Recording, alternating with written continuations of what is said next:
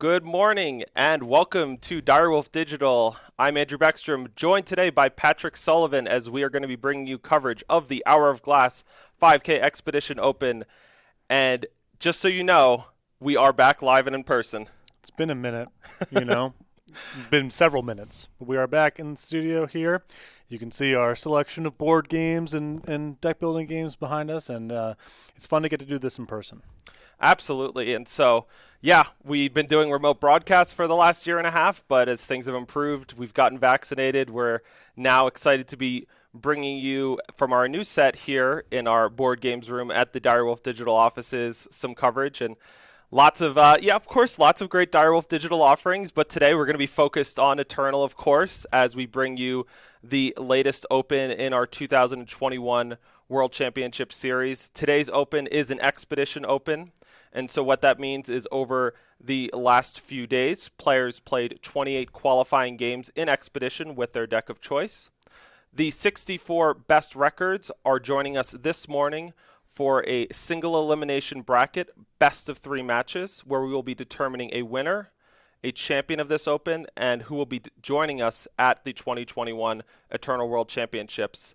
But before we get into all of the decks and action we're going to be seeing today, we are, of course, welcoming back Patrick Sullivan. Thank you. Worked with us in the past on Eternal, rejoining the team, going back on full-time with us, and we could not be more excited to have him here. Obviously, if you are familiar with his work from commentary he's done for other games, it represents a great new addition to the commentary team. We'll see. But it's great to be back. You know, I initially worked at Direwolf starting in the summer of 2016, so I've been working on the game since it was in closed beta, I believe. So this is near and dear to me. Was out in the wild for the last 18 months working on a variety of things. Coming back here with hopefully some new skills and definitely a new perspective in certain respects. And really great to get an opportunity to do some broadcasting here as well. And so the great news for all of you at home is that in addition to having Patrick with us this morning, you can expect to see him in future events, and you'll start to see his fingerprints over the work and the cards that'll be coming out in Eternal real soon. So lots of exciting stuff coming down the pipeline there. I mean, you know, I got some catching up to do. Part of the reason that I wanted to cover this tournament was that I think there's no better substitute for getting into the weeds and sort of saturating all the information than watching it in real time with some of the best Eternal players on the planet going at it for a lot of money and a spot in the World Championships, as Andrew mentioned as well. So, getting caught up to speed broadly in a number of different ways is going to be a priority for me, and I think this tournament is going to be really great to that end. All right, so looking towards today's events, we will be getting started shortly with action. Our players are getting ready to go. As we mentioned, it is a top 64 single elimination bracket, best of 3 matches. How we'll go each round, we'll start off with a feature match, watch their best of 3 match to completion. As soon as they're done, we will join any matches remaining in progress, and the goal for you at home is to bring you as much action as we can throughout the day. So this is probably the most talking you'll see from us at one straight stretch. For the rest of the day, it's going to be a lot of action. And what kind of action are we going to see? Well, we're going to be watching Expedition. And when we talk about Expedition, let's start off first with how are people getting people dead? And in the Expedition format, that means tandem aggro. Those are these attacking cards which pay you off if you can pull off an attack successfully with 2 attackers. So we're talking about things like Prowling Amaruk, which gains a +2 strength bonus each time you do that. And the real big one, the one that's really pulling people in, whether it's the Skycraig version, the Rakano version, the 3-faction version, is D'Angelo Houndmaster, getting that 4/4 Hellhound on each successful tandem attack. And it's an interesting set of incentives with that card, too, because it's requiring you to pay resources equal to the number of cards in your hand. Obviously incentivizes you to just play as many cards out of your hand as quickly as possible. But it is a little awkward at times to dump your hand out efficiently and then only attack with exactly 2 things. So the incentive structure for these decks is really interesting, where you see it's an aggro, these are biased towards aggro strategies, but you want to be playing with a lot of non-units among your distribution of cards, because playing out a bunch of units and then only attacking with 2 is not as efficient as doing other stuff and then attacking with the exact 2 that you have. So I think it does a really nice job of sort of incenting these sort of, potpourri style decks that are a blend of different card types, a blend of different incentives, but it does air very aggressive. Obviously, you want to be getting empty-handed or close to it as fast as possible. And so broadly, the format is biased towards cheap cards, but everyone has their own different kind of take on it. Moving up the chain, we'll be seeing some mid-range strategies, whether it's Xenon takes with a Zindel Mastermind from the new Hour of Glass campaign, or some of the Argenport Valkyrie decks are picking up steam. And I think the thing that I noticed looking through the deck list this morning and yesterday was just how much people are biased because of these tandem aggro decks to units which can come down and have a major effect on their opponent's ability to punch through with that next attack. And so when you look at the Argenport Valkyrie decks we'll be seeing today, a card like Decro Vindicated as a 5/6 flying endurance does a tremendous job at being able to both apply pressure but also slow the game down a bit. Yeah, Tandem's interesting insofar as there's the level 1 way of engaging with it, which is just try to kill as many units as possible. Don't let the thing happen. But the other way, and a way that a lot of the Justice cards engage with it, is set up defenses such that the cost of attacking with exactly 2 is prohibitive. Yes, you get the trigger, but you really aren't profiting on the attack itself, and the aftermath of whatever the tandem trigger is may be relatively modest. And as you mentioned, just a 5/6 flying endurance unit with the opportunity to gain regeneration is really good against someone who's trying to punch through with some small units and generate those tandem triggers. Then we'll go all the way up. We'll see some controlling strategies. I would say the biggest draw to control, the one that we'll see the most often this weekend, is Feln decks and sometimes splashing in some fire. The big gain there is you get to play with Davia Azure Breaker. That's 7 costs with a summon. Play a spell from your void for nothing, for free. A big way to catch up for those control decks, and ultimately if they can combine it with a card draw spell like a Wisdom of Elders, it just means they're getting a ton of value from their 7-drop. And that's kind of the burden on control finishers typically is, does it either shut the opponent out or does it allow you to pivot and become the aggressor very quickly? And that card lets you kind of split the difference. If you're just sort of chaining together removal and card drawing, that could be just a lot of just cards to get through. And then also, if you need to pivot and win the game on a short timeline before charge units or burn spells risk finishing you off, then a 7/7 is very helpful to that end too. So it really is kind of the sweet spot for a control finisher of being able to play the attrition game and also being able to pivot and allow the control deck to become the aggressor when the game's played on a pretty short timeline. So let's talk about what we're going to be kicking off the day with. Our feature match for round number 1 is going to show Lights Out Ace, our world champion, against Gurga APM. Lights Out Ace has a cool take on Stone Scar with taking advantage of Waxing Moon, and we're going to see that up against a Rakano aggro strategy. And it sounds like our first match of the day is ready, so let's not hold off any further, and let's head down. All right, kicking it off here, Gurga APM, one of our most prolific tournament players, has started off with a Passionate Stonehammer. That 2/1 flying Berserk Reckless applies a real serious punch in the air, particularly when combined with pump effects. On the other side, Lights Out Ace got a Vine Grafter, a fantastic 2/2 regen body as a blocker. Doesn't do quite as much when the threat's in the air, but it's just going to get taken down by multiple chars. Interesting that Gurga APM went that direction rather than play out the Houndmaster. Yeah, I mean, I guess it's trying to set up shop here for a unit this turn and then maybe D'Angelo and an activation all in one shot. But I was expecting D'Angelo to be played the previous turn. All right, a Molder Muck from Lights Out Ace. Now the Houndmaster comes down. We've gotten Lights Out Ace down to 21 for Gurga APM. Can Lights Out Ace stabilize? Lights Out Ace's deck is, I would think, is going to be potentially a little bit more controlling with these shadow cards, but you know what? We're going to go right in. Multiple League Explorers come down, multiple depth charges. And this is a new one here from the micro campaign. Interesting that it kind of does a lot of the same incentives as D'Angelo here. A brutal Lay Siege takes out multiple attackers. Another card that's sort of speaking to Fire trying to get their hand out as quickly as possible and leverage, additional 4/4 charges, additional damages off the relics. All right, so now for Gurga APM, they've got an opportunity here to make a big attack, a tandem attack here, and they're thinking it through. That D'Angelo Houndmaster does have Valor, so if it gets blocked, we're going to see it jump up to a 3/2 for the turn. The Molder Muck's going to deal 1 damage to itself, put out a 3/3 copy of itself. but because the D'Angelo Houndmaster was a 3-2 quick draw at the time of damage, it was able to just successfully punch through and just eat that Molder Muck. But that's some of the gameplay we were talking about here is, you can't necessarily kill everything all the time or keep your opponent off of 2 attackers, but can you make the combats prohibitive enough where it's not, the juice is not worth the squeeze at the end of it? All right, Ambitious Mandevilla, 5/5 summon, kill an enemy unit, but then the Mandevilla, that Mandrake, it loses its stats equal to the unit it killed. So we see it shrink down from a 5/5 lifesteal down to a 3/4. And so now things have gotten tricky for Gurg APM. They no longer have this D'Angelo Houndmaster available to just pump out 4/4s.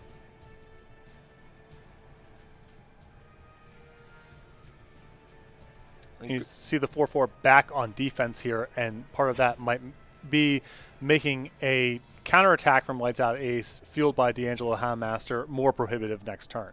Totally. Gurg APM did pick up a Rune of Flame for the turn. That new Amplify power allows, when they play it, to amplify 5 to play a Char and deal 2 damage. But right now, Lights Out Ace, everything's just a little bit bigger than something 2 damage could kill. Yeah, and then there becomes the question of, do you want to play it to set up draws for next turn versus you want to hold off and hope that the Amplify power breaks the right way the next turn? Gurg APM really struggling with this decision here. They are going to send in the 4/4, opening themselves up to a potential double block, but instead we're just going to see a single block with that Decaying Molder Muck. It shrinks down the Houndmaster down to a 2/2, spawns another 2/2 copy. The Char finishes off the Molder Mucks for now, and for Gurg APM, this game starts to feel like these trades are just not really getting them ahead and allowing Lights Out Ace to kind of catch up. It wasn't a bad attack last turn insofar as some progress got made, not a lot was lost on Gurg APM's side, and was able to line up the Char against something after combat. But in terms of just the raw presence on the table right now, things are slipping away a little bit. Steyer's Eyes is the pickup for Gurg APM. This 2/2 flyer could potentially discard the Verbrugge to either make an Adjudicator's Gavel, give something +3/+3 in lifesteal this turn, or draw Justice Sigil from the deck. None of those options look exactly like they're the kind of thing that matches up well against these 3/4 Mandrakes with lifesteal. And APM's done a very nice job, I think, of trying to keep Lights Out Ace off of having 2 attackers available at a fairly low opportunity cost, but that ship has sailed, and Gurg APM's given up some equity on these turns to sort of keep that from happening, but now the opportunity is open here for D'Angelo Houndmaster if Lights Out Ace wants to take it. So is this the moment for Lights Out Ace? They did pick up a Vine Grafter, so that would be a route to go, but nope, it's going to be the Houndmaster, and I think we're about to see a big attack with 2 units. Thanks to only having 1 card in hand, let's just pay 1 for that to get that 4/4 Hellhound attacking. And for Gurg APM, they were the aggressor for most of this game, but they are firmly on the back foot now. Yeah, I mean, Lights Out Ace has done a really brilliant job here of taking their lumps, managing the table here, and then pivoting very quickly into threatening lethal. Auto Tread comes down. Enemies can't regen, so we see the Vine Grafter's regen goes away. Let's pitch the Verbrugge, deal 1 to the Houndmaster, grow up the Auto Tread to a 2/2. So a solid turn in terms of dealing with a couple of things going on, but still maybe not quite impactful enough. We'll have to see. And Lights Out Ace has pulled up to 22 also, so the ability to damage race here from Gurg APM's side is also, I think, it's gone for this game. All right, so Vine Grafter for Lights Out Ace is going to pick up a Rock Razor Shaper, and it's going to get that +1/+1 in regen bonus. That'll be really juicy next turn. We'll see if we even get to see why that's good for Lights Out Ace, as this attack is going to be another tough exchange for Gurg APM, but they're just doing everything they can to keep themselves in it right now. Yeah, Gurg APM got in sort of a weird spot this game of being neither particularly fast nor particularly powerful, and usually you gotta at least get one of those 2 things going. If not, Lights Out Ace's draw here wasn't anything spectacular. It was fine. It was just power and then stuff to do along the way. But Gurg APM never really had a point of the game that they were really leveraging one advantage. So that a Rock Razor Shaper comes down. It has summon play 1/1 Deadly Razorbots equal to its power. That's why it's such a juicy one to give that +1/+1 bonus to in hand. For Gurg APM, even though they picked up a League Explorer, just not enough juice at the finish line to get them over. And so we will go on to game number 2 here of our best of 3 with our world champion Lights Out Ace picking up the first one. For Gerg APM, they're a player who we've seen in many of these tournaments have a ton of success. They'd love to add that title of world champion, but if they want to book their ticket to Worlds this weekend, they're going to have to beat the current world champion to get there. And then also win 5 additional matches after that. I mean, fortunately, there's other stuff on the line here, too. It isn't just a winner-take-all sort of a deal, but, you spend several days. You mentioned 28 matches. That's a lot to play. You have to win a lot. It's not trivial to qualify. And then your reward for that is single elimination tournament against the best players in the world. Whoever is able to get this slot definitely deserves it. So a lot of work left for Gerga APM here and all the other competitors as well. All right. Wasting no time, getting right back into the action. Gerga APM on the play, and they've got a solid-looking curve here with some early cheap units, following up with a later Verbrugge Hand of Anarchy. For Lights Out Ace, they've got a very premium, shiny-looking draw of some solid units as well. So we'll have to just see how this one goes with this early Steyer's Eyes, going to cash in a Rakano Banner for looks like a Lingering Influence. They'll get that Justice Sigil, and they'll scout. Sees Builder's Decree, and it looks like they keep that one on top. That one can be a pretty nice one. It allows you to lock out a card in the enemy hand for a few turns, and if you amplify 4, you get to play a Sentinel with stats equal to your maximum power. Meanwhile, Lights Out Ace follows up with a Vine Grafter, and this is always a tricky moment for Gerg APM, is like, do they want to just kind of shove in and stop Vine Grafter from getting to use its ultimate, getting to grab something from the market and buff it up with +1/+1 in regen? I mean, all other things being equal, there's I think from Gerg APM side, there's a lot of incentive to, 1, be aggressive, and then 2, also try to pin down Lights Out Ace's ability to, leverage the multiple attacker stuff. All right, a Molder Muck is going to be a real problem for Gerg APM. They would have loved to not seen something like that, because that just means it's hard for this auto tread to make progress. Even if they discard more cards and grow it, the fact that Molder Muck has Decay as a blocker means that the damage it deals shrinks that auto tread right back down. Yeah, I don't think Gerga APM really had a better line the previous turn. It definitely looks bad now. There's a lot of eggs in that basket that isn't worth very much, but I don't think the cards that were discarded would have been particularly valuable the other way. So it's, one of those spots where your opponent has a card that's good against you. There's not really anything you can do to manage it, so you might as well try to beat everything else, but... All right, so for Lights Out Ace, they've got a couple directions to go, but no better one than the old classic, the Nightmare itself, Impending Doom. A throwback. 5/5 flying. Every turn it'll deal 1 to Lights Out Ace, but in the meantime, it's just going to completely just hose these 2/2 flyers from getting in. It's very common in Eternal to want to be slightly bigger than your opponent. When you get a lot bigger than your opponent, sometimes the resource efficiency is what dooms you. You can't get the cards out of your hand. But Lights Out Ace has been basically playing at the same tempo as Gerga APM, except playing 4/4s and 5/5s against 2/2s and 3/3s. And sometimes the game is just that simple. All right, so Tara Everloyal is going to come down, is going to give one of the Steyer's Eyes Warcry 2. When it dies, it'll give Tara herself Warcry 4 and double her stats. And that's going to set up just an attack with both flyers. Impending Doom eats the non-Warcried one, doesn't want to grow the Tara, but, once again, just another exchange where, yeah, Gerg APM got something done, but it's just feeling like Lights Out Ace is just getting a little bit more out of each of these. And now it's interesting, actually, with all those Warcry triggers potentially stacking up. Lights Out Ace might have an incentive here to be a little bit more aggressive than maybe they would have been otherwise. It looked like a lot of inevitability on their side. But when the Warcry trigger starts stacking up, it's possible that Gerga APM has some big draws at that point that can actually play catch-up, that can produce the largest thing on the table. Be interesting to see if Lights Out Ace tries to pivot towards being a little bit more aggressive this turn and next. Well, they have cashed in a lot of chips, pitching 3 cards to their auto tread, including a Glen Pathcutter, giving that Houndmaster in hand +2 strength. What it adds up to is they've got now a 4/4 auto tread, and they killed the Tara. Gerga APM's threats are getting whittled away by Lights Out Ace. They are not showing any mercy to the challenger this weekend. And with Houndmaster as the last card in Lights Out Ace's hand, multiple good permutations of a tandem attack ready to go next turn, and there are 5 units in play. Lights Out Ace has 3 of them. They are the 3 largest ones. Very well set up here. Yeah, the lack of multi-faction relics or units in Lights Out Ace's hand has just made this Verbrugge for Gurgay PM just not nearly as attractive as I'm sure they were hoping it could be. I mean, the swing that you get as a 4-3 charge Valor when you get to kill something is amazing, and when you don't have anything to kill, well, it's not exactly always going to be the biggest thing on the board as we're seeing right now.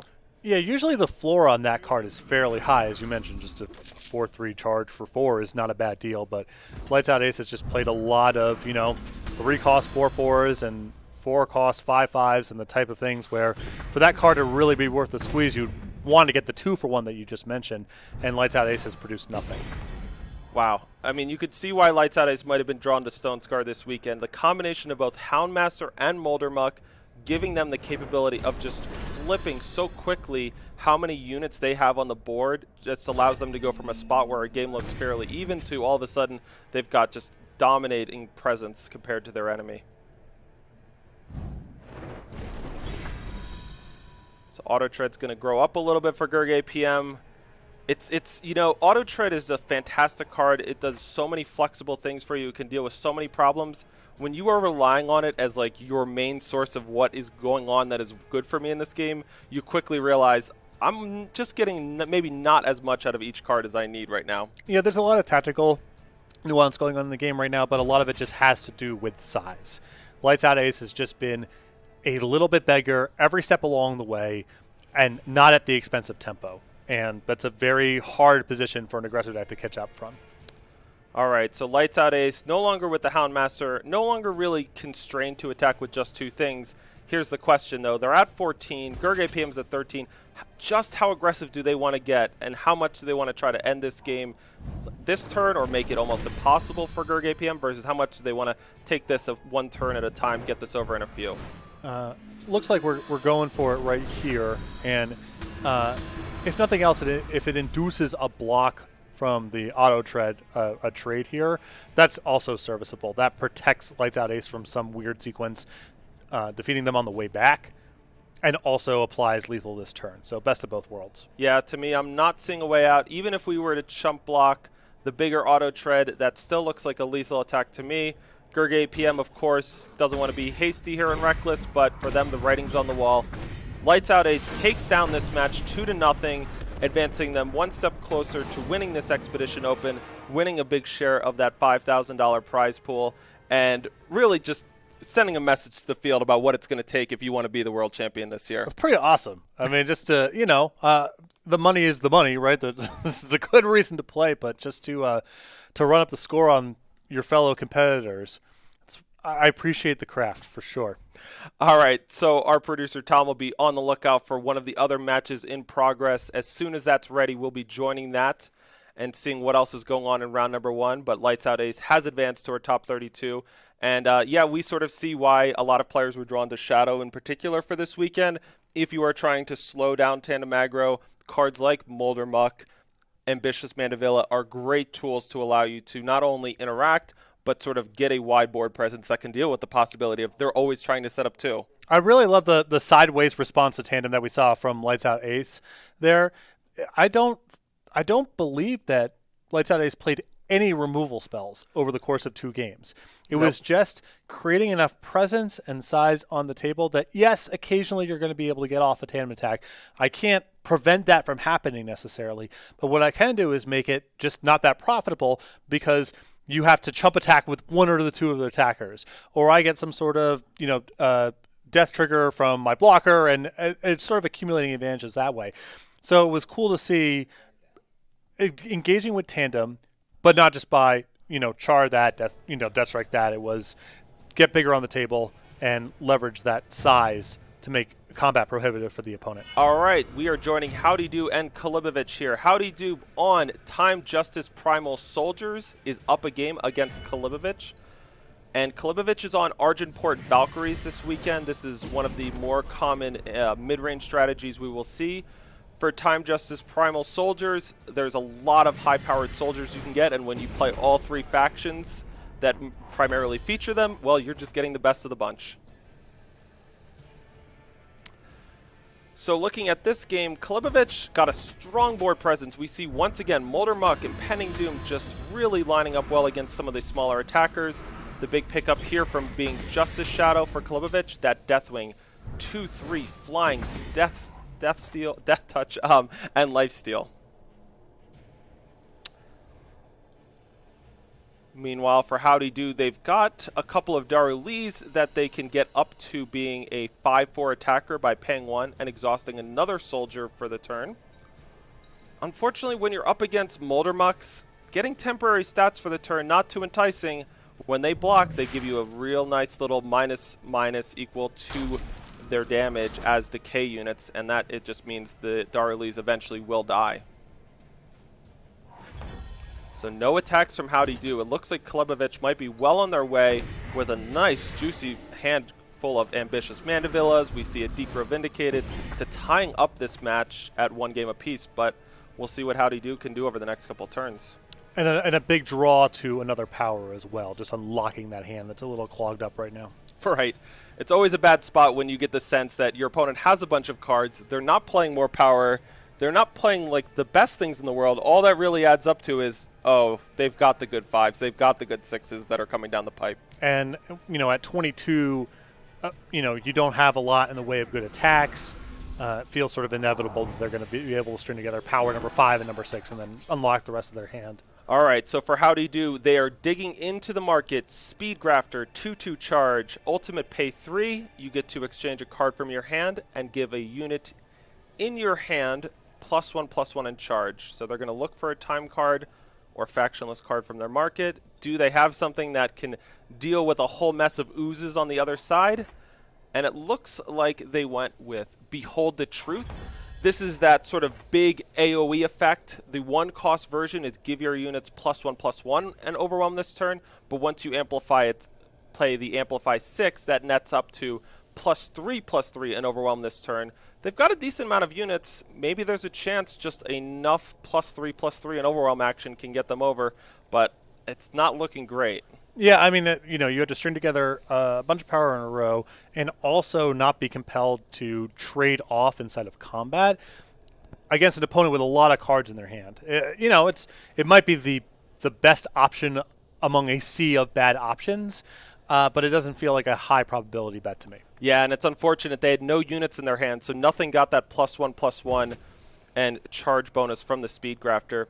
Klibovich doesn't actually have as much pressure as you might expect with those 2/2 Molder Mucks. As soon as they attack, they'll all shrink themselves down to 1/1s, and then after that, they just go away without dealing more damage. But for Howdy Do, this could be a key pickup. Janitor Dovid the First picking up a soldier or amplify card from the top 4. Did Howdy Do hit?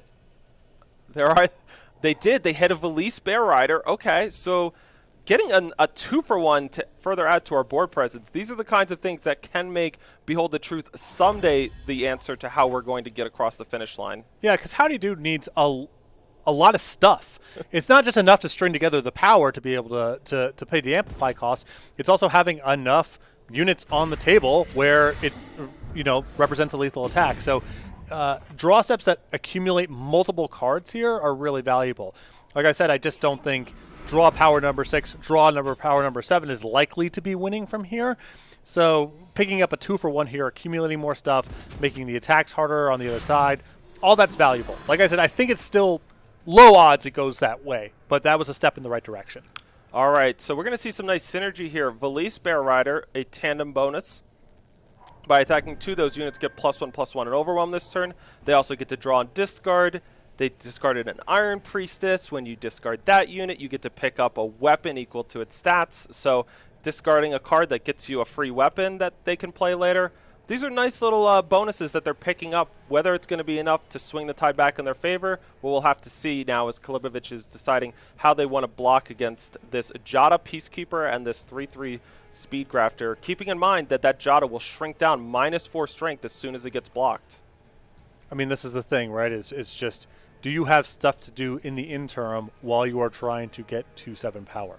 And Howdy Do strung together a couple of nice sequences here to accumulate more resources, be able to threaten a little bit inside of combat here, force some action on the other side, and also give some breathing space to try to get to 7 power. So they didn't fire off the Just Desserts in their hand, interestingly enough, just holding that and going for some blocks. And they were able to shrink down the Jada a bit, and they were able to get the Speed Grafter off the board. So it didn't feel like anything devastating happened there for Kalevovich's side, even though there was sort of a semi-successful attack. The second Deathwing is the follow-up, and that's one of the really frustrating things for Howdy Do right now is, okay, well, things could change big. I was going to say something, but let's talk about Argo Ironthorn. 5 cost, 3/3 soldier, summon, stun an enemy unit for each of your soldiers, and all 6 of those units. 4, 5, 6. And Argo herself. So 7, carry the 1, 1, 2, 3, 4, 5. That's a pretty, that seems like a big swing to me. Big time. And then when Argo Ironthorn attacks, she makes it so all of your attacking soldiers are dealing double damage that turn. You combine that with a Behold the Truth, and what seemed like a tricky spot just a moment ago, things could really starting to be look up for Howdy Do. I mean, there's a chance that we don't even have to worry about the amplified mode. Yeah. 6 power right here, 5 and 1. Maybe doing some math here to see if can you just stun all the available blockers and fire it off. True. Yeah, what do we got? 9, 13, 17. It looks like, oh, is it 2 points short? That was my math. My math was slightly short. And that's not accounting for the Just Desserts in Kalevovich's hand. Howdy Do is probably doing the math, and that's why I've seen them take a moment to get it down. And it looks like they can't quite stun everything. Oh, maybe just one thing short wasn't a soldier. So we only got the stun 6. The question is this the moment to pull off the Behold the Truth? You could wait next turn. You get to get that weapon in the mix, the Argo Ironthorn potentially. There's a lot of considerations here. Yeah, from my perspective, it's if you cast it now, how valuable is drawing a power next turn? If the answer is not that valuable, you probably want to hold just so you're in the every draw step is good sort of scenario. So we're going to see a Just Desserts on Valise. She'll deal her damage to herself. We'll see a couple of things be dealt with by some Molder Muck. So Howdy Do got Kalibich down to 18. Most of the units are stunned. I see. So Howdy Do probably put some stuns on some of those Deathwings. And now we'll see Amanda Villa take care of the Argo Ironthorn. It's just a 2/2. But will a power plus an amplified Behold the Truth be enough here? We didn't get the power. That's unfortunate. A Terius Martial Master.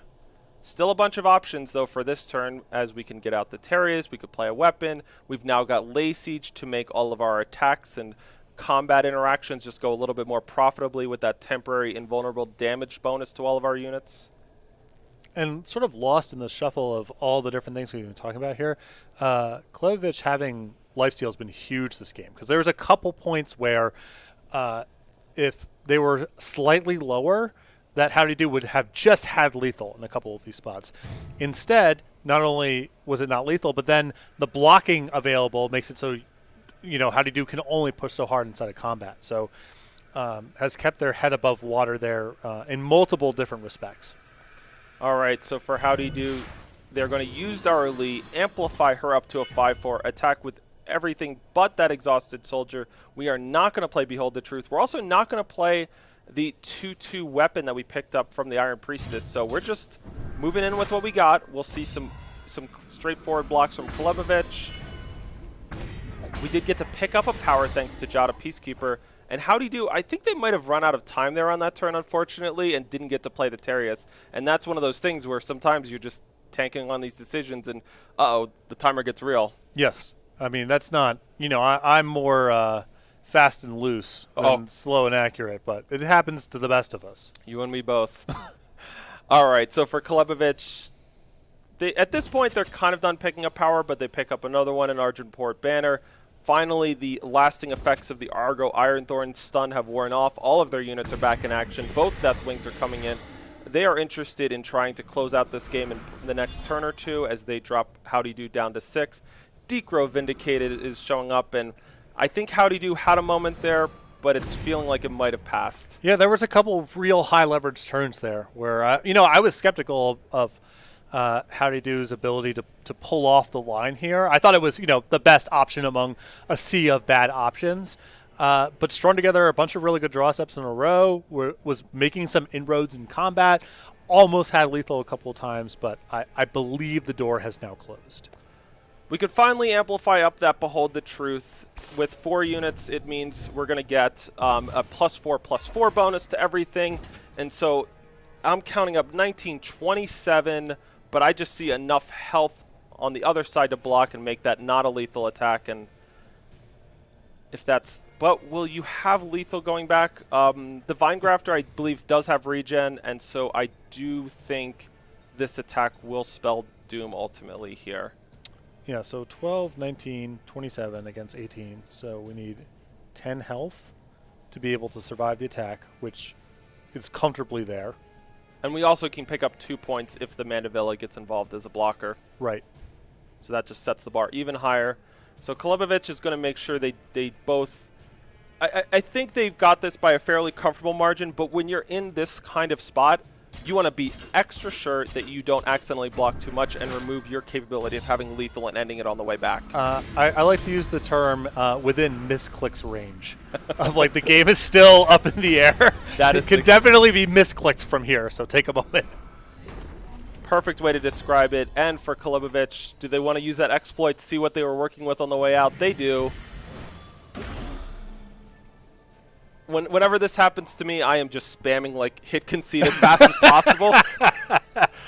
But Howdy Do, doing it with class, allowing the lethal damage to come in as Kalibovich does tie this matchup rather at 1 game apiece. That was really great. I mean, that game was simultaneously hubbed around a lot of macro strategy meets like the discrete tactical elements of, players' health total and the specific granularity of stats and mechanics that the units have. Like, that game was played on a razor's edge there on a couple different spots, in spite of looking very, very bad for Howdy Do. Sort of broadly, most of the game you're looking at it, and it's like way behind on the table, hands not very good. Opponent is a power away from unloading all of these haymakers, but was still very, very close there. And those lifesteal points really added up. I mean, that was a huge part of that game. The permafrost on Impending Doom, we sort of lost track of that, but that was a huge swing in the game as well. But now we're settling up here for game number 3. Yeah, absolutely. And I mean, a card like Argo Ironthorn is just so often in these soldier decks. It feels like as long as I got a couple soldiers, I play it and I just win and everything's great. And then all of a sudden you realize you're in one of these games where it's like, oh, a lot of times this is just win more and win by a lot. I am in one of these games where it is very much, I need all of the power that this card can provide in order to get over the finish line. And those just couple turns where a bunch of units were stunned down were just enough to give Howdy Do a moment of hope, but ultimately Kalibovich snatched it away. Yeah, I mean, there's exactly sort of a win more element to it. It's like, well, if I have 6 soldiers, when do I need to stun 6 things? Like, what is that? And like exactly there, right? It's like I need to get in these chip shots. I need to attrition down the table a little bit and set up for potentially a lethal spell here. You needed all the pieces of it there to make the game competitive, but still fell a little bit short. But we'll be going to game 3 here in a moment. All right, it is time for the deciding game of this match between Kalibovich and Howdy Do.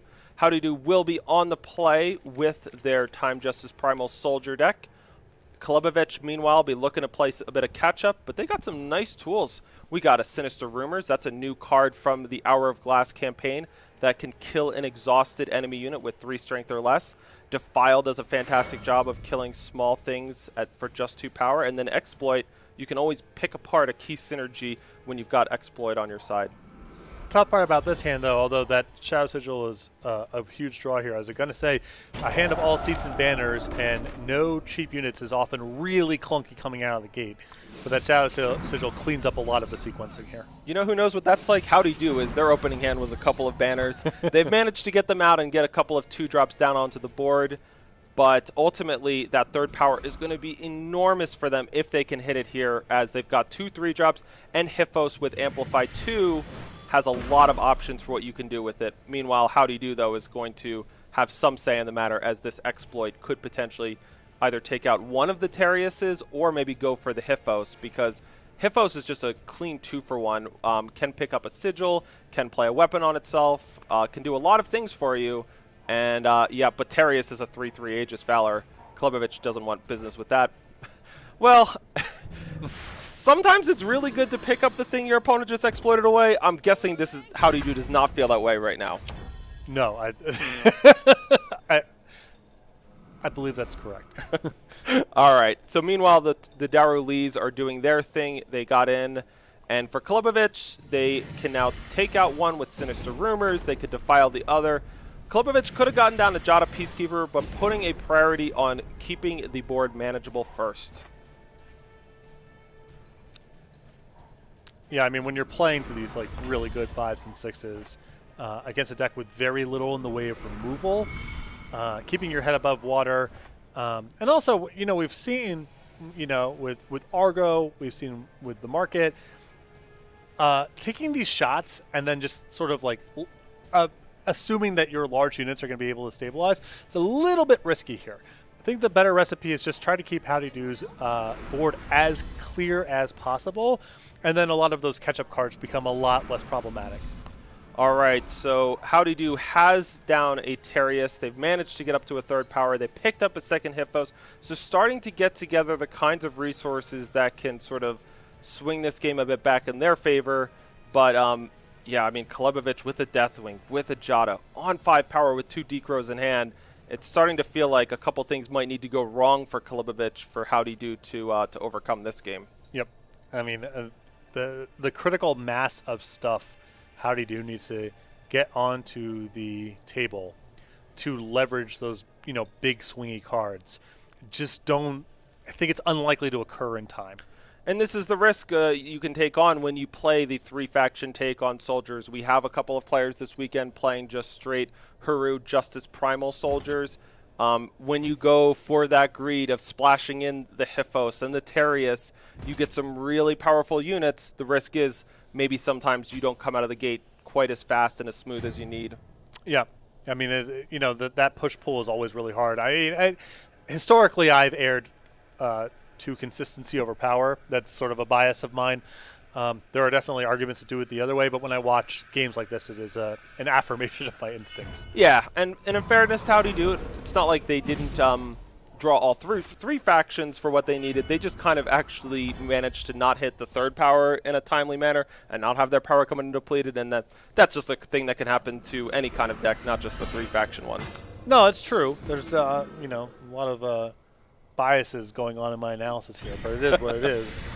Oh, I mean, anytime a player who's been a little bit greedy with maybe their deck building has an unfortunate stumble out of the gate, it's always like, this is the moral judgment. This is the karma coming back to bite you. But sometimes things just kind of don't go your way. Yep. Meanwhile, Howdy Do is now facing down a 2nd Deathwing and a Vine Grafter. They can, they still don't even have the 2nd Justice influence for the Argo Ironthorn. They can do a turn like Hiphos plus Terius, but man, Hiphos as a 1/2 flyer for 1, not nearly as enticing as getting all of that value. The problem is it kind of takes some time and power to do that. Yeah, and I mean, Howdy Do is sort of setting up where the Argo could be like ostensibly productive, plenty of soldiers to work with, but the card's so much more modest when you're not on the front foot. Just, take a turn off, maybe get an attack in. That's so different than the game being close and basically having 2 turns to do whatever.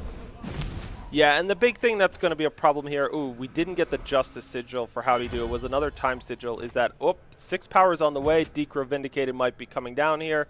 Argo Ironthorn's great against a lot of units, interacts with a lot of them. It's all about stunning, though, and flying and endurance. That's a recipe that Decro Vindicated has beat, as we see a Manacles get picked up, and we're starting to see the weakness and why Decro Vindicated is such a popular choice this weekend among the mid-range players is that when you have cards like Argo Ironthorn and Manacles that can interact with units by stunning them and potentially keeping them stunned, a big endurance unit is the big game. Yep. I mean, immune to stun effects here, and Deathwing's pulling Klebovic up just kind of has the game managed on multiple fronts. That's what you like to be. The position you like to be in sort of these mid-range unit battles is just there's no hole in the game plan right now. Presence on the table and size is good. Ability to manage opposing removal and interaction is good. Keeping your total high, so it's hard to just punk you out with one big attack. All the different lines are covered here. All right, so the good news is that the Manacles are quite effective against the Deathwings. It will stun and lock both of them down. Manacles is a big reason why we are seeing Lay Siege this weekend show up in so many players' decks because of how useful it is against Manacles. Just the fact that once you unstun the units, the Manacles go away. So that temporary bonus of Lay Siege sometimes just means it's like almost like you're undoing a 2-for-1 removal spell. That's a really big upside. But yeah, a second Decro Vindicated. If Howdy Do isn't top decking a way to deal with these 5-6 flying endurances, which meanwhile are well on their way to picking up regen, I don't like their chances. Yeah, and we just saw a chunk block last turn, which does not, for me, hold a lot of optimism for a way to manage these long term. Yeah, you hate to be chump blocking when you're behind. It's obvious to say, but like sometimes you chump block when you're ahead because it's like, I'm ahead, I want to play it safe, I don't want to take more damage. When you're chump blocking behind, you're both acknowledging I'm losing the battle and I'm losing more resources to work with. Yeah, the spot where that sort of thing can be good is when you have one card to play catch up and you just need time, and I don't think Howdy Do has anything like that. All right, a second Terius shows up, and Terius is fantastic. I mean, as a 3/3 Valor, just attacks through so many different units, just can't be blocked early very profitably, but ultimately not doing much for them right now as a 3/3 Aegis. We will see a Lay Siege show up. It means 5 damage doesn't come through. It means one of the Decros didn't pick up regen, but all of these things are just like, okay, this is fine. They're not necessarily adding up to I'm back and suddenly close to winning this game. The Manacles has been stolen thanks to Reappropriator out of the market. That means the Deathwings are back online. And for Howdy Do, a Jada Peacekeeper, it's one of these things where it's like for Howdy Do, this is a tough spot because it's like they're not drawing bad cards. These are really good cards. Yeah, no, Klevovich's individual card choices here have been just, I mean, they've been really, really impactful in the games that we've watched. The Lay Siege there, that's a card that, is really polarized in how good it can be. It can be worth nothing or it can be worth multiple cards depending on context here. And Klevovich is just sort of hammering away with big units and gaining health, and that's the type of structure that's going to make Lay Siege really, really weak. All right, for Klevovich, another attack coming in with the Decros. We saw an Argo Ironthorn essentially stun everything else that Klevovich has, but if one Decro wasn't enough to sort of keep this board very manageable for Klevovich, well, I really feel like 2 is going to do the trick. All right, so Darali shows up. Amplify 5 can transform a unit into a Dragon Simulacra, and honestly, that is actually one of Howdy Do's better answers to Decro Vindicated is just transforming it into a dragon, because then eventually you can start like stunning it and doing those kinds of things to get it out of the way. The problem for Howdy Do is if that's your plan, that plan takes time, and time ain't what Howdy Do got. Yeah, I mean, on 5 already priced into chump blocking one of the 5/6s, so yeah, I guess in a different world, on a different timeline, that could be some cause for optimism, but here I don't think a game's going to go that way. Yeah, there will be no timeline hopping in this game if Klevovich has their say in it. And for Howdy Do, they're really just looking, is there any way out? I mean, you always got to feel for the players when they're in this moment of the tournament. They did a lot of hard work. They won a lot. They had a great deck to get to this point. And when you know you're on the precipice of being eliminated, you're just looking for any way out. But for Howdy Do, it feels like there just isn't one. So a double damage attack from all of the soldiers thanks to Argo Ironthorn, but thanks to these regen bonuses that Decro Vindicated popped up, the double damage and the Valor, all of these special attack bonuses that make attacking better just don't do anything against regen.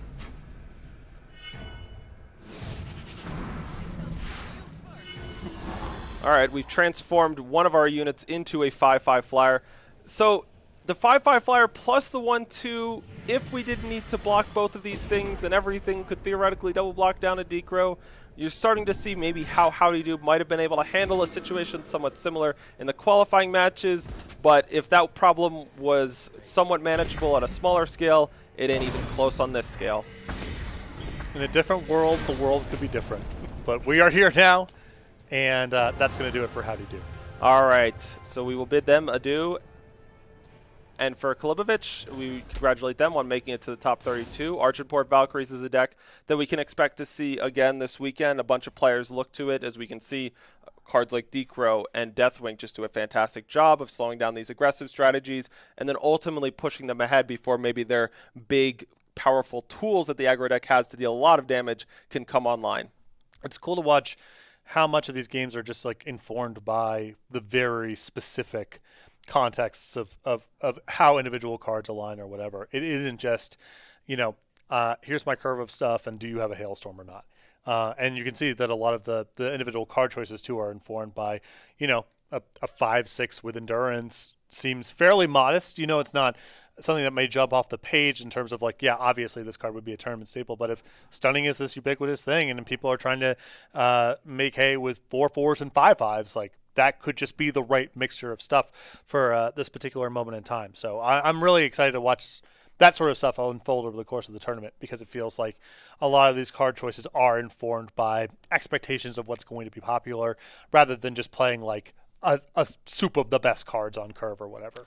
All right, so that is going to do it for round one. All of the round one matches have concluded. So what we're going to do now is take just a brief 5 minute or so break to get round two set up. In the meantime, what we have queued up for you is a continuation of our interview series with the 2021 World Championship competitors.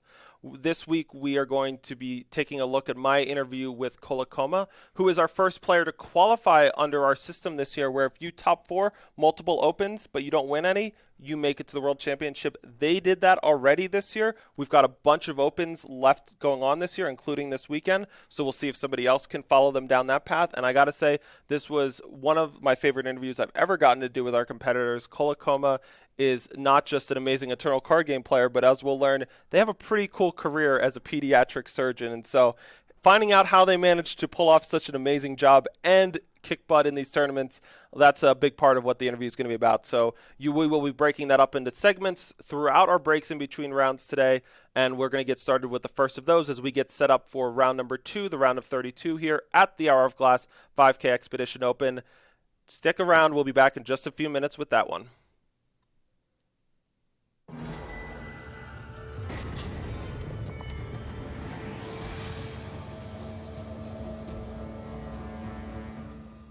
Welcome to another interview with one of our 2021 World's competitors. I'm Andrew Baeckstrom, and today I am joined by Mark Kolako. And, one of our normal questions, Mark, when we do these interviews with our World's competitors is where the origins of your username in game. But seeing your last name now for the first time, I think it's become a little more clear. But how do we get from Kolako to Kolakoma?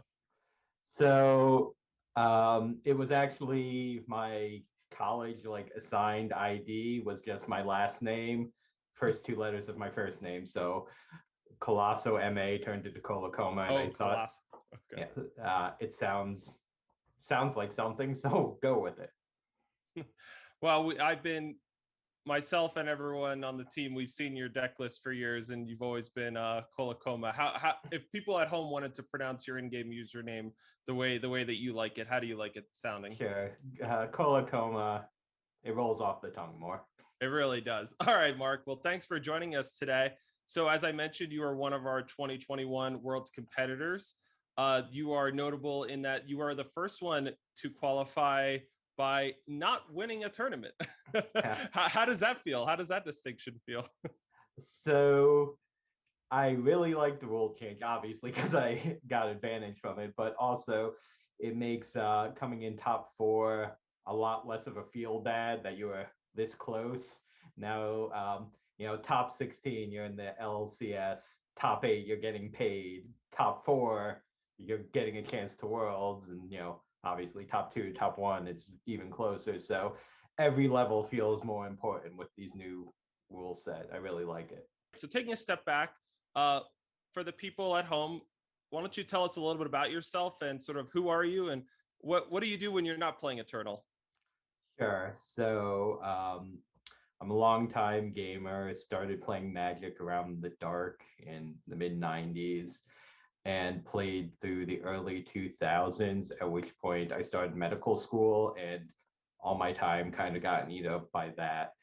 I just a couple of weeks ago finished my last post medical school training year. It's what I do. I'm a pediatric surgeon.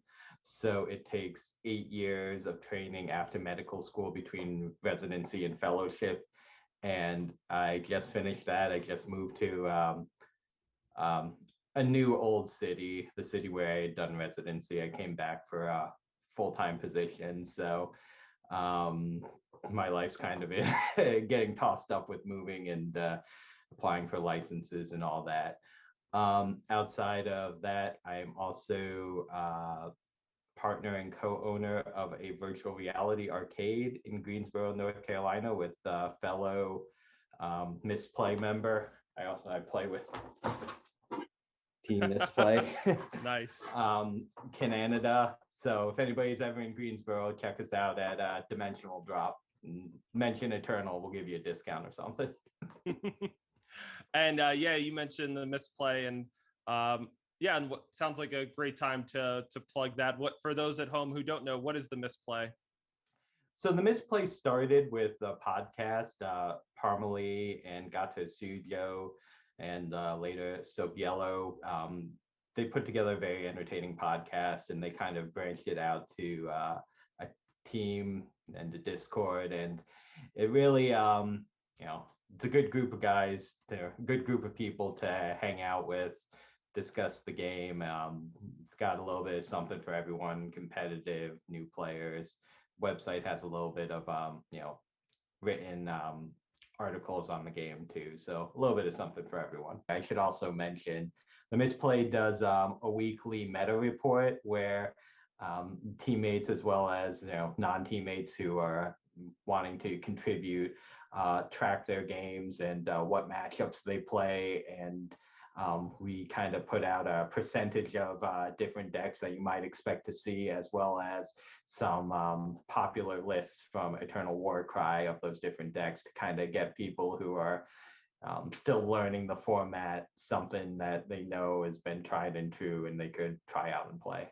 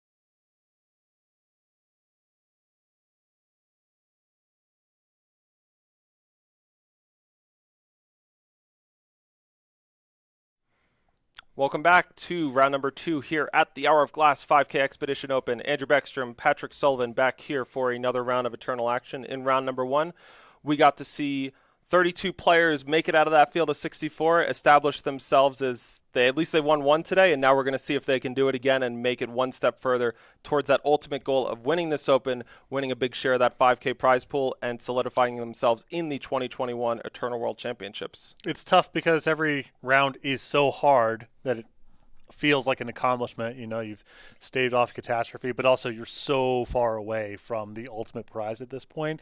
These are really stressful tournaments to play in, and it's an interesting sort of like emotional rhythm going from the play 28 matches and try to win 21 or 22 of them, where that is really challenging also, but there's some slack built in. If you play bad once or time out on a hard decision, whatever, that you can at least tell yourself there's time to catch up. Here it's Like every decision is for everything all the time. And you've got to play all day against the game's best. It's really, really hard. So congratulations to everyone who's been able to make it out of the first round. We're now down to 32, but a long way to go before anyone secures a spot in the World Championship. Yep, in this round, we're going to be checking out Zach DFK up against Jez 2718. So let's talk about Zach DFK's deck a bit first. So we've gotten to see Rakano earlier in the day. We're going to see a slightly different take on Rakano. This is another Rakano aggro deck, but they're incorporating a bit more of a relic theme into their deck. I would say the most loud notable card is Tower Inspector as a 2-cost 2/1. Getting +2/+2 if they've played a unit this turn, and +2/+2 if they've played a relic this turn. What that all adds up to is sometimes they are going to hit really hard, really fast. Yeah, I mean, you like to have these sort of cards in your aggro decks that allow you to apply pressure while curving out. That's sort of the ideal spot to be in, and that's a pretty big opportunity cost deck building wise. But we are into it here with Zach DFK up against Jez 2718. We've got Feln midrange up against Zach DFK's Rakano relic aggro. We see a Watchwing support down 1 relic. We see a Manacles. Styre's Eyes can technically make a relic if you make an Adjudicator's Gavel. Obviously, a card like D'Angelo Houndmaster, that's a card you're going to see in a lot of the Fire aggro decks today as just being one of the premier draws to aggro in the format. Meanwhile, Moldermuck on the other side, and we are going to see our first appearance of the Shadow Monstrosity itself, Ulixa Unspoken Terror, that 4-cost 4/5. Messes with cards in hand if they cost 6 or more, and then otherwise has a pay 3, deal 1 damage bonus. That is perfectly sized, even when Permafrost are stunned, to do something like take out a D'Angelo Houndmaster. I mean, that was a really nice turn there from Zach, but the follow-up here coming on the other side with multiple copies of Permafrost and the Ulixa that you just talked about, looks like the tools are here to manage all of this, even if that turn was a little rough. Yep, we see a nice, juicy Warcried up Crownwatch Paladin in hand for Zach DFK, but for Jez 2718, it feels like they've sort of staved off the initial rush. Can Zach DFK mount sort of a second wind style of attack? There we go for Zach DFK. Styre's Eyes going to keep on getting in. Jez 2718, interestingly, did not Permafrost the Styre's Eyes. Had that as an option. Maybe too low value of a target there with the 5 drops kind of rolled up here. Yeah, definitely maybe wanting to try to ensure that they had something. Though, when I'm playing against an aggro deck, I kind of just assume maybe another unit's going to come down the pipeline soon to kill. Right, yeah, you do feel like, well, you know, they're going to have something at some point. But it might be particularly attractive to leave them with a premium but relatively small unit. So the drawback on the stats there is pretty modest on the summon power. And look at Ulixa just doing all of this work while stunned, dealing 1 damage to the Crownwatch Paladin, opening the door for the Permafrost. The Moldermuck has continued to spread its oozing powers over this board. And for Zach DFK, picking up another suited up unit in this League Explorer. You know, they're top decking well right now, but is it going to be enough? Because Jez 2718 has a fantastic hand. Yeah, well, I mean, I think Jez needs to try to pivot to close the game out as quickly as possible. Their position is commanding here, but it's by no means inevitable. And all these extra draw steps, you can sort of feel it, right? Like 12, kind of implied that I'm going down to 10 from the relic. That's some breathing space, but you'd like to kind of get this done as quickly as you can. Well, just another, just a bunch of turns where we're doing multiple good things for Jez 2718 means that they are really getting this game under control. Both the Permafrost and the Ambitious Mandevilla deals with the last 2 threats on Zach DFK's side. The attacking Mandevilla is now boosting the health total. D'Angelo might draw cards equal to the highest strength among your units. Good thing after good thing is happening for the Feln player, for Jez. For Zach DFK, picking up an auto tread. They've got a depth charge down from the League Explorer, but this is all adding up to a lot of. I think I may have a route to get you down to 10. Yeah, and you know when the Life Stealer starts attacking is usually that's the point of no return, because you don't even have the can I string together a couple of draws and punk them out. Now up to 15, kind of implied going up to 18. I think that's going to shut the door here. The empty hand from Zach DFK sets off their depth charge, dealing 2 damage to Jez 2718, but a full grip after the D'Angelo Might. Another Ambitious Mandevilla, that Mandrake eating up a Sentinel. I don't know why a Mandrake would be that interested in eating a hunk of metal, but I'm not going to ask any more questions. I'm guessing not that picky of an eater. It is ambitious. Yeah. It's named it for that way for a reason. Vinegrafter showing up, and with a Blitzstone, we could maybe deal with a 1/1 Mandevilla. It sets us up to give something charged that we might top deck, but these are all the kinds of things that can be really meaningful if you've gotten your opponent into sort of a close range of dying. That's just not where Jez 2718 is at. In fact, they are boosting up their health total with these Mandevillas, and I'm sniffing game 2 with Jez taking down game 1 real soon here. Yeah, still 4 cards in hand that have not been brought to bear yet. Commanding presence on the table. We are in garbage time. The second Ulixa is going to show up once again, and we see a Tower Inspector. This is one of the big draws to taking on this Relic Rakano strategy. Not a good top deck. No, with that would have been useful perhaps 5-6 turns ago. Not where we're at now. All right, so for Jez, the Feln player, go the spoils of game number 1 here, and we'll try to get down to the action a bit faster here for game number 2, as it felt like we were really in the thick of it when we got down there, and it looked pretty good for the Rakano player at first, but then all of a sudden, just all of those turns with multiple things, the fact that the Rakano player wasn't killing Ulixa, but just was stunning it, absolutely critical. So I think when you're watching an aggressive deck play against a more controlling one, a thing to keep an eye out for is how quickly does the control deck pivot to playing 2 things in one turn. That's usually where you play catch up. Because if the aggro deck goes, all right, 1 drop, 2 drop, and then you trade, you're never stopping the initial rush. The permafrosts were huge there in setting up 2 cards in one turn, and the Ambitious Mandevilla is also implied 2 plays because something's dead and also you have something left over for your trouble. So Jez was just able to very quickly get into a spot where they were playing multiple things in a turn. That's not typical for a more controlling deck there, but the cheap cards and the 2-for-1s allowed them to stabilize quickly and then, pivot. All right, here in game number 2, Zach DFK has gotten things kicked off with a Passionate Stonehammer. 2/1 Flying Berserk, pretty great. What that means is they've got some nice air pressure for the next few turns. They're getting exploited right now. We'll see what gets taken. It could be the Emerald Overcharger, honestly. We'll have to see. This is a tricky decision. That Emerald Overcharger, by giving a +2/+2 bonus and then sacking to give a second bonus, that relic adds up to a ton of damage with a Flying Berserk unit.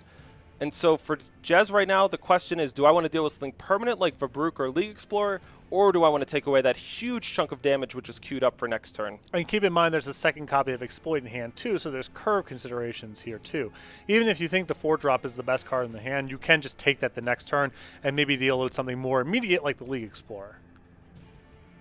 But I think, yeah, the Emerald Overcharger was just too juicy, and yeah, I think that is an incredible heads-up decision. If we were to have the players rank, like, what are the best cards in players' deck list this weekend, I imagine, we see another Emerald Overcharger off the top. That one is not showing up high up on the list, and so for Jez to take it, and we're going to see why here with how much damage it's going to do, really explosive card, 6 damage, and then a Berserk attack for another 6, dropping Jez down to 14. You mentioned before you exploit and then they just pick it up. Yeah. Usually it feels bad, but sometimes it's, bad for the other person. That was one of the times where it was... Can't discard the top of the deck. It was bad for Jez. That was bad for Jez. It's the second number exploit, going to take out probably one of these charge units here. But what it might add up to is that if they take League Explorer and there's a power off the top, that Jez is really getting beaten down and isn't necessarily have a great play queued up for next turn. That Reflector in hand is a 0/5, and it will flip up an ultimate when you play another unit and become a copy of that unit. It's a great play. It works really well with Ambitious Mandevilla, but it's the kind of thing that takes time to really realize. All right, League Explorer throwing down a depth charge, coming in for 2. I'm a little surprised they took the Vabrook, which wasn't guaranteed to be played in that turn. We'll see an 05 stealth hidden unit. That's one of the first hidden units we've seen this weekend. Zach DFK knows the deck list, might be able to figure out it's a Reflector based upon that, but they don't know for sure. Yeah, that plays pretty tricky last turn because they already have something queued up for 2 power if you take the League Explorer, and you're really vulnerable to a power off the top. I think with the draw step there that Zach had, either option would end up being bad. A pair of Watchwing supports off the top, thanks to Valkyrie Warp, doesn't add up to anything this turn, but it means the top of Zach DFK's deck is enormous. I believe it's going to be +6/+6 when the next unit or weapon is drawn. Meanwhile, we see yet another attack with the League Explorer and Passionate Stonehammer. Jez does not block, wants to set up the play here with the Mandevilla. Is that the route they're going to go? They picked up a deal 3. I mean, I can't imagine not playing the Mandevilla this turn. Yeah. Yes. You are. I believe you are priced in. So the Reflector becomes a copy. It's now a 5/5 Lifestealer. So now we're swinging the health totals back in our direction. But I love the card that Zach DFK has in hand for a spot like this. Manacles. Let's keep both of those Mandrakes stunned and for good. Yeah, great swing back because, Zach is not going to be able to handle these 8-point, life swings or whatever. You actually had to pin down the Mandevillas here in the short term. Also, keep in mind the relics from the League Explorer, too. We're approaching where that's going to be an extra 4 points of damage here. So just bear in mind while you're keeping track of the health totals here. Yep. For Zach DFK. Oh, so we're going to see Jez go for a draw 5. They could have used the deal 3 Vicious Overgrowth, but instead they're going to do nothing but draw cards this turn. I love drawing cards as much as the next guy, maybe even a little bit more than this next guy, but it doesn't seem like the great spot here for it. I actually like that play because, one, it's very efficient in terms of your resources, and then 2, you have a draw to Permafrost over the 5 cards you look at where you go power number 6, Permafrost. Now, next turn, I've just drawn 5 cards. I have all these resources to work with. I still have the deal 3. So it's a risky play, but I think that's one where, you're sort of acknowledging I'm behind right now. And it's not just an issue of do I answer this turn, but what do the next 4 or 5 turns look like? So I think peeling 5 there, trying to hit Permafrost, and then really loading up for the following turn.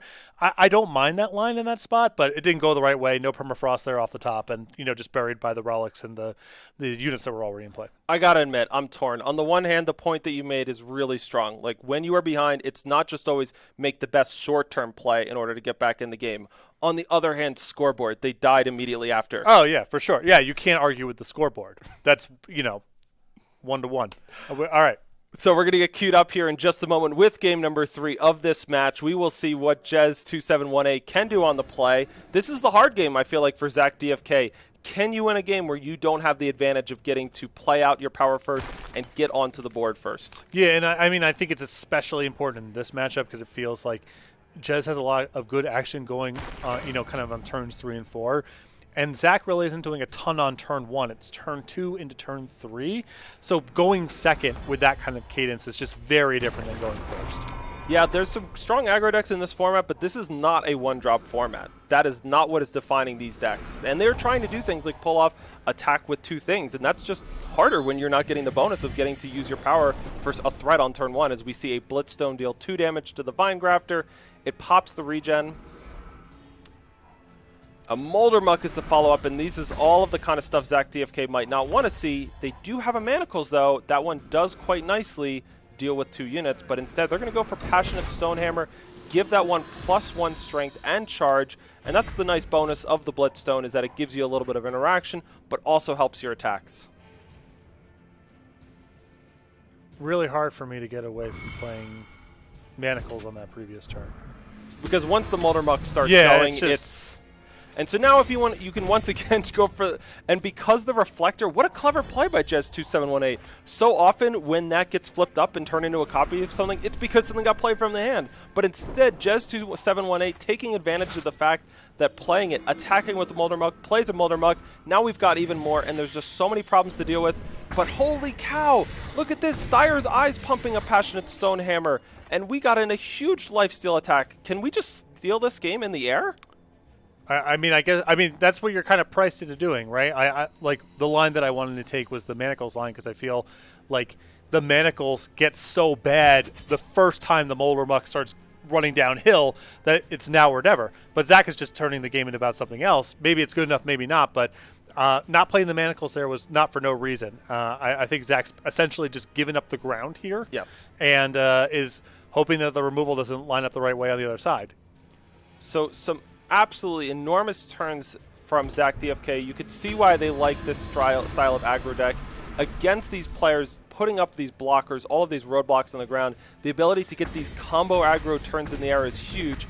They're conceding, they're taking a bunch of damage, but they're still at 24. They've got 2 flyers. Can they finish this one off in the air?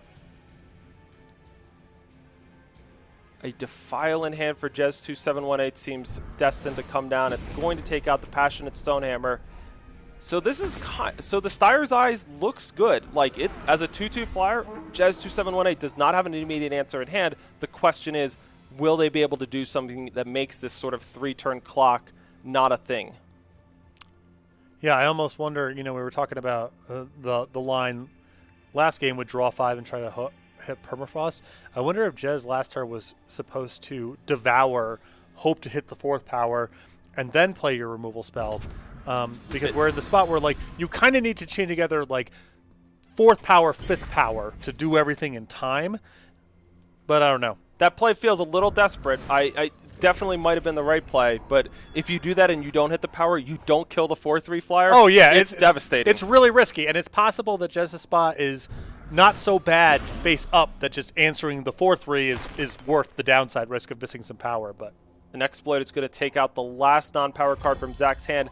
They picked up another Styre's Eyes. Not only does that represent another 2/2 flyer, but with the ability to ditch the Fire Sigil in hand, we can get another Crown Watch tactic, another +3/+3 lifesteal to a flyer. It's going to make it even harder for Jez 2718 to race, and it's going to make the clock even faster. Well, the second flyer is also really valuable, too, because you have a non-flyer coming down the next turn from Jez, most likely, that is going to kill one of the flyers. So you need to make sure you have at least one eligible attacker in the air to keep things going. All the pieces are coming together right now for Jez 2718. An Ambitious Mandevilla is in range for Jez. They can have the 5th power. They can play it and kill a Styre's Eyes. And it looks like it is 1 point short for Zach DFK. And with a 3/3 lifesteal on the other side, this game is just hanging on a razor's edge right now. It's really, really close. So close. All right. So a Styre's Eyes is going to get in for 1. And there's an auto trade, but we don't have a card in hand to ditch. Next turn to deal 1. Oh, and with another Ambitious Mandevilla, is Zach DFK going to come just millimeters short here? I mean, that is like literally as close as you can get. But the door might be shut now. Another Ambitious Mandevilla, another 3/3 lifestealer, and for Zach DFK, I don't think they can believe it. They got them down to 1. What percentage of games where your opponent's at 1 and you have an auto trade that you can play do you lose? I mean, that's some real stars align type of action right there. Wow, that game was, I mean, it was so close, and what was so cool about it is like Manacles on 3 or not is just 2 entirely different paths. Totally. I don't know if one's better or worse, but it wasn't like Zach just disconnected or wasn't thinking about it. Just wanted to make the game about something else. Now we're here, but wow, was that game so close. I mean, that's the most fun part about me about watching these games is to you and me, it was just so loud and obvious. The approach to play this game is shut down this whole Moldermuck business from ever starting. And for Zach DFK, they had an extremely viable plan of let's focus on trying to pump and get in damage to the air. And not only did it work, it got them worked so well that they got them all the way down to 1, but 1 is not 0. Yep, and as we've seen a few times now, these lifesteal units are really the way that these control decks both stabilize and then pivot into being the aggressor, giving themselves a cushion so the top of the opponent's deck is not that threatening. I guess there's a question here of if you're willing to run a 3/3 into a 4/4, but I think all the attacks here and getting to pick up the 3 life for your trouble makes it well worth it. All right, so for Jez, they can use the Ulixa here if they want. At 15, I'm just not feeling what could happen that could allow Zach to push that much damage. Obviously, we've seen that when they get a combination of cards, but a player with no hand is not nearly the same thing. They're going to get one more look at the top of their deck. It's the D'Angelo Houndmaster. What more could you ask for than one of the best cards in the format, but in this spot, it ain't going to do it. Jez 2718 takes down this match 2-1. in one of the closest matches that we've had in a while. I mean, that's as like daily dollar short as you can possibly get. Literally any card in hand, or a different draw step on the last turn, or. But a really compelling game there. I think that Manacles line from Zach was. I don't know about right or wrong. It's so hard to. You can't like rewind the game and like what does it look like? It's just it's a completely different game if you go the other way. But that's a really gutsy call to just say, I'm gonna give up the ground. Like once that thing starts attacking, I'm not getting through any damage on the ground for the rest of the game, which is literally what happened. But trying to focus on, well, my opponent's giving some signal here that I don't think they've got removal, and why bother trying to free up the ground if I have nothing to attack with the ground on anyway? And the game played out as it did, which was super, super close. But in the end, Zach just a little bit short. All right, so Jez, we'll be moving on to our top 16. We are scouting out the field right now, looking for a match to bring you from the remaining players as the rest of the top 32 is in progress. As soon as that match is ready, we'll be joining it. But, yep, I mean, we're going to check out, it sounds like Carnage and Popetito, and they are in between games. So that means we are going to get to see their game 3 here in its entirety. Obviously, Popetito is a player that we're quite familiar with. They were a runner-up in the past at a World Championship, so a lot on the line for them in terms of trying to follow that up and take it to that next step. Excited to see what they've got in store for us as we check out that match. As far as what we just saw, yeah, I agree with everything that you said, and I think it just goes to show sort of the creativity that is possible in the format, in that it's not just always about winning on the board, dominating on the board. If you have the right cards, the right synergies, you sometimes can string off the damage that gets you just over the finish line. The winner of the game is the person who gets the other one to zero first, not the other person who is winning on board. Yeah, I just appreciate, when the game is a little asymmetric. You've got some advantages. I have a different set of advantages, and we meet in the middle at some point in time. And that last game was really great as far as that goes. All right, so Carnage is one of our players this weekend who is playing a 3-faction approach to tandem aggro. We've got sort of all the best cards, and apparently this weekend, that means Gleaming Grenadin, 1/1 charge, Entomb, die into a 1/1 decay is one of them, but can't argue with it. They're here in the top 32. Meanwhile, on the other side, Popetito's got another take on Felon Forest to enjoy, and kicking things off with a Vine Grafter. And look at this, just offering up the attack into the regen of the Vine Grafter. And Popetito, for them, there's got to be a moment here of like, what's exactly going on? And what's going on is, hey, I've got Valor. If you block, I turn into a 3/3. As you see, that nice little preview happened. When you block a Valor unit, you'll see its stats sort of immediately transform into what its stats will be if you do block, and that helps as a real nice touch to sort of help players understand what the implications are of ever blocking a Valor unit. It's good client work. Yeah. That's good client work right there. All right, so Popetito got the opportunity now to use the Vine Grafter, or we could see a Defile, and these are sort of the two big branches that they're going to have to go. Obviously, Vine Grafter going, getting something from the market, giving something in hand, +1/+1 in regen. Fantastic stuff. But do you want to just play a removal spell and slow down the other side? Yeah, I mean that, and especially when it's 2 eligible attackers, because then all the tandem stuff is just part of the range of the bad thing that can happen on the opponent's next turn. Yep, we see a Valise in hand for Carnage, as we talked about before. That one gives them a +1/+1 overwhelm bonus for the turn, and we get a little bit of draw discard action. So Popetito, interestingly, both passes, doesn't use the Vine Grafter, and doesn't use the Defile right away. So that means the tandem attack is going to be successful. Yeah, I'm surprised to not use the Defile there, just straight away. Yep, we got a little extra damage for Popetito, or for Carnage potentially, and we got the extra sort of draw discard. So good things happening for Carnage. For Popetito, well, there's good things in hand too. A Valise of their own, an Evolving Olezeal. They've got some good plays queued up as we see a Valise show up. But I love this next turn here, what we're going to have from Carnage. We're going to see a second Valise come down. A Permafrost, I believe, on the Valise. And now the attack, drawing the Iron Priestess, means when we draw discard that one, well, we get to get a weapon for our troubles, and then that's going to power up future lootings. We could power up our units. Lots of things are coming together very nicely for Carnage right now. Yeah, I mean, that's the sort of the best case scenario there when you are already a little bit on the front foot is second big play plus lock out your entire previous turn. All right, so Popetito picks up one of the all-stars of the format in Ambitious Mandevilla. We've seen this card stabilize Shadow players a couple times today. Can it do it again as it takes out one of the two Valise? I don't feel like there's an impetus to just fire off this Permafrost here. I don't think so either. I mean, there's a question of, moving getting the sword going on something. But yeah, the Permafrost is just, there's so much like implied value for that thing over time that, I would just hold tight for a turn, or at least feel comfortable holding tight. I don't think there's a burden to use it. Really tricky moment here for Carnage as the attack comes through.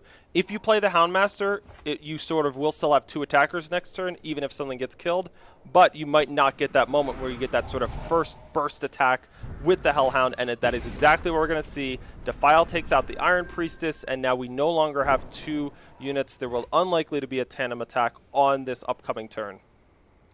Yeah, that was a big swing, although there's plenty of stuff that can make that play look bad the other direction. It's not simple. If the Defile just goes on the Houndmaster, you also never get the 4/4, but maybe you still have at least a good attack, if not the ideal attack. Right. So we're going to see another weapon get played onto the Valise. A Permafrost is going to deal with the regen blocker, and Popetito is going to be sort of put to it in terms of needing to just sort of chump here. I imagine we'll see Steyer's Eyes show up. I would be surprised to see Steyer's Eyes' discard ability get used for anything. I feel like that D'Angelo Houndmaster will stay in hand. Yep. And for Popetito, what is the recipe? I don't think they've gone into the market yet with that Vine Grafter, or we could just see the 5/3 flying Evolving Oisiel show up. Yeah, the Houndmaster play there is interesting because it's not just do they have Defile or not, but if they end up using Defile on something else, how good is your Houndmaster the subsequent turns? It might be that's kind of the one window to play it where even if it gets hit with the Defile and that's abstractly not good, that it's even that valuable because now it's still stuck in hand, and depending on how this turn goes, it might get stuck in hand a following turn, and it's tricky. I mean, there's a lot of considerations here. It is both the eternal, as in the timeless, and the eternal card game question of when you are the aggressive player, how much do you want to try to maximize your chances of getting the most out of a card versus how much do you want to maximize what it does for you in your ultimate goal of winning the game. Right, and sometimes it's, you can't necessarily just pick the perfect spot. Sometimes you just got to get your money in when you can. All right, so Evolving Oisiel has nothing to transform, but a Permafrost is going to answer its 5/3 flying regen body nicely. The D'Angelo Houndmaster, it's feeling like a beautiful, perfect turn here for Carnage. And for Popetito, that is going to be the end of their run this weekend as they fall in this best-of-3 set, 2-1 with Carnage reigning supreme. Yeah, that was great. I mean, just a little bit more efficient.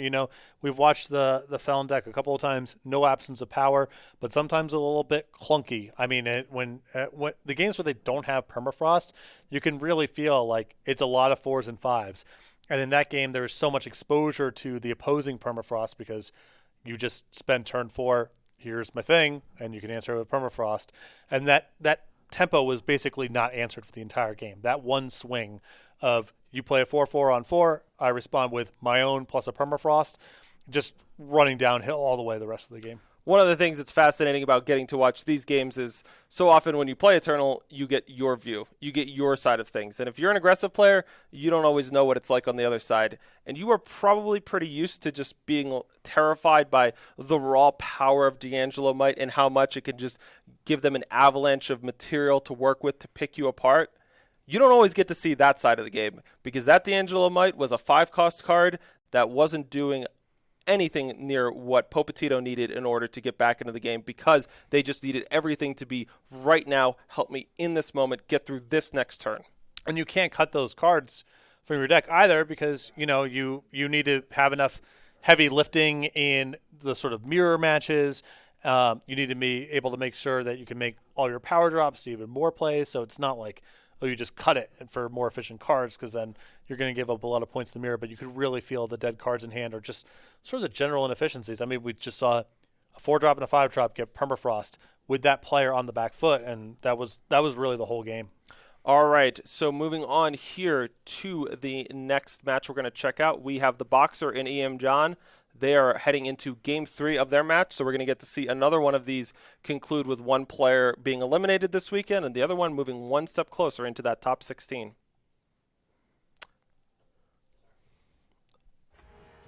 All right, so taking a look, we've got Praxis Midrange at the bottom of your screen, a deck we haven't seen this weekend. Up at the top, the Boxer is one of our players. This is one of the more popular decks, as we mentioned. Argenport Valkyries, but, every once in a while, a Flying Nightmare sneaks in like Impending Doom.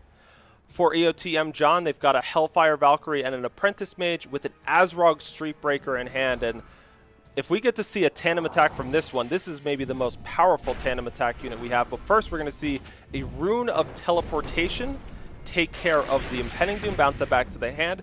The Hellfire Valkyrie has a very interesting attack choice. It can either deal 3 damage to an enemy, or it can draw the top card of your deck. Its cost is reduced by 3, and you discard it end of turn. This time, the Hellfire Valkyrie went with, let me deal 3 damage and just kill your unit.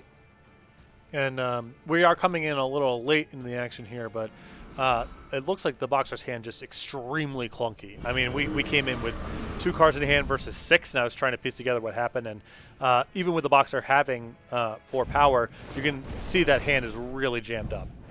Wow, and we're going to see EOTM John play the Inferno Den. This 5-cost Fire Sight can play Conflagrate as well as 2 other amplified cards. Combined with the Hellfire Valkyrie, it takes care of the Impending Doom. The big thing going on with this one, the passive, all of your units have charge, and we are going to see a humongous turn here, I'm predicting, from EOTM John. It's just going to be a matter of how big, but I think it's going to be game-winning. First off, Searing Strike, silence and deal 2 to a unit. You get the power back. Then you get to play the Azrog Streetbreaker. Deal 4 with a tandem attack. It has charge. Lots of great stuff happening for EOTM John, and it just meant the Boxer just is going to be going home packing with a couple of good-looking cards in their hand that they didn't have the time to get out. I got, I'm getting, like I mentioned, beginning of the broadcast, getting caught up here. So this format, none of my fingerprints on it at this point. It's like different decks, and all the factions are being played, and like the stuff people play matters. It's distinct from one another. It's like, did a good job. Did a good job on this thanks, one. bud. Yeah. It's been really fun. It's just like every time it's like, this is some different cards and different factions, and the games are sweet. We got to get you on some Inferno Dens. That one's yeah. I haven't seen that one yet. That looks like my kind of action. Everything has charge. Yeah. It's got a deal. You already have me. You have me at hello already. There's a lot. Yeah. How about the unit? The unit it puts off it when it attacks, double the attack of all of your units. That's nice. I saw something get +4/+0. Always interested in that. Just so I was really I had my appetite whetted by the little bit of that experience that I got to see. Yeah, we're getting them up to speed as we're gearing up and testing out the card file for our upcoming releases. I got my free-to-play account, so it might take me a little while to work up towards it. So I have to be judicious about what I'm crafting early on. But all right, so I think we've got another match in the works here for our top 32 round, and we'll be heading down to that as soon as it's ready to go. And it's going to be John Holio versus Tempest Dragon King, and we'll see what they've got in store for us here. I believe they are in Game 3, and so we're going to see yet another deciding game here. Yeah, we got. There's been really close matches. Have we watched one just like total landslide yet? I guess when we watched the Justice Primal Time Soldier Game 3 was not great. Didn't get out of the gates really. Yeah, these have been like close and swingy. Yeah. All right, so for John Holio and Tempest Dragon King, they are at 1 game apiece, and we see Tempest Dragon King putting a little bit of burden on our score bug there with their long name, but come on, let me promise you, it's 1 game up. Yeah, they have won 1 of 2. There we go. Yeah. ... Give them the ... Yeah, I mean it's going to be a fun one. Let's see what we got in store here. All right, so we're getting to catch this one from the get-go. We've got a Xenon deck at the top of your screen up against another Felon player. Tempest Dragon King, this is a sort of another take on sort of a mid-range deck. You know, it's definitely a big concern for players this weekend is with Tandem Aggro. Can you play with something that both slows them down and closes out the game before Davia is bringing back a Channel the Tempest? Yeah. All no right. small ask. No small ask indeed. All right, John Julio kicking things off with a Felon Blueprints. Looks like Tempest Dragon King is maybe going to be the first to the board next turn, as John Julio smoothing out their power, as we will see Javon the Steel Crest. When it attacks, it gives each unit you've played this turn +1/+1. And Javon has an activated ability of pay for, draw a card. If it's a unit that costs 3 or less, play it. Don't worry about any of that. It got defiled. It's out of here.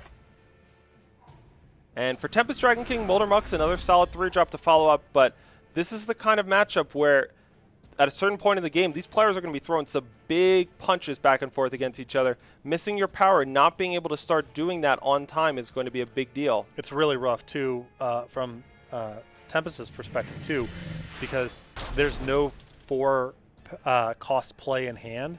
So you need to draw 2 power in a row, but the first power you draw, you just say go. So just from a tempo perspective, that hand's really awkward right now. Vine Grafter, always a great play. Even better when you have some power to work with, as John Julio might demonstrate for us, but they might just go first for an ambitious Mandevilla. Makes a lot of sense. Let's just constrain any options the Tempest Dragon King might have. They pick up a Xenon Banner, but exactly the problem you mentioned before. Power 4 isn't unlocking anything. It's just getting us on the precipice of unlocking something. Yeah, and you're still like very, very leveraged on your draw step next turn, because if it's not power number 5, you know, I don't know if Tempest is going to be able to keep their head up here.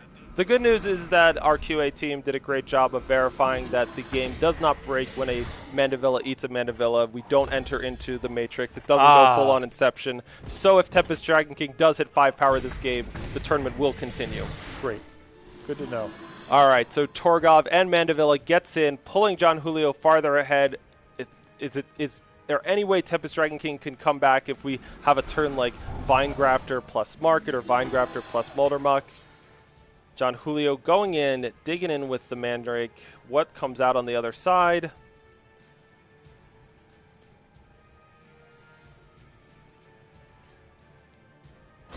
It's going to be a Reappropriator, so that 3/1 flying regen, another nice way to apply pressure in the air in case things get mucked up with Mandevillas and Molder Mucks on the other side.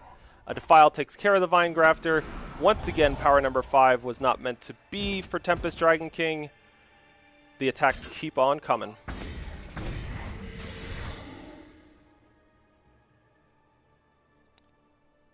And for John Julio, couple of nice options. It's one of these spots where it's like you want to play tight. It's really hard when your opponent's losing sometimes to play the game, and you take a while and people can get frustrated. And it's like, what is happening? And it's like, well, I'm winning. I'm not overly concerned with anything. What play helps me best against what I might be concerned about in a turn or two? Yeah, I mean, there's really no bad paths here from John's perspective. I mean, anything that uses 5 power is a good-looking turn. It's just, what are you trying to play around? And the 6th 5-drop stranded in Tempest Dragon King's hand. I think a recurring theme we're starting to pick up this weekend is a big thing in this format is making sure you have enough power to get to 5, because when you are playing some of these mid-range decks, you are not gated on juicy 5-drop options. No, that was a hand with a lot of heft to it, a lot of heaters. But you know, the Zenon archetype is not necessarily great at like drawing cards in bulk early on in the game, and so the getting off the ground a little bit can be a little perilous at times, and we saw it there at an unfortunate time there for Tempest, because hand was clogged up, and for me the death knell almost was just that 3 power, no more in hand, and a handful of 5s. Just the being able to absorb the turn off on power number 4, then immediately draw power number 5, and then go from there. Just felt like really low odds that everything could be strung together in time, and couldn't get it done. All right, Collectors in Game 3. Let's see if we can check out the end of their matches. They are our final match of the round. All right, so we got a lot of Molder Mucks. They're all protecting Lord Steyer's tower. A Hidden Crusader was coming in, dealing with some 1/1 Molder Mucks, revealing itself, drawing a card for TRXRT. They're playing a take on 3-faction Fire Primal Shadow control this weekend. Not a ton of pressure coming down from Collector quite yet, but Decro Vindicated is coming, and the Steyer's Tower is advancing through its agenda bit by bit. A Flash Fry will try to stop the Ironclad Oath from the Steyer's Tower, but a Lay Siege is going to get played in response. It could prompt a Defile back from TRXRT. It's tricky. It was already probably a bit of an ask to use that removal on a 1/1 flying token, but we're going to double down and get that thing off the board. Meanwhile, these Molder Mucks are taking real nice advantage of Lay Siege. Normally, they deal damage to themselves, and because it's the K damage, they shrink themselves. Oh, I had not seen this before. This is a really cool bit of synergy here from Collector. And Collector's hand here is just so well set up against individual pieces of removal.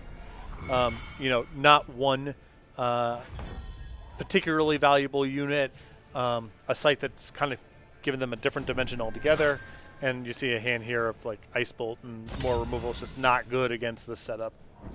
All right, for Collector, they get to play the Curfew Enforcement, flip over the Iron Crusader. That means a 2/2 Soldier gets played. Collector's going to make some attacks just to clear up some board space with these Molder Mugs as they kill themselves. Yeah. Fortunately, Oozes don't have much in the way of feelings. For TRXRT, Mandevilla, we talk about it. This is the card you want when you want to catch up, but is it actually giving them enough? It could kill the Decro and kill itself. It took on more than it could handle in its appetite. We see Rhoda showing up off of the site. At the end of the turn, the Collector will get to draw up equal to the number of cards that TRXRT has in hand. But is this actually going to be anything that they can handle? I don't think so. I love that. The Molder Muck attack from the previous. I love a good quality of life attack. Not really not making any inroads here. Just let's clean it up a little bit. It's a real thing with Steyer's Tower. If you're on the other side, once it's through its agenda, you don't always want to kill it because it doesn't actually provide any ongoing bonus, but it does take up 2 unit spots. Yep. All right, so a Steyer's Eyes is going to show up. It's going to give a +3/+3 bonus to one of the Valkyries. We're going to see more Molder Mucks attacking. Rhoda's coming in. It's got to be Ice Balled on Rhoda, first of all, if there's any hope. But even still, that would still be a lethal attack. Collector takes it down, advances to the top 16, as that, brings us to the end of our top 16 or top 32 round. Yep, that was the last match right now. So we're 2 down and 4 more rounds to go. We're down to our top 16 competitors that will be tuning in here to in a couple minutes. Still a tournament left. I mean, it's the same story. Like, feels really rewarding to be in the top 16. It's very hard. We have so many people competing in these events, but still a long ways away from the ultimate goal here. And it's starting to feel like this is Argenport Valkyries kind of tournament. It's these games we're watching from them. It really feels like they have a good handle at beating up on the Feln players, handling the Tandem aggro decks. And so that's, for me, is what I'm going to be looking for these next couple rounds is, does a contender, does a challenger emerge, show up that is something that they can handle? Because so far it feels like they've been passing all of the tests. Well, in the matches we've watched, I think have been a lot of sort of multi-dimensional rock, paper, scissors. I think that even the Argenport people there are bad matchups floating around here. It's not like this deck is just better in terms of card quality than anything else out there. There's just like basically how well are you lining up against stuns? How well are you lining up against shadows removal? Different decks pass and fail those tests to different degrees. There's pluses and minuses on the different forms of construction of the threats and answers people play, and you just kind of have to see how the bracket shakes out because I'm sure everyone in the tournament has, 8 people I'm comfortable playing against and 7 people I'd prefer to avoid, and then it's just how the bracket breaks has a lot to do with how the tournament goes. And that's what I'll be looking for to see is, I know there's lots of cards in the game that can kill a Decro. It's a 6-cost 5/6 flying endurance. It's not like there aren't things you can play that kill it for less power. It's a big card. It's been dominant in some of these matchups. Did anybody in this field for just this weekend have the tools to be able to defeat it? Because that feels like it's going to be a big deal if they want to get to the finish line. It is, and it's very nice to have a card that's that strong against Permafrost, and I think a lot of the other sort of similar removal too, because we've seen Permafrost be spectacular. It's not, it's not like everyone's just all on endurance units and no one has anything. There's been moments where it's just been like two plays in one turn, one of which was undo your previous play for one resource, and that's the whole ball game. So it's not like permafrost is bad, but there's a couple high profile cards out there that are have permafrost its target on its back, and we'll just see how some of those matchups go. All right. So as we are going to go to another break, we're going to pick up on my interview with Kolakoma, a 2021 Eternal World Championship competitor. So we'll get to see another segment from that, and we'll take a couple-minute break here before we are back with round 16 of the Hour of Glass 5K Expedition Open. See you in a few.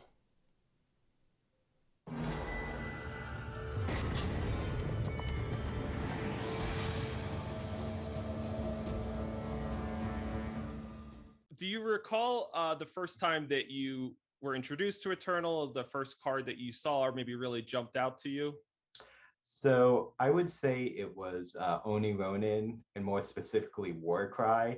Something I really liked about Eternal starting out and even now, a lot of digital card games, they kind of rely on randomness as their selling point versus, paper card games, they could do random stuff. But I really like that Eternal focused on other areas that couldn't work in paper but weren't random.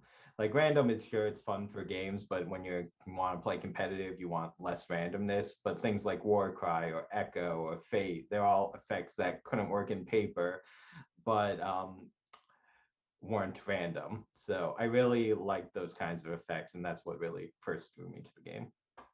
Totally. So as an Eternal player now, what's your favorite format at the moment? So I would always say draft.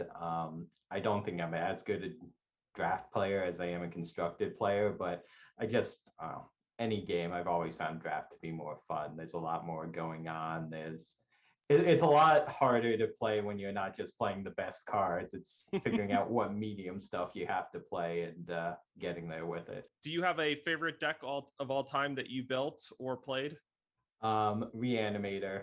When I qualified for last year's Worlds, it was with Felm Reanimator, and it was a lot of fun because me and fellow misplay member, but also high school buddy of mine, I'm so bad, played in the finals, Felm versus Felm, and this was right after Fellow Rock came out, so it was like, I Fellow Rock, you're Fellow Rock.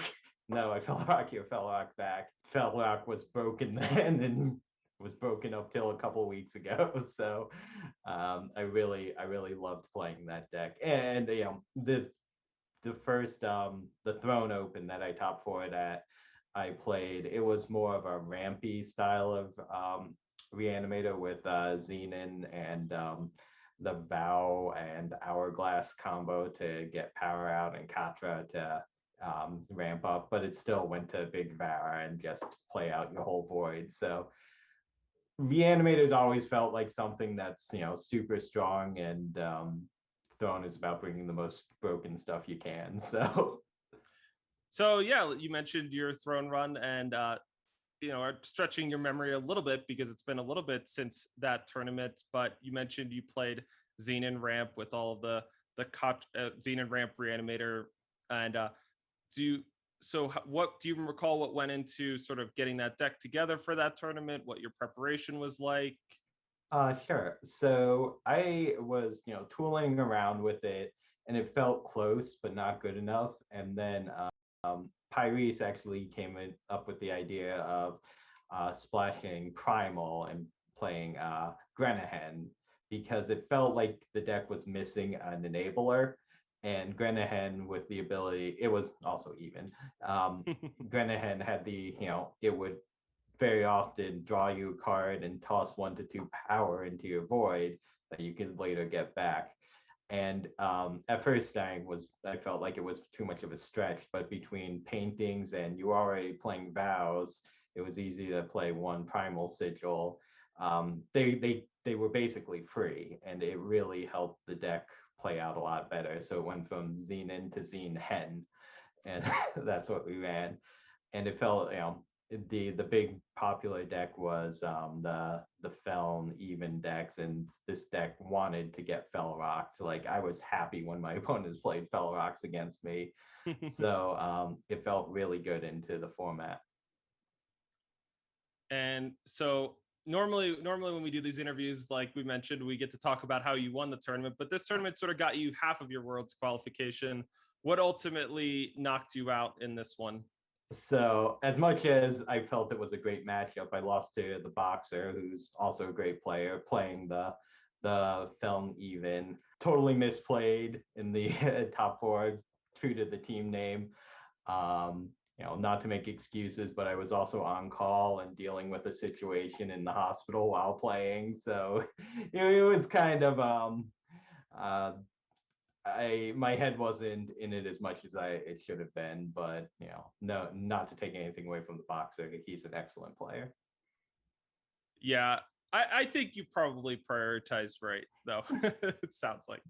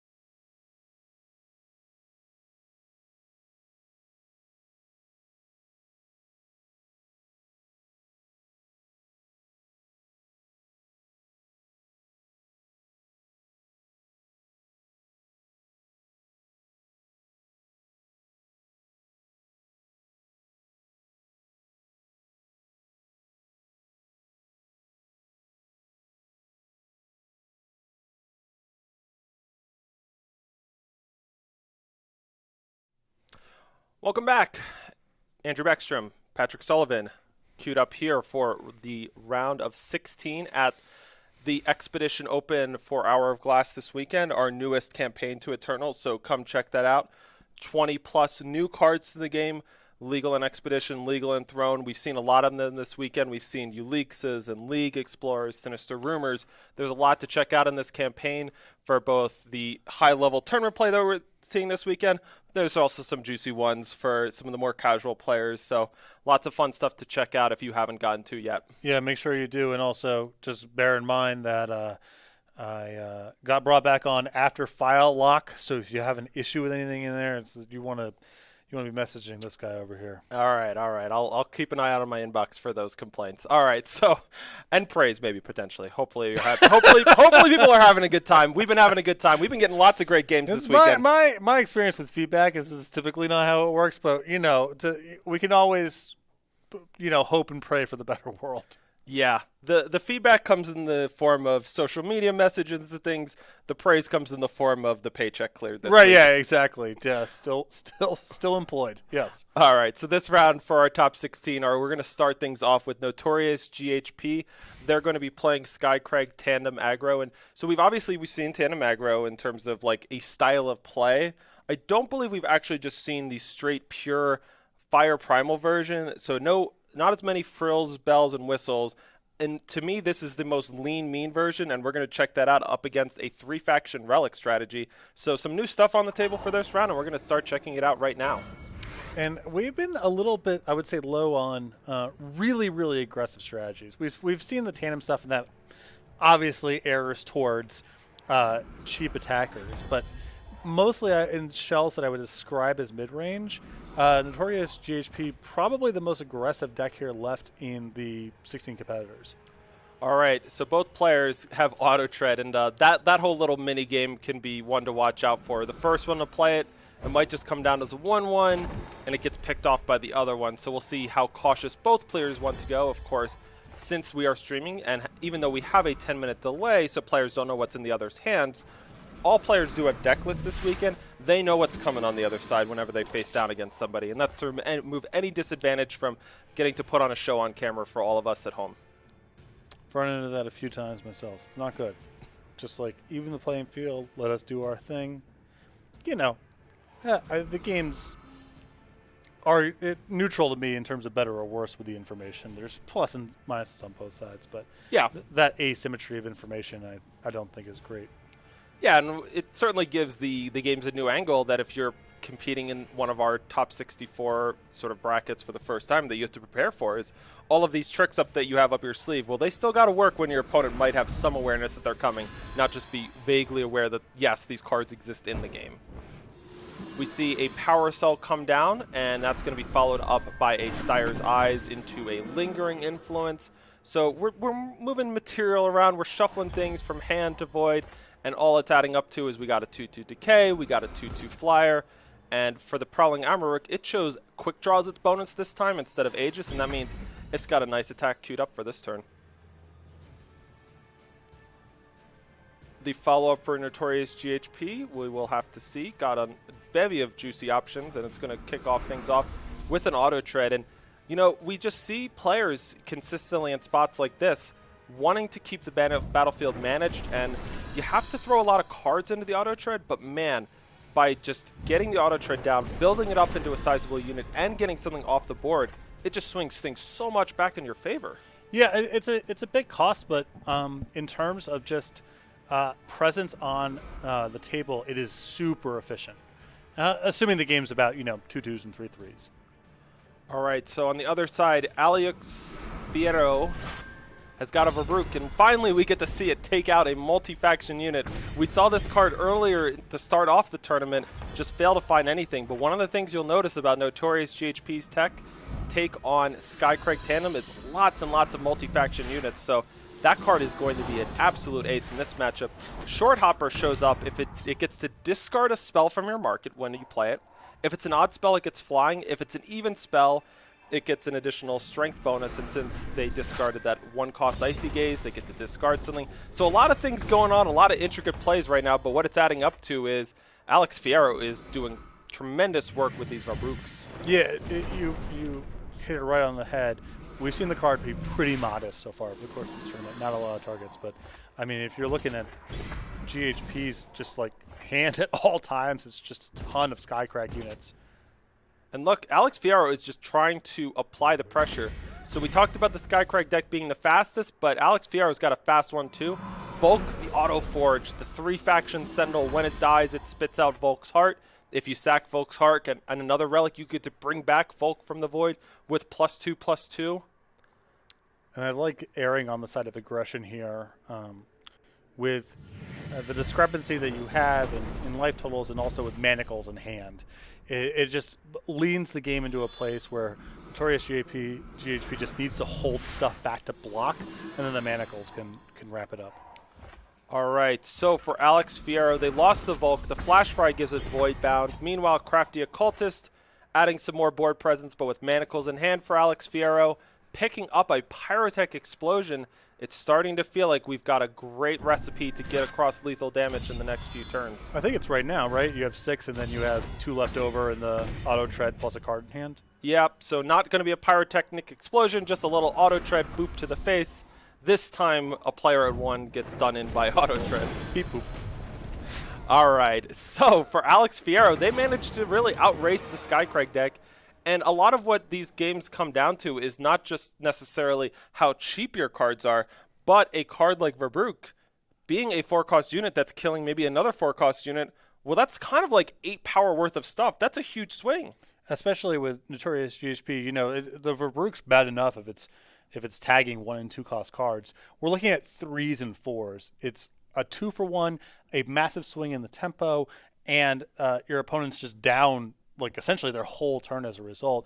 That was the whole game. I mean, the Verbrugges were just brutal there on turns 4 and 5, and I would imagine that it's the top of the list of cards Notorious GHP does not want to play against in this tournament. And you can see why you would metagame that way. We have not seen a lot of decks with a ton of exposure. We've seen a lot of, to the extent we've seen relics and units, we've seen a lot of them.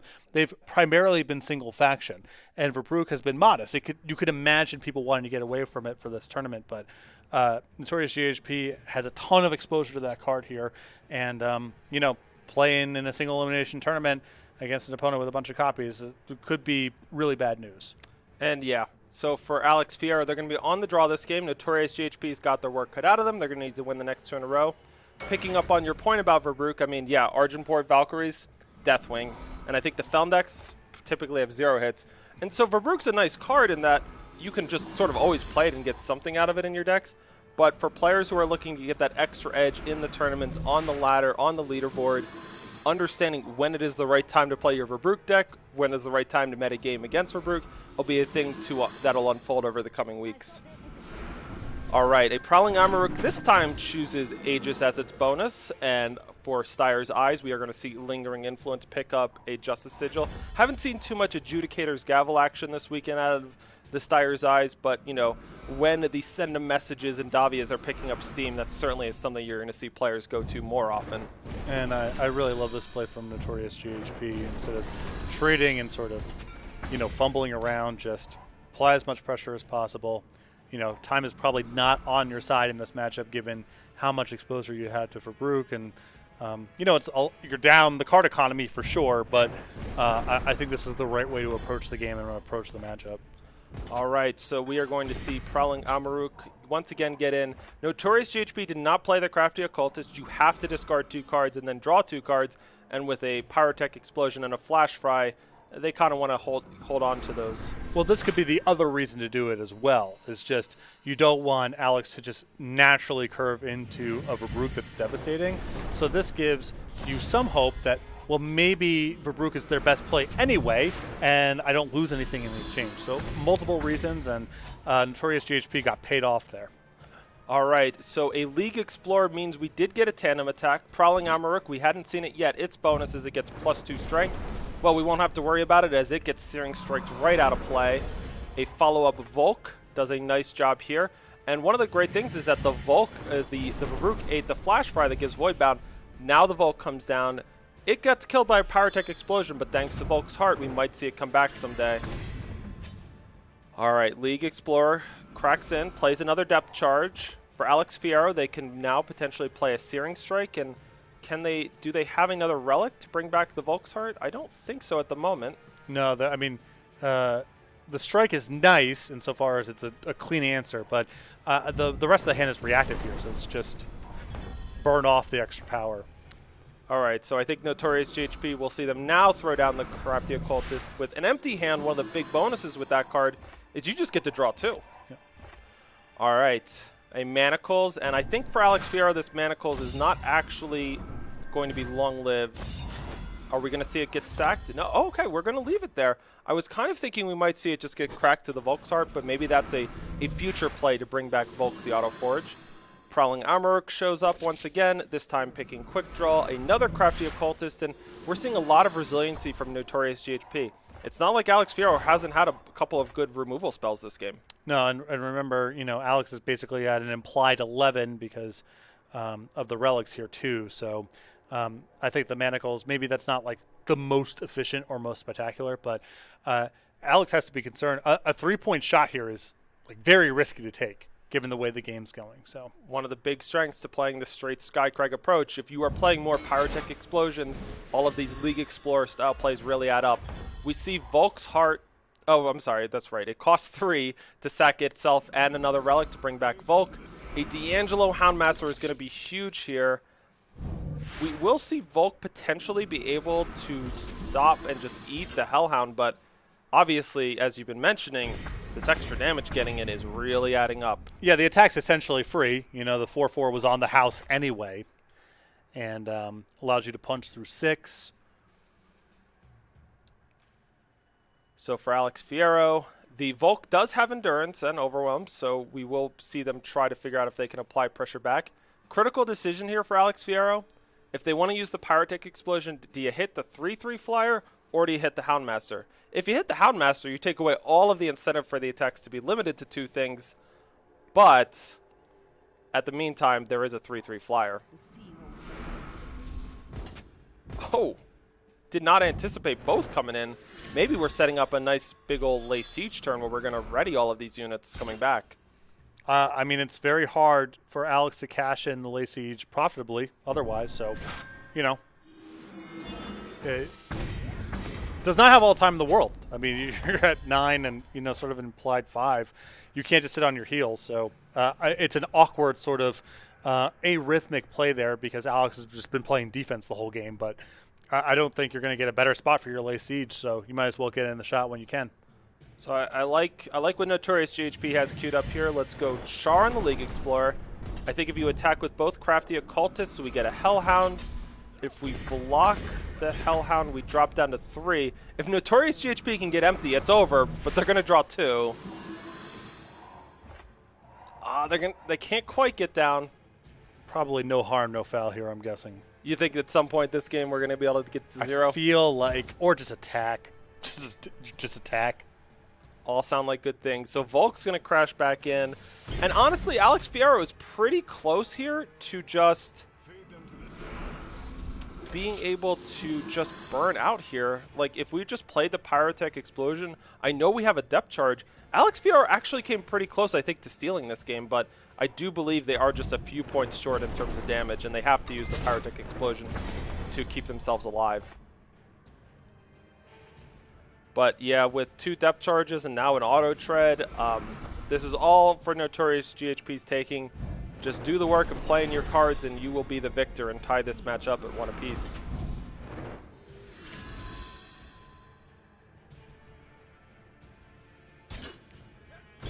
Alright, so we won't see the depth charges spell this one. It'll be just a good old-fashioned attack. Nothing tandem, just send them all in, and we got it. I really love that that 4th turn there from Notorious GHP. I mean, it's possible.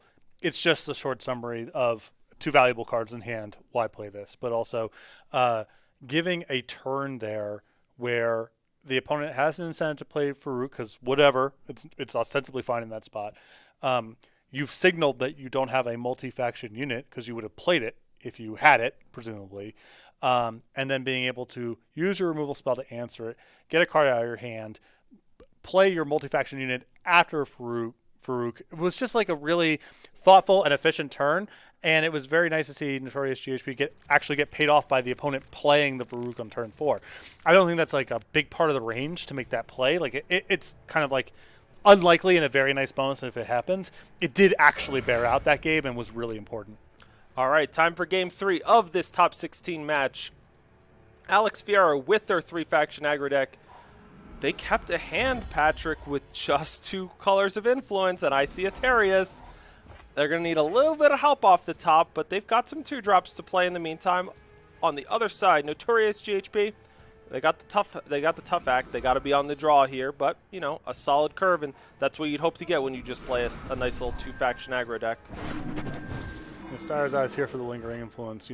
It's a really high leverage scout right here. It's going to be hard to get empty when you get time cards stuck in your hand, but D'Angelo Houndmaster is great. The problem is how likely are you to be able to make tandem attacks if you're just keeping this? And how much more valuable is this than the first copy you already have?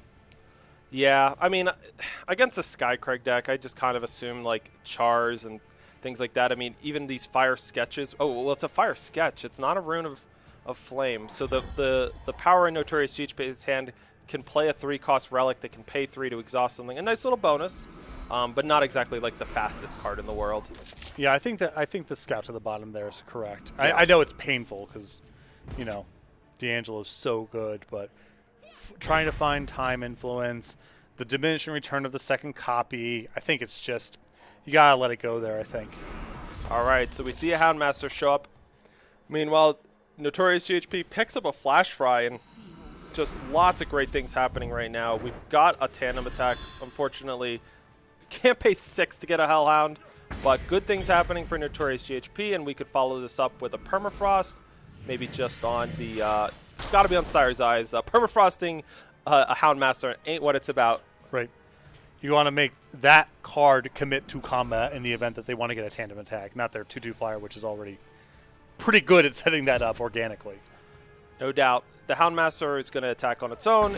Picking up a Seed of Progress is a big deal for Alex Fierro, as now we see Terius Martial Master, and this card has a ton of potential for them. 3/3 Aegis Valor. When Terius hits the enemy player, draw a 1/1 Valor.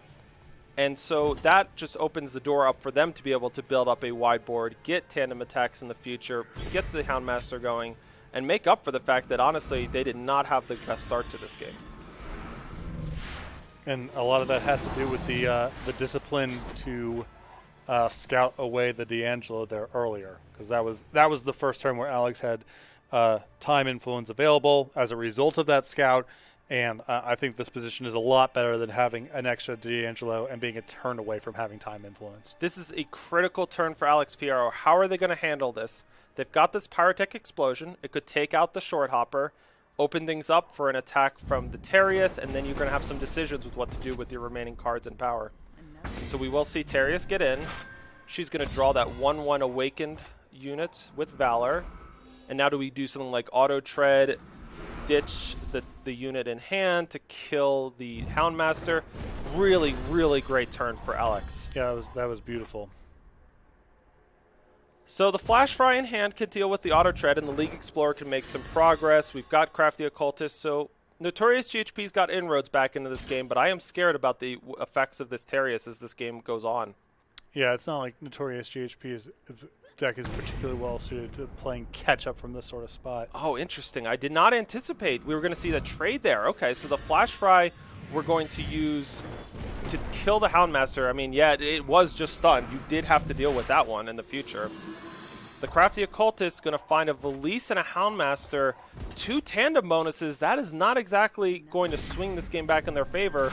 And as Terrius is doing work here, drawing cards, another one shows up, getting more units into play. There's lots of positive things going in Alex's direction. Notorious GHP's got to find a way to swing the momentum now.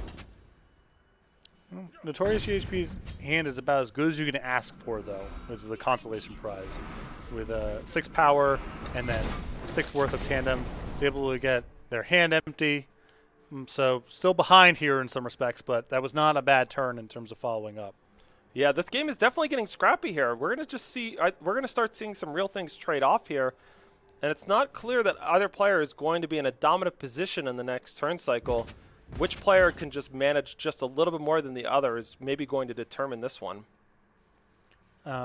It's not the most intuitive thing necessarily, and it still could be right from Alex's perspective, but I almost wonder if you were supposed to keep one of the 1/1s instead of the Lady Siege turns ago.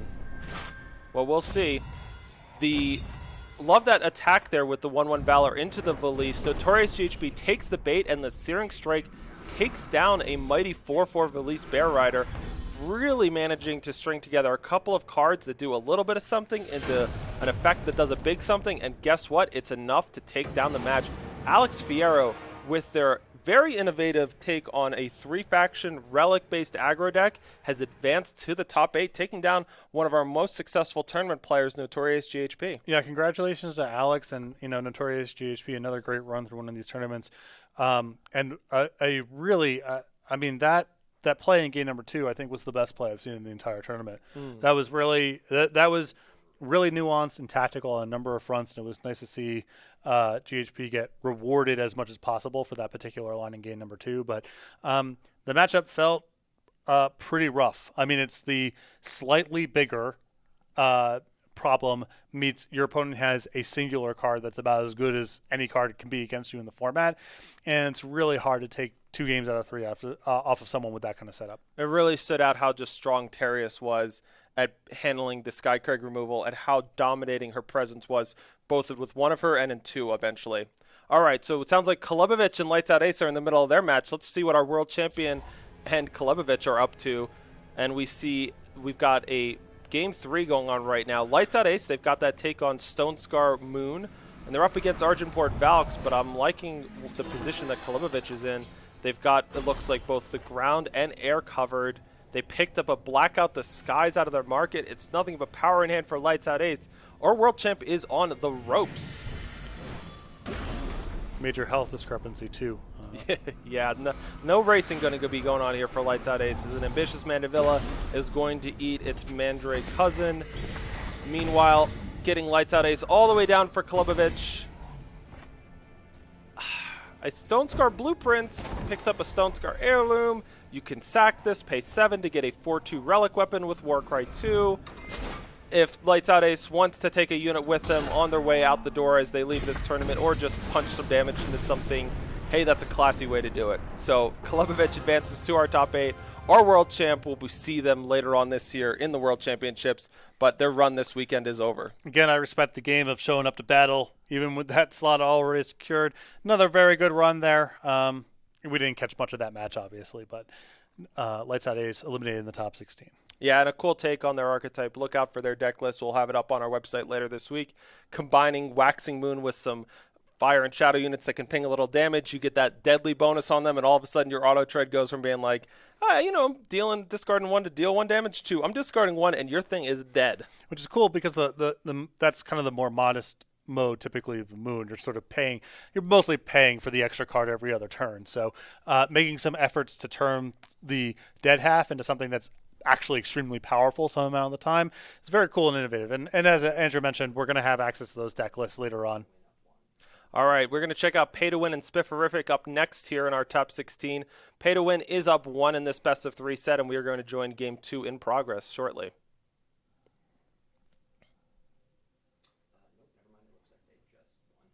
All right, sounds like Pay to Win won. They are advanced to our top 8, and we will scout the field one more time, see if we got any remaining matches, and sometimes that's how it goes. We keep it moving here, and that means sometimes we think we're ready to check something out, but it's over. Well, also, as the tournament progresses, typically the rounds get shorter because you're just always moving at the pace of the slowest match. The fewer matches that are in the ecosystem, it shrinks down the average time, blah, blah, blah, blah. So, all right, John Julio and Sopiello are in between games right now, and we're going to be joining their match in just a moment here. As soon as their next match is ready, and the game count on that one we'll have for you in just a moment. And it sounds like Sopiello is up 1 in that match, so we're going to see Game 2, and it sounds like potentially even Game 3 if John Julio is able to tie things up. All right, we ready to head down? It sounds like they're in between games, so as when players are in between games, if you haven't played in one of our tournaments and made it to the top 64, in between each game of the match, we give you 5 minutes to hit join game again. At the end of that, the match just starts on its own. But, hey, you need a second. You're not quite ready to play. Maybe you got to go run to the bathroom. Maybe the dog's barking at the door for some reason. Go take care of that. Come back. Hit join game. We'll get started. But for us, that means we're a little bit on the as soon as they're ready to go, we're ready to go. Word. All right. Do we got ads? Where are we at? Let's talk about Dune Imperium. So you see that one behind us? Yeah. So obviously Dune, one of the most successful science fiction novels of all time. It's got a major motion picture, which was going to come out last year. COVID pandemic delayed it. New trailer dropped the other week. It looks amazing. I highly recommend people checking that out. And what an honor for us to be chosen to develop an official board game for the Dune franchise, Dune Imperium, by the team that brought you Clank. It is a really amazing, innovative take on the deck building and worker placement genre. So if you're somebody who's deep into board games and you know what that means, it's pretty cool to see those genres coming together. But if you're not, this game is definitely built for people who are just like, I like Dune. I think Dune looks cool. I want to play a dope board game. Dune Imperium out now. We've got Rise of Ix, the expansion coming. Check it all out, direwolfdigital.com. And additionally, obviously all this stuff's got the Direwolf logo on it. It's made in-house. Thing to look out for in particular on these products, if you see it designed by Paul Dennen on the box, if you're into this genre of games, I highly recommend checking it out. I mean, he's been here, well before I got here. And, as the departments have sort of evolved, as board games have become a bigger part of the Direwolf portfolio, he is has his own team kind of off and working on that stuff, independent of a lot of the other actions of the company. And he's a phenomenal game designer and has produced a lot of really great board games. I think Clank is probably the highest profile one that Direwolf is responsible for, and he's responsible for, obviously, but there's a lot of great ones as well. So buy with confidence if you ever see his name on a product. Yes, and you don't need to take our word for it. Dune Imperium has been crushing it on the Board Game Awards circuit and with the reviews. So whether you want to check out Clank Legacy, Dune Imperium, check us out on Board Game Geek. There is a lot of great stuff from Direwolf, and I could say it honestly because I wasn't involved with it. I just get to check this stuff out. Yeah, I just hang out every once in a while, sort of check the action, have a conversation every now and again, sort of apart from it, but the output of that team has been really phenomenal for a long time. All right, so John Julio playing a Vine Grafter here. They're playing Feln. We got a straight. So we mentioned earlier when we saw some Time Justice Primal Soldiers, we at some point might get to see straight Huru Soldiers, and we're seeing that now. Though one of the things that you always got to do if you want to have the absolute best tuned deck, figure out when you want to play some units that aren't exactly maybe of your tribe, of your designated type.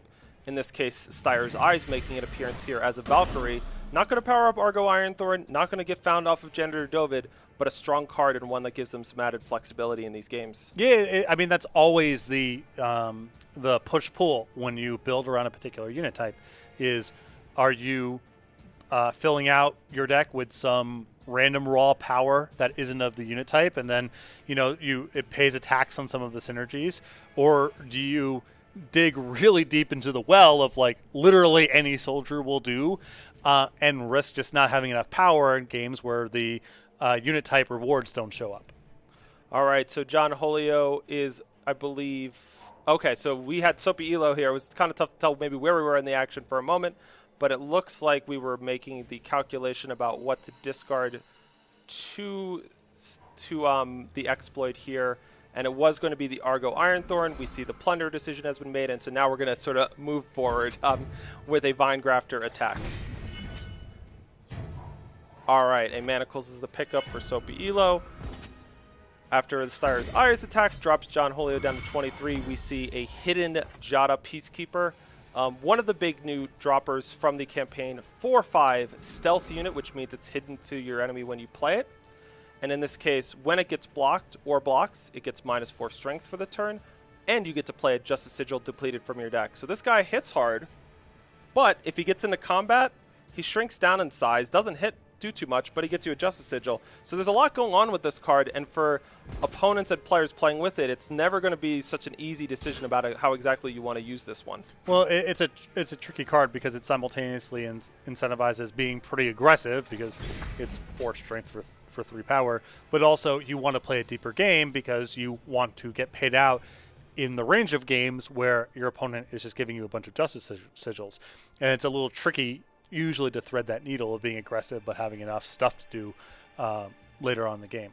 Yeah, it's really a dynamic card in this tandem metagame because it's like you're getting attacked by 2 things. Oh, I played this 4/5, but when it shrinks down, it doesn't kill anything. And at the same time, as a 4/5, even if it shrinks down, oftentimes makes a successful attack. All right, but back onto the action. Vine Grafter goes into the market, picks up an Iraq Razor Shaper, gives it that +1/+1 and regen bonus, and now we'll see Sinister Rumors use its kill an exhausted enemy with 3 strength or less mode, gets that Styre's Eyes off the board, and so John Julio, as we've seen Shadow players do all weekend, doing their best to sort of keep the game state in a manageable, constrained sort of feel, so that way ultimately their big Razor Shapers and Mandavillas and all of that good stuff can come down and take over. And it's really the easiest way to take the wind out of the sails of Manacles. Just like keep the game pretty tight, pretty compressed. Don't get into spots where it's my 3 units against yours and I have an expectation to block. So Vine Grafter are going to make another attack. You see John Julio being very conservative here. They could just leave this Vine Grafter back, make blocks against Jada, but they're taking some hits from it instead to not give Soapy Elo that extra Justice Sigil bonus when it gets blocked. And now for Soapy Elo, picking up a Valise Bear Rider. They have the technical chance to be able to make a tandem attack here, but with some deadly units on the other side of the board, it's not so simple. No, I mean, you can do it, and the +1/+1 is nice there in terms of making sure that you have 1 strength left over to trade with one of the 1/1s, but that's a lot of use of resource for very little traction in the game. Yeah, and the Styre's Eyes would grow up to be a 3/3 for the turn, so it would pop the Razor Shaper's regen. It wouldn't get eaten by the 2/4 flying, but ultimately Soapy Elo says, all right, let's get Valise down. I've got an Argos technique. I've got a Manacles. Let's try to queue up for something bigger. The downside here is that, like, when you play a Valise and you don't make an attack that turn, you have said to your opponent, I'm just taking the risk that you might just kill this, and I never get that bonus. Yeah, I think Soapy Elo's hand is a little forced here by the Manacles. Same point I was making before about once that card's in hand, the incentive is to, like, let's get the game to be kind of chunky and allow the Manacles to have one big swing. if you sort of attack incrementally and trade off, especially if you're not really dealing damage, it's very hard for the Manacles to create that high leverage turn. So I think that the attack the previous turn that Soapy Elo had was like right on the line of being justifiable. If the Manacles in hand was some other card, probably would happen. But with the Manacles, I think there's an incentive here to try to get the game into a sloppy 3-on-3 state where the Manacles is high leverage. All right, so we're going to see Permafrost come down, hit the Iraq. Now we're going to see Manacles show up and maybe take and interact with both of the deadlies. And what this opens up to is at least you can make the attack with the Valise and the Styre's Eyes. The Vine Grafters can certainly jump in the way as regen blockers. They'll do a really good job of absorbing all of the damage from the Valise, but it does mean that you are at least able to get off that draw discard, get off that bonus pump on the flyer. Yeah, and like I keep coming back to, I think the Manacles just forces the issue here. And this attack is pretty good. Obviously, John has a lot of ways to sort of dampen the damage over the next couple of turns, but I think this line of play that we saw from Soapy Elo is better than whatever would have occurred from the previous turn had they, attacked initially. All right, so another Torgov picked up here by John Julio. Certainly, I would say right now they are in the mode of they would just love to get that Mandevilla down. So much of Soapy Elo's attacks are tied up in that Styre's Eyes coming through in the air. But, a Torgov's not a bad pickup. Yeah, it's just, as time goes on, as Soapy Elo is able to sculpt their hand through the draw and discards, there's no guarantee that the Mandevilla even can play catch-up from that point. Oh boy, so Vinegrafter went into the market, picked up Reappropriator. We've seen this before. That 3-cost 3-1, now a 4-2, can steal a relic that is of cost less than or equal to its strength. What that all adds up to, once you steal the Manacles, it stops seeing these units as enemy units. They all get unstunned, the Manacle sacks, and just all good things happen for John Julio. Essentially, we've managed to create a spot for us by understanding how Reappropriator works with an enemy relic like Manacles to make it so we have this Shadow Flyer, which is killing an enemy relic. Well, on the other side, that's a huge turn to take off. Yes. This is a fairly big attack that's coming in. I like that play. I think it's better than playing Torgov. Torgov is just not really stabilizing the attacks and a ton of exposure to another Manacles or a Permafrost if you go down that road. But this was not free by any stretch. No, certainly not. And we see another Jada come down. At some point, we're going to see the Argo Iron Thorn. The big thing for me is it really put a floor. If John Julio kept missing power, which they have, now we can get something that interacts with a flyer in the Reappropriator. We get something that interacts with the Manacles. And so we didn't just put all of our eggs in the, surely I'll draw the 5th power someday, because this game, it just ain't happening as we see Reappropriator just go away thanks to the enemy units becoming unstunned, and once one of them goes away, Manacles just get sacked. Martial Efficiency now the pickup for Soapy Elo. They're moving quite briskly now. They immediately played the power. Are we going to see that Argo Iron Thorn? We are. And what is it going to stun down? I imagine we'll see the deadly units get interacted with, the Reappropriator, and one of the Vine Grafters, all opening things up for another big tandem attack. All right, draw a Hidden Crusader, discard a Hidden Crusader. Vinegrafter's used up that regen. Valise has Overwhelm, so Vinegrafter, if you want to soak up 2, you can, but otherwise the rest is coming through. I still don't know if you're supposed to do the line here that John selected over the playing just a 4-5 a couple turns ago, but you can see, it wasn't free, and maybe that the other route goes bad for basically the same reason. Yeah, the other route just fundamentally just still has the issues of it doesn't help you against Argo Iron Thorn, so you're not better against that spot. Right. But at least maybe you would have had some promise of a counterattack. All of the stuff John Julio has been doing has been pretty good at trying to get them back in on the defensive side. It just isn't actually getting them close to counterattacking. All right, so we see Permafrost lock down Argo Iron Thorn. And wow, things are getting really close now. If we just get a tandem attack. Oh, wow, the Valise didn't come down. All right, so I think we see Martial Efficiency. There's a lot going on here. Soapy Elo, I think they may think they found a lethal line here. Let's just see. So we've got Jada getting shrunken down. I think the regen one went on the Valise, and I think Soapy Elo might have missed an opportunity to win the game because I'm not 100% sure. Let's see what happens. But yeah, if they just attack in the air and use the +3/+3 on martial efficiency, game's over. I mean, is there any potential thing for any trick for one that John I mean, could I don't have think there? so, and we have known deck lists. I think Soapy Elo maybe missed that the regen not only stops the overwhelm attack, it stops all of the damage. Right. The overwhelm, the leftover overwhelm is just all absorbed. And now the reappropriator's back online. And so now we're going to have to find a way. You know, we are going to be able to maybe pick up overwhelm bonuses from Valise. That's a big thing. Oh, permafrosting the Jada is interesting. I don't know about that one just because it's so easy to keep that one strength manageable. If I'm John Julio, it's so much just like, can I ever get to this Mandevilla and get that flyer off the board? Yeah, I guess I maybe the logic is, well, they didn't have a pump spell last turn, so they don't have it next turn, but, you know. Totally.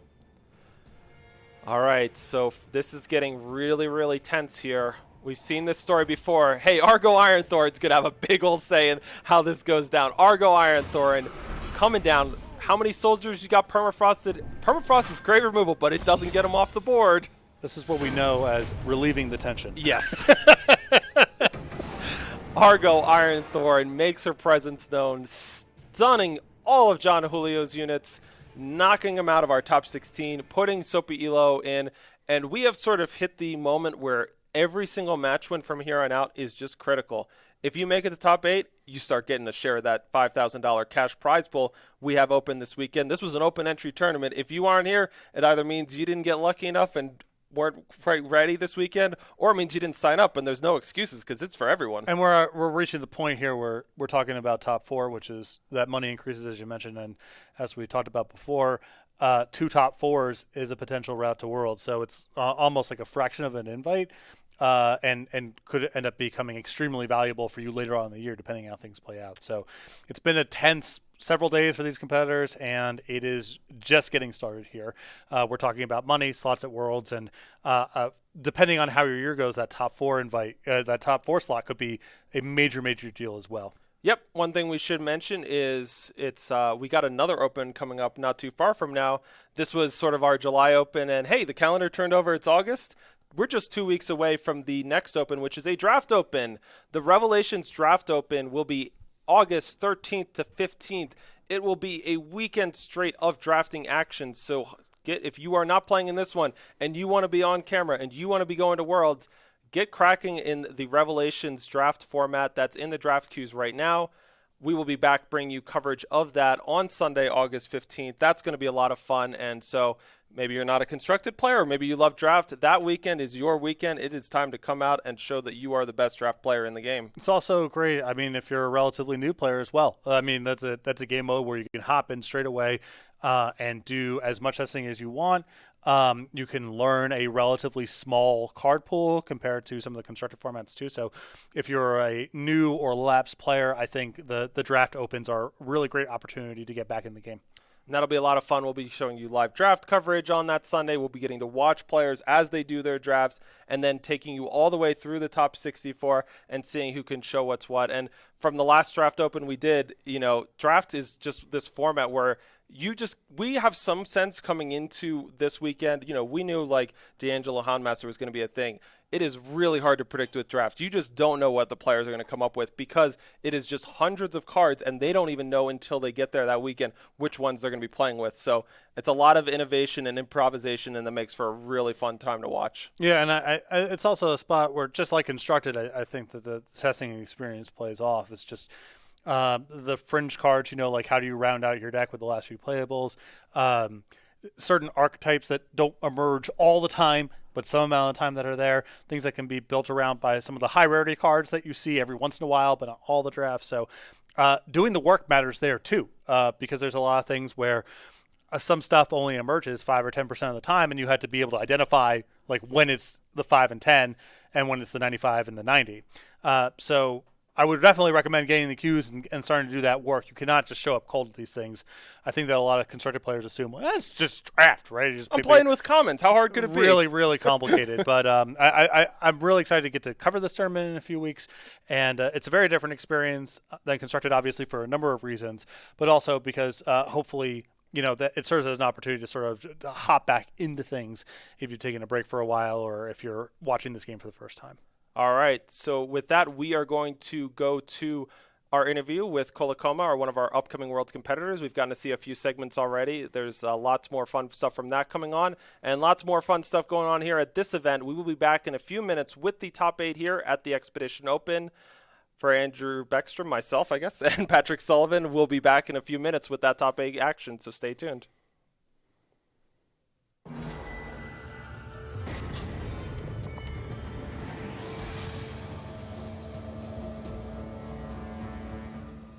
Ultimately, you were able to complete your qualification requirements by getting a second top 4 finish at the Empire of Glass 5K Draft Open.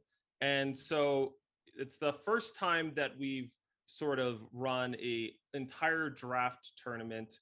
And so obviously you've played in a lot of our tournaments before. Sort of what went in for you in terms of getting ready for this one? So a couple nights before the event, we kind of had a team meeting.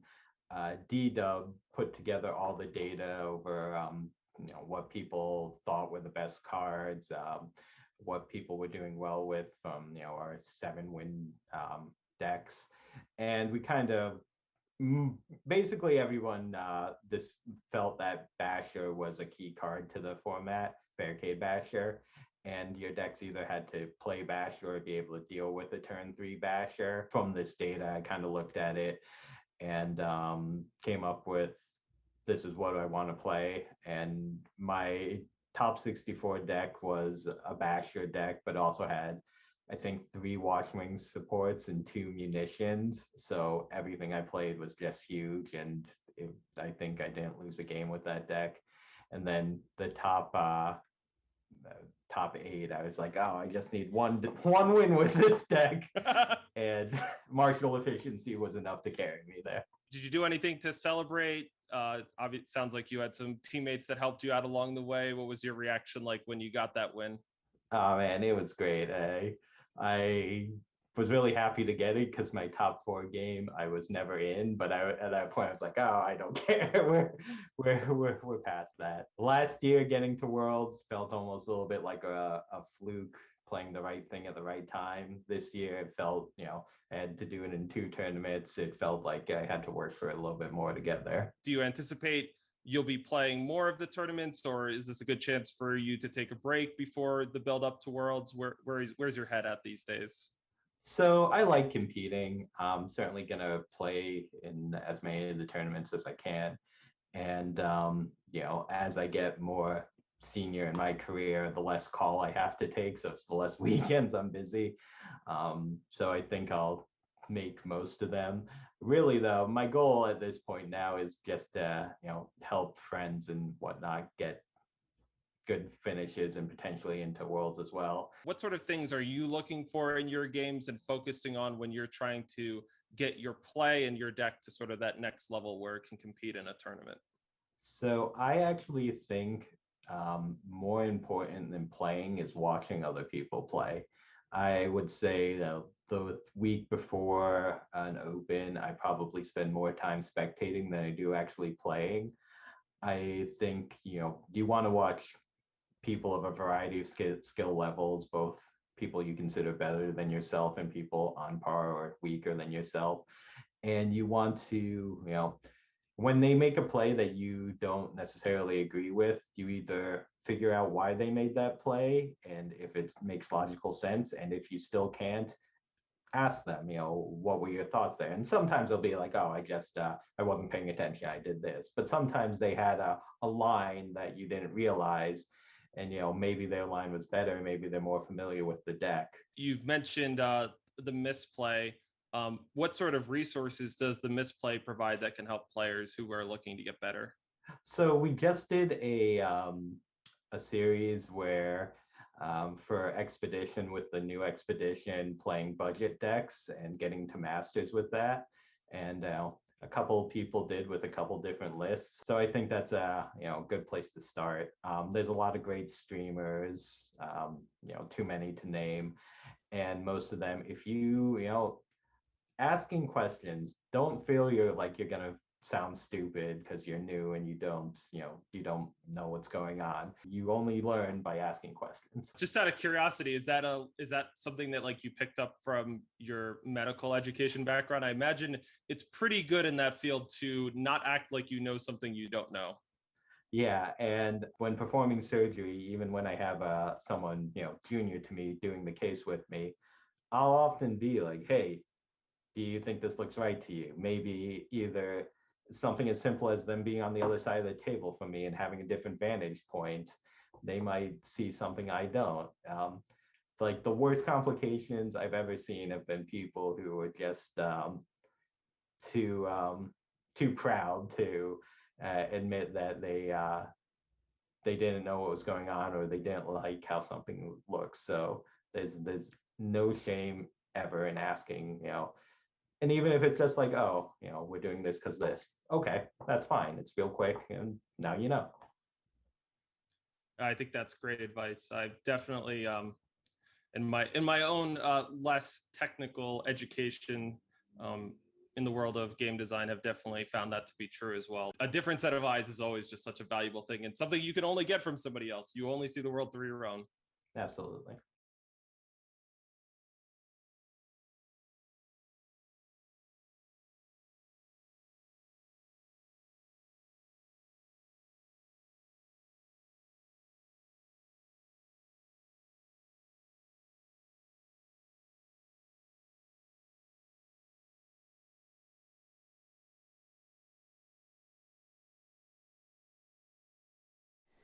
All right, welcome back here. Top 8 time here at the Expedition Open. Andrew Baeckstrom, Patrick Sullivan. We got another round of action queued up.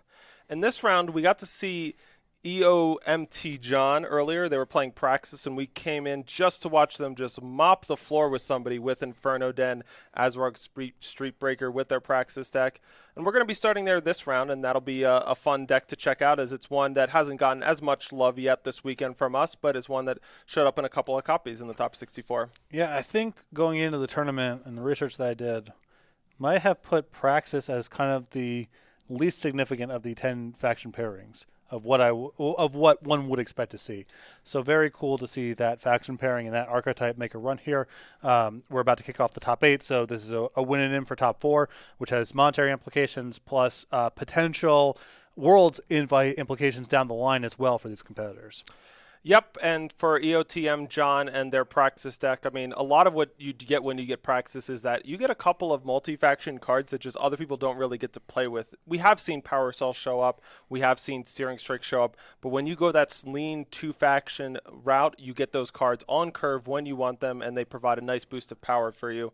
Malaga Amphitheater is a great site for these players, and so it's not that there aren't draws to playing Praxis in the format, it's maybe just the right mix of cards hasn't been cracked yet, and maybe EOTM John has found it this weekend. Yeah, well, I mean, getting to this stage of the tournament is just by itself already proof of concept. I would assume that this was also the same deck played in the qualifier round as well. Yep. Most people just, they have their deck that they want to play, and they play their deck, right? So to be able to acquit yourself well in a tournament of that size, and now to have gone thus far 3-0 against some of the best Eternal players on the planet, that to me is already validation. Winning from here is not important, but very cool to see the code get cracked here, because I don't think this was at the top of anyone's list coming into the tournament of what decks to expect. All right, so we're going to be checking out the action now with Fool's Parsley. Got that Skycrag tandem deck that we saw Notorious GHP piloting earlier. An even more aggressive take. You see Cyber Skimmer, that 1-cost owl in their hand. That bad boy's got 1/1 flying, and it has ultimate pay 2 and sack me to draw 2, but you can only do it if you pulled off a tandem attack this turn. For EOTM John, nothing fast coming out of the gates. They decided not to use the Searing Strike on their hand quite yet to kill the Cyber Skimmer, but they do have a nice follow-up with that at some point, and they will have a Javon the Steel Crest. Meanwhile, a tandem attack for Fool's Parsley, no immediate bonuses, but, you know, it's always nice to get in with 2 early.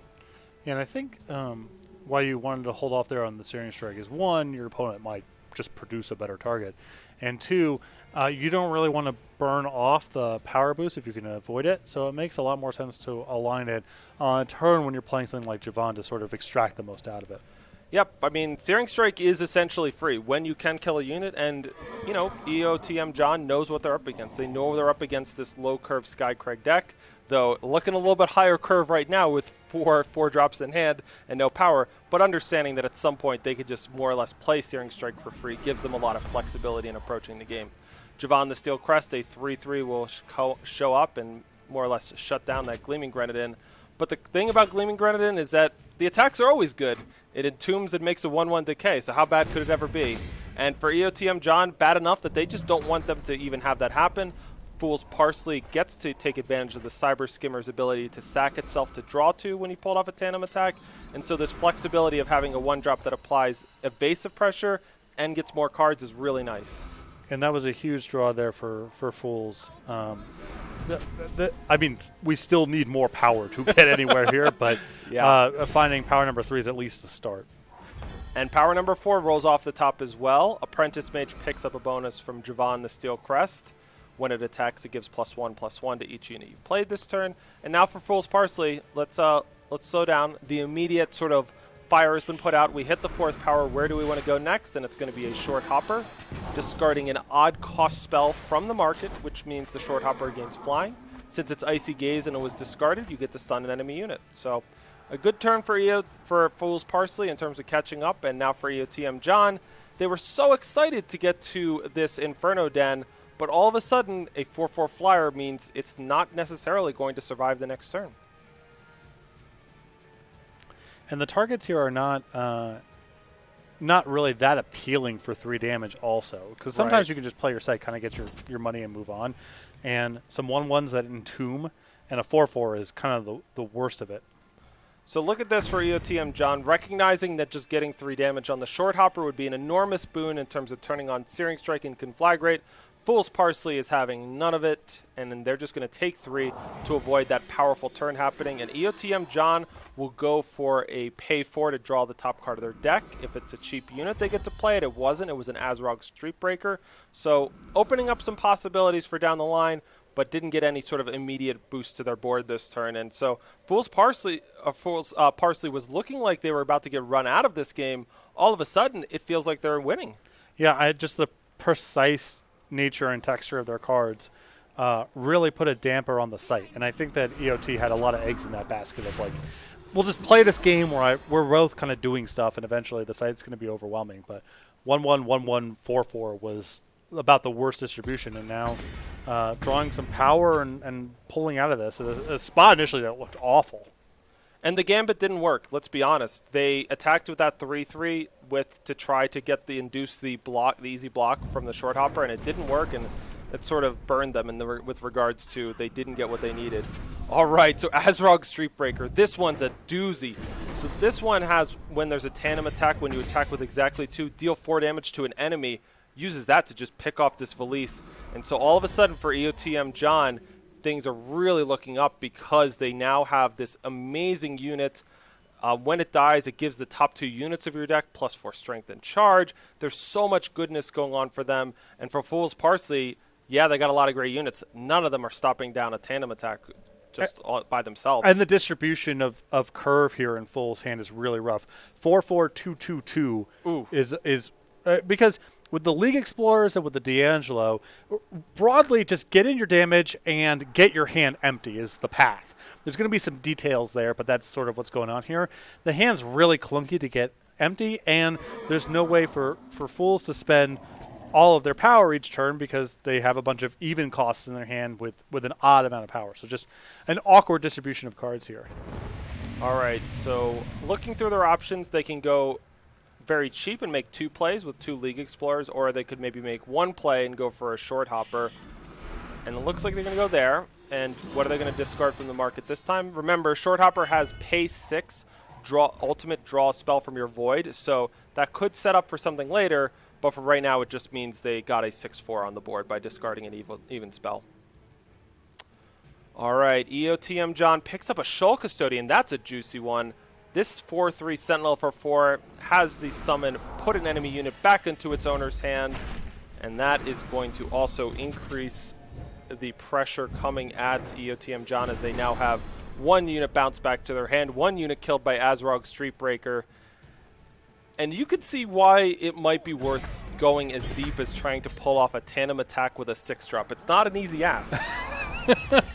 No, a lot of things have to break your way to get to that spot. But here for EOT John, Fool's Parsley's hand, even though they drew out of it, they found some power and started making some good plays.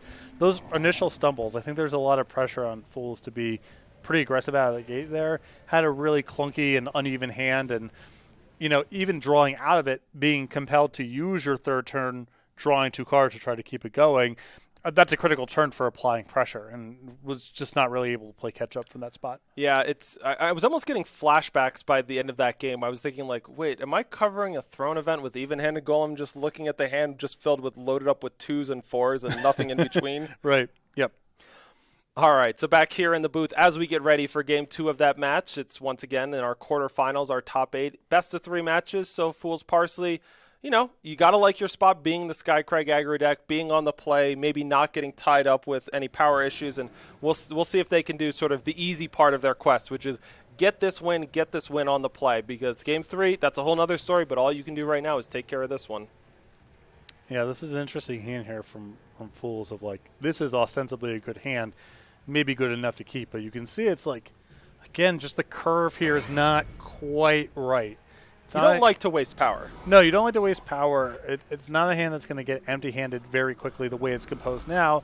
As for D'Angelo, and it's a bunch of good cards, but I wonder if you're supposed to send that back and like just try to optimize for 1, 2, 3, 4 as much as you can. So I didn't even talk about EOTM John's hand. I didn't realize that hand was going to be kept. Not saying it wasn't like it didn't seem possible, but their hand was just like an Apprentice Mage giving plus max power, a Covetous Gemstone giving them plus max power. They picked up a Logistics Expert, also gives them +1 max power. I don't know what that's all adding up to, but EOTM John is saying, you know what? I'm against an aggro deck, but I have faith that if I get some extra power early, I'm going to be able to pay it off with a big turn later. Here's an Inferno Den. Is that the kind of thing that does it? Because they maybe could play it and conflagrate something.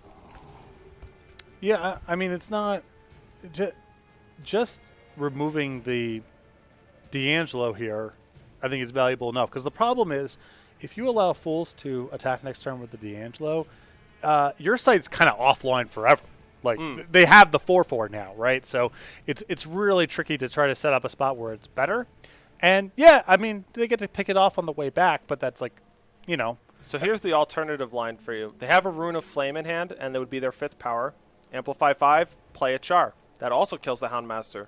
So the question that EOTM John is really asking themselves is that I have to imagine that we're going to see the Houndmaster fall. Do you want to take the upside of maybe a chump block keeps the site around, or do you want to just use the power? And they're going to go for the upside here. This is the riskier play, and as we see going back to Fool's Parsley, I think Valise Bear Rider, with its Overwhelm granting, is going to make this play potentially not really work out. Well, it's not. I mean, it doesn't work out. You're right. EOT was probably hoping for a chump block to be able to keep the site around for at least 1 turn. It does work insofar as this is a lot more manageable than D'Angelo being online. It saves a lot of damage, and you're still drawing pretty heavy because you have all of your max power still ready to go if you draw a big one. All right, an Open Way Supplier is picked up. So yeah, this Praxis mid-range deck has got a bit more of a ramp feel. The Open Way Supplier, 2 cost 1/1, +1/+1, or sorry, +1 maximum power, and then summon the top unit of your deck gets killer. That's a pretty scary thing to contemplate on the other side. We're going to see Covetous Gemstone get cracked, meaning you get to go into the market and pick up a relic, and it's going to get Heavy Artillery, which takes out the Valise. So things are progressing in terms of keeping the tandem bonuses manageable. Meanwhile, the Aegis Prowling Armorer continues to stack up +2 strength bonuses, and Valise giving it Overwhelm once again. this is starting to get into a dangerous spot here, because if EOTM John doesn't have a way to answer the Amarok, doesn't have a way to answer the Valise, it's just not going to matter. Yeah, we're reaching the point where even one of the heavier draws doesn't get you out of it. Yeah, and Javon's a nice unit. You could play that, and you could play an Apprentice Mage, but I just think the Overwhelm bonus that Valise is going to give next turn that I don't see a way to interact with is just going to be too much. Yeah, I mean, it's 11, right? So to say nothing of the extra 5 coming across. So just playing some stuff, very unlikely to get EOT M. John out of this. All right, so seems like we might be heading to a game 3 here, though. I don't want to write off EOTM John quite yet. They're going to play a Practice Painting, gain him a health, play that Apprentice Mage. But yeah, you're going to have to make some pretty ugly-looking blocks. That's not even talking about the League Explorer that could get involved in this mix and bring along a depth charge. The big thing about tandem aggro is just like, you can't do it all. Right. If you attack with Valise, you get a 5/5 overwhelm, but then you're not attacking with the League Explorer and getting the depth chart. So you're getting some real juicy paths for attacking with 2. When you have 3 or 4 good things going, not quite as good. So we have 11, so 16 against. Yeah, and this is way over. Just Yeah, it's no just additional too cards required. much. And the Overwhelm is like a big thing here. If it was just stats, maybe you could attack with more things, but the Overwhelm is particularly meaningful here, turning off all of these chump blocks and just meaning that enough damage gets across. Fool's Parsley evens up this best-of-3 set as 1 game each, and we're going to be going to a game 3. And so, you know, one of the things that I'm just going to be curious and see what happens with EOTM John in game 3 is, what does the kind of hand that we keep look like, in the sense of it just didn't seem like maybe we drew the kind of expensive card that would reward us having our early game be so non-interactive, just about ramping. Yeah, I mean, I'm also a pretty big believer of when you are going second, you need to be very aggressive with your mulligans, because your modest hands are just really unlikely to get it done. Now, at least that hand has a very high ceiling. You spike one of your big plays, you might play it way ahead of schedule, so it's not like an indefensible keep by any means. But I think your bar to keep hands going second just has to be higher, because your average hands are just at such a huge deficit as a result of going second. All right, so here we are here for game number 3 of this quarterfinal match. At the top of your screen, EOTM John has a hand with multiple Inferno Dens and an open way supplier. Does that add up to a nice smooth curve? We will see. Meanwhile, for Fool's Parsley, they redrew all the way down to 6 cards, but have been rewarded with a 1-drop into a 2-drop into a Valise. That's the kind of thing that could turn a game around when you're going second. I mean, this was a great discipline here from Fool's Parsley. I think a lot of people are reticent to go down to 6 for good cause. I mean, it's a huge cost, but this is, I think, by far the best of the hands that Fool's looked at. Really nice curve, stuff to do, 1, 2, 3, 4. Yeah, like I said, going second, you just got to like try to get a better than average hand. I think it's worth paying some cost there to try to find it. Yep, you're on the second. You're going to get to draw a card first, so one way you can take advantage of that is you get to spend a little bit more of your sort of cards digging for the right hand, the right opening. And so a D'Angelo Houndmaster, we don't see the Pyrotech Explosion on the Passionate Stonehammer, opening things up for a potential tandem attack in the future. For this turn, though, Fool's Parsley is going to have the choice between maybe doing an attack with both of them, getting down the League Explorer, a lot of different directions to go.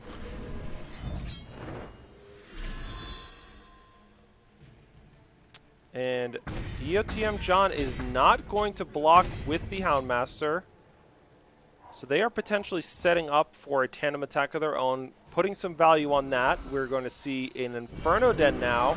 Once again, we're going to see a Conflagrate, and sort of a similar spot before, but this time EOTM John's spot looks better, where they're using Conflagrate, dealing with one thing, and then hoping a block gets them through. Yeah, because a lot of what EOTM John is paying for and put a premium on is absorbing this attack. Saving that damage, because hand's very powerful, but John's already taken some lumps.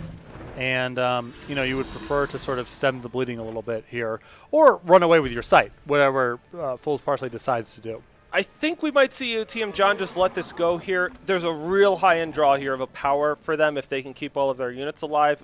Playing the Azrog, pulling off the tandem attack, and dealing 4 to an enemy would be enormous. We will see the Inferno Den collapse underneath the League Explorer and the Gleaming Grenadin. Power off the top for EOTM John. This is one of the cards that their deck is built around. Azrog Streetbreaker. If it's not coming down, I would be surprised, but we'll see. There we go. It's also got Killer thanks to the Openway supplier. What an enormous turn this is shaping up to be. I don't even know if they have to use the Killer on it, but I feel like you should just in case there's a Pyrotech explosion coming back. Or just, League Explorer is just the kind of card that can punk you out from a strong commanding position like this. And this is where Fool's Parsley, they've got a beautiful hand of units. They've got a depth charge. They've got the health advantage. But goodness, if they don't have a tool, a way to get down a combo block or something to interact with what's going on the other side, this game is going to spiral out of control really fast. And yeah, you just see them. They are going pedal to the metal, and I totally get this. It's just, this game is going to get really hard really fast. And EOTM John, oh man, Pyrotech Explosion. I don't want to talk about all the good stuff they got going on because we won't get through it all. Yeah, hands rolled up. It's just take a second, and what's the line that basically it's like, how do I win in 2 turns with minimal risk involved on the way back? All right, so Inferno Den's going to show up. Are we going to see another Conflagrate? Just annihilation of Fool's Parsley's board is in store for this turn. It's really just a matter of how much. Instead, we're going to see a bottoms up. What that's going to mean is that, we're only going to get the deal 4 from the Azrog, coming in for 10. And I guess EOTM John has kind of left open this Inferno Den open to an attack. They've left back the Openway supplier as a chump blocker. The big thing here would be is that if you were to actually able to deal with 2 of the units, and kill the Inferno Den, the tandem bonus is turned off for a moment, and maybe that gives you some breathing room. They just don't exactly have those cards in hand. They don't have the char, that kind of thing right now. Yeah, and also it is, at this stage of the game, just average draw to average draw, EOTM John's deck is so much more powerful that it's not just an issue of can you manage what's happening right now, but also can you try to win the game before those better draws start to manifest, and that's, I think, just asking way too much here. Wow, a confident chump block for 1 point of health from EOTM John. One of the nice things is that they got to be careful here. Let me tell you one way this goes wrong. They could play Inferno Dance off of this. It's going to play a bunch of Reckless units with charge if they amplify it a couple of times, and that could inadvertently turn off their ability to get the bonus. But they're just going to go for Conflagrate. They don't have to navigate any of that. We're going to see once more an attack with both of these units. Deal 4 to the Valise, coming in for 8, dropping down to 4. Hey, Pyrotech Explosion. EOTM John with Praxis.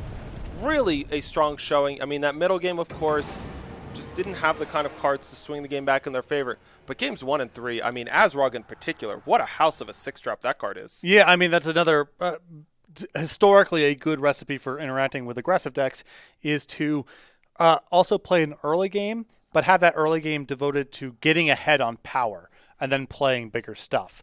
Parsley didn't really have a lot of ways to break serve there and was just at the mercy of whether or not MOT John could produce those big plays, and in the games they won, were able to do that very easily.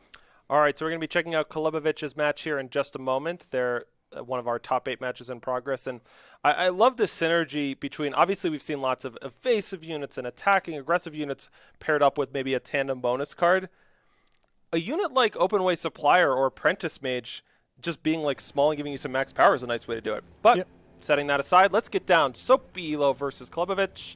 We've got that Huru Soldier strategy we've seen earlier from Soapy Elo, and we've got Argenport Valkyries. We haven't seen these two square off against one another, and let's see what the action's going to be like as we've got Janitor Dovid and Valise for Soapy Elo staring down against a 3-3 Moldermuck. Things are looking solid for Soapy Elo. Yeah, some pretty, what appear to be ostensibly fine tandem attacks here, and some interaction, more stuff to do. Ahead on the table, all looking good. And I like this. They didn't use the Defile. They knew the tandem attack was going to happen no matter what. And this way, All right, so the Defile here is going to kill the Generator Dovid. They'll get 2/2/1 soldiers stunned for themselves off of the Entomb. And so they were able to not stop the tandem attack, but make its bonus a lot less effective. And for where Kolokovic is out of the game, anything that's just sort of slowing down Soapy Elo is about as good as it's going to get. Right. All right, is Ambitious Mandevilla enough to get things going back the other way? It's going to kill Argo Ironthorn. Stormhold Concoction is the draw for Soapy Elo, and I think, is there a chance that that one gets them across the finish line? It gives a unit a plus. Well, they're going to go for Styre's Eyes, and I think that plus the Stormhold Concoction might be enough. I'm jumping a little ahead of myself here. I get very excited when I see a player might have a lethal line, and yep, give one of your units +3/+3 in flying this turn. Hey, let's just go to the skies and finish this one off. So a real nice game there from Soapy Elo. We only got to see a bit of it, but we really saw the strength and the consistency of the Huru Soldiers deck come together. And we're going to find out if they can do it one more time against Kolokovic, as they were down a game. Yeah, hand there for Kolokovic looked pretty unwieldy. That's not uncommon for these Argentport decks, and so a lot of the game just comes down to, like, can you get on top of them early on when they're just sort of playing one unwieldy card per turn, not really impacting the table very much. But we're going to see in game number 3.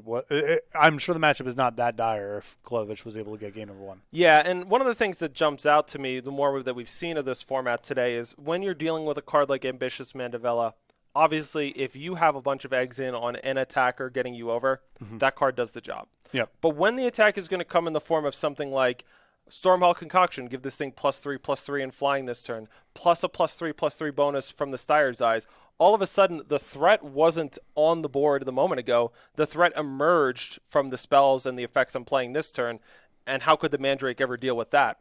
Yeah, something we're seeing a lot in these games is it's not enough for the control player to just, stabilize at 9 and then proceed from there. There are a lot of ways between League Explorer, the tandem stuff in general, or even what we saw there. I mean, I don't think you would classify the Huru deck as being like that beatdowny, but there's just like a bursty combo kill kind of baked in that occurs one game out of X. X might be a lot, but it's there. And so the control player trying to balance the needs to stabilize the table against not just taking these hits willy-nilly, because it's not like you can just go to one and lock them out. But all the aggressive decks in the format have some sort of recourse, some sort of backdoor draw from that spot. And so it's been really interesting kind of push-pull to watch the control players try to navigate. Yeah, I want to be spending my resources efficiently and, organically ramping up to my end game. But also at the same time, I don't want to be taking these unnecessary hits because all the points matter. Yeah, and it's a big thing to watch out for. There's just a bunch of tools that allow you to sort of gum the game up in some way.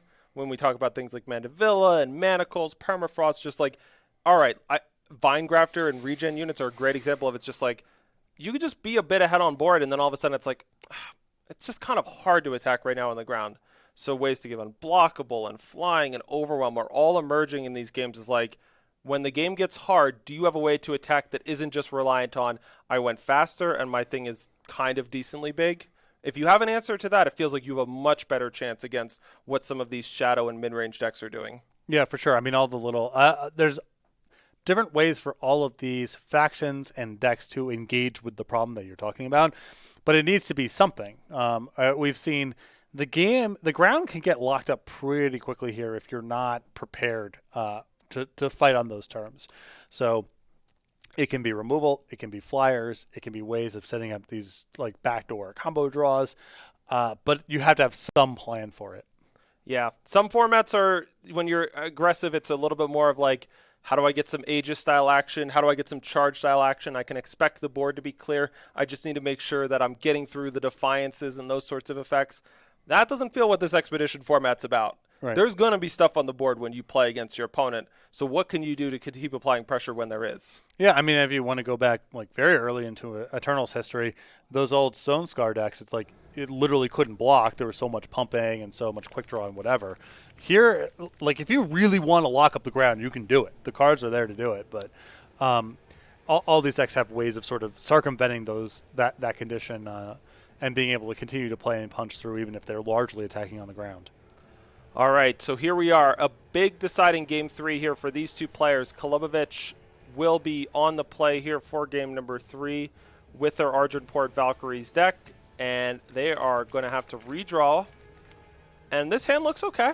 We've got 2 power, but whenever you've got Exploit, you can also plunder something into a Sigil, so pretty guaranteed to have a decent start here for them on the mean side. On the other side, Soapy Elo got a solid curve of units, and I'm expecting a nice-looking draw from them. So we are setting up here for a good-fashioned, clean game between these two players. All right, so Exploit is going to punch its first hole here. There's 2 exploits in Kolubovic's draw, and to me, it's always pretty tough to turn down Janitor Dovid when you see that one queued up for turn 2. It's a 4/4. It might draw another card. Sure, you can maybe kill it someday and get some 2/1 soldiers off of it, but what if we just stop that whole train from ever getting out of the station? Well, also, I think once you see manacles in someone's hand, like when you have these discard spells, some of the incentive has to be pick apart their units, whatever the best, most efficient, highest strength to power cost, like whatever your heuristics are, to prevent the spot where manacles is just like a lot of running downhill.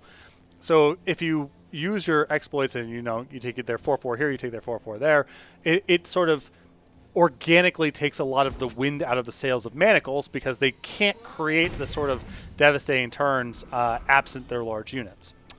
All right, so Soapy Elo, this turn's taken them a moment, but I think this is just a very important turn for them. They're going to play Styre's Eyes. That seems pretty likely to happen. And then they're going to be confronted with potentially ditching something to play Lingering Influence, and they're going to just go actually for the power in their hand. And so they don't necessarily have the power queued up for Valise. In fact, they kept Generator Dovid on top, but they wanted to ensure that they have enough gas this game. And against a deck like Kolubovic's, where there's lots of interaction coming at you, you certainly can understand why you want to guard against sort of running out of things to do. Absolutely.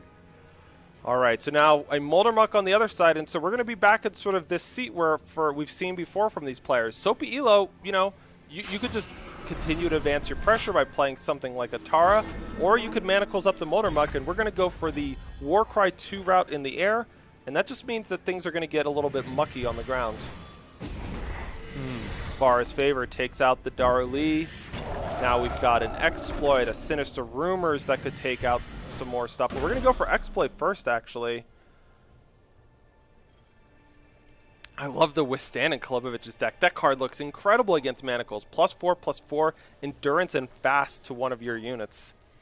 Yeah, I mean, if it, no guarantee it goes that way, but it's a nice, especially knowing about the Manacles, it's a very, very nice one to have. Wow, and look at this. Kolubovic does not attack with the Moldermuck, wanting to hold back to stave off the Tara attack.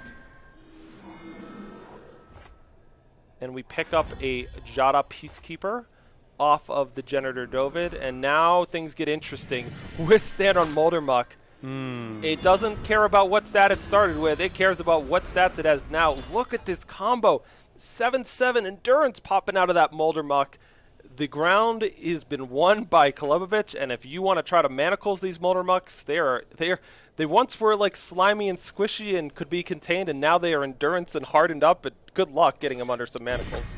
Yeah, that is a huge swing back. And I mean, as we've seen very commonly with these Huru decks, almost all of their removal is baked into stuns.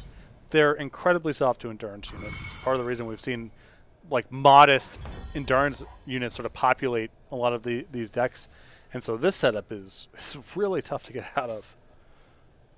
There was a bunch of players playing Argenport Valkyries this weekend, and not many of them had Withstand in their deck. Yeah. But if you were trying to beat stun and you were trying to make Moldermuck go to the moon, this looks like the way to do it. Look at this. I mean, we're in this spot typically. If you were attacking with 2 Moldermucks, you're getting 2 more 2/2s, which almost are immediately going to shrink down to nothing.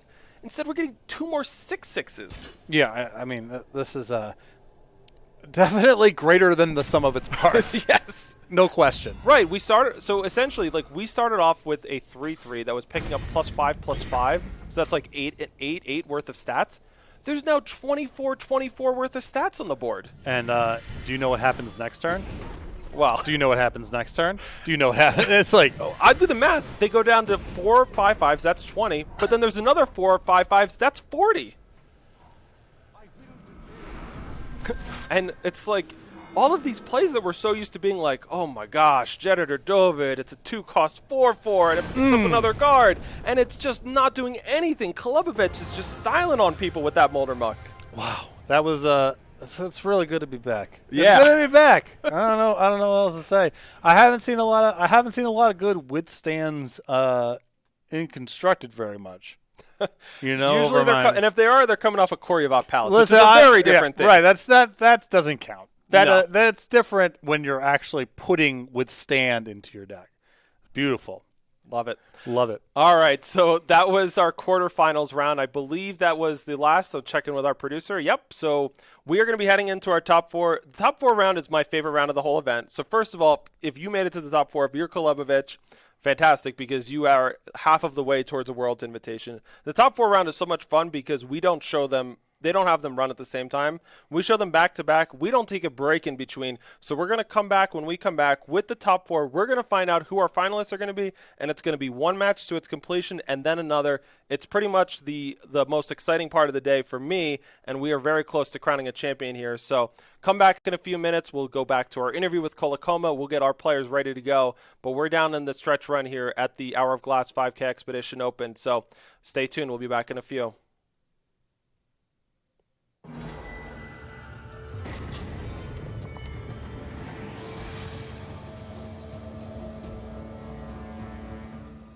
Turning it back to some of your like your personal preferences in Eternal. We talked about your favorite deck earlier. Do you have an all-time favorite card just for sort of what it does in the game? And then after, let's hear about your favorite card art. So again, I would have said Felrock until he got the Nerf hammer.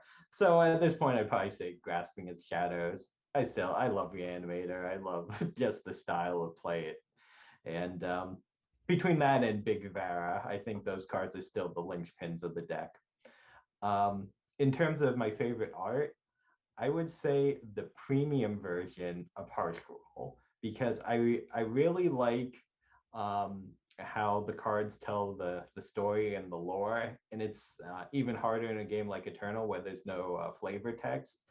But Harsh Rule, you see Roland setting off his explosion, which, spoilers for people who haven't followed any of the lore, is a big story moment. And if you haven't gotten through the campaign, it's a banger.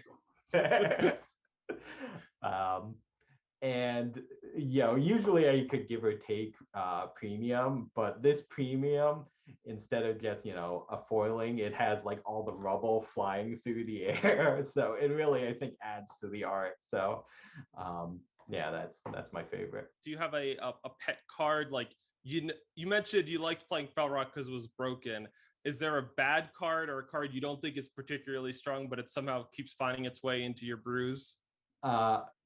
Crystalline Chalice, because when I first started playing in the open beta, that was the first like competitive deck I net decked, and it was a lot of fun, super grindy, generating card advantage. Every time it shows up in Expedition, I'm like, oh, maybe it's good enough again. Do you have a favorite tribe in the game? Is there a type that you are particularly attached to?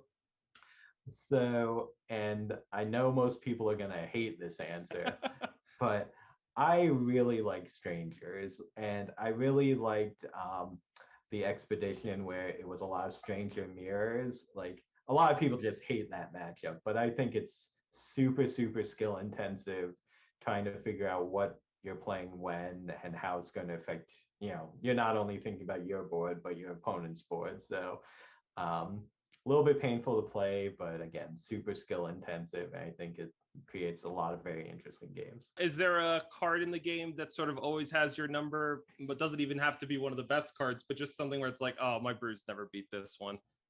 Snow Crust Yeti, because usually when I build decks, I'm like, I'll just lose to Yetis and hope to dodge it. And then like when they play it, I'm like, oh, I guess I lose, because everything I do dirtles too much. If we were gonna do a live balance change to a card in the game and you got to change one card, what would you want to change and why? I'd probably change Belrock back. I don't think I guess he was pretty OP. Maybe change it to cost 1 to activate instead of 2.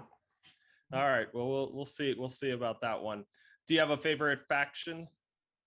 I like Primal. I like to generally kind of sit and accumulate advantage. It's interesting in this game that Primal is both like the card advantage slow, but also has Yetis, which is the fastest thing you could be doing.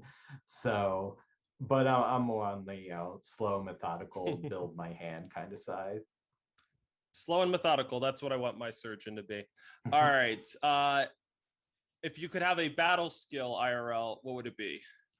I would say renown, because capable of greatness, but needs some support to get there. Yep, renowned surgeon has a good ring to it. All right. If you could have any card become an alternate art, what would it be, and what would you like to see on that art? I would probably grasping in shadows have I don't know how you would change it. Maybe having something like shooting out of the grave or something like that. Something really old school Reanimator kind of artwork. Looking to the future, you've got the World Championships coming up. Do you have any goals in mind? Is it, it's you made it last year, going this year? Is it important for you to win, or are you sort of the mindset more, I'm just going to compete and what happens? Yeah, I'm really just happy to be here. Last year I made it to day 2, which was top 16. So I'd like to make it to top 8, but again, I'm just happy to be playing.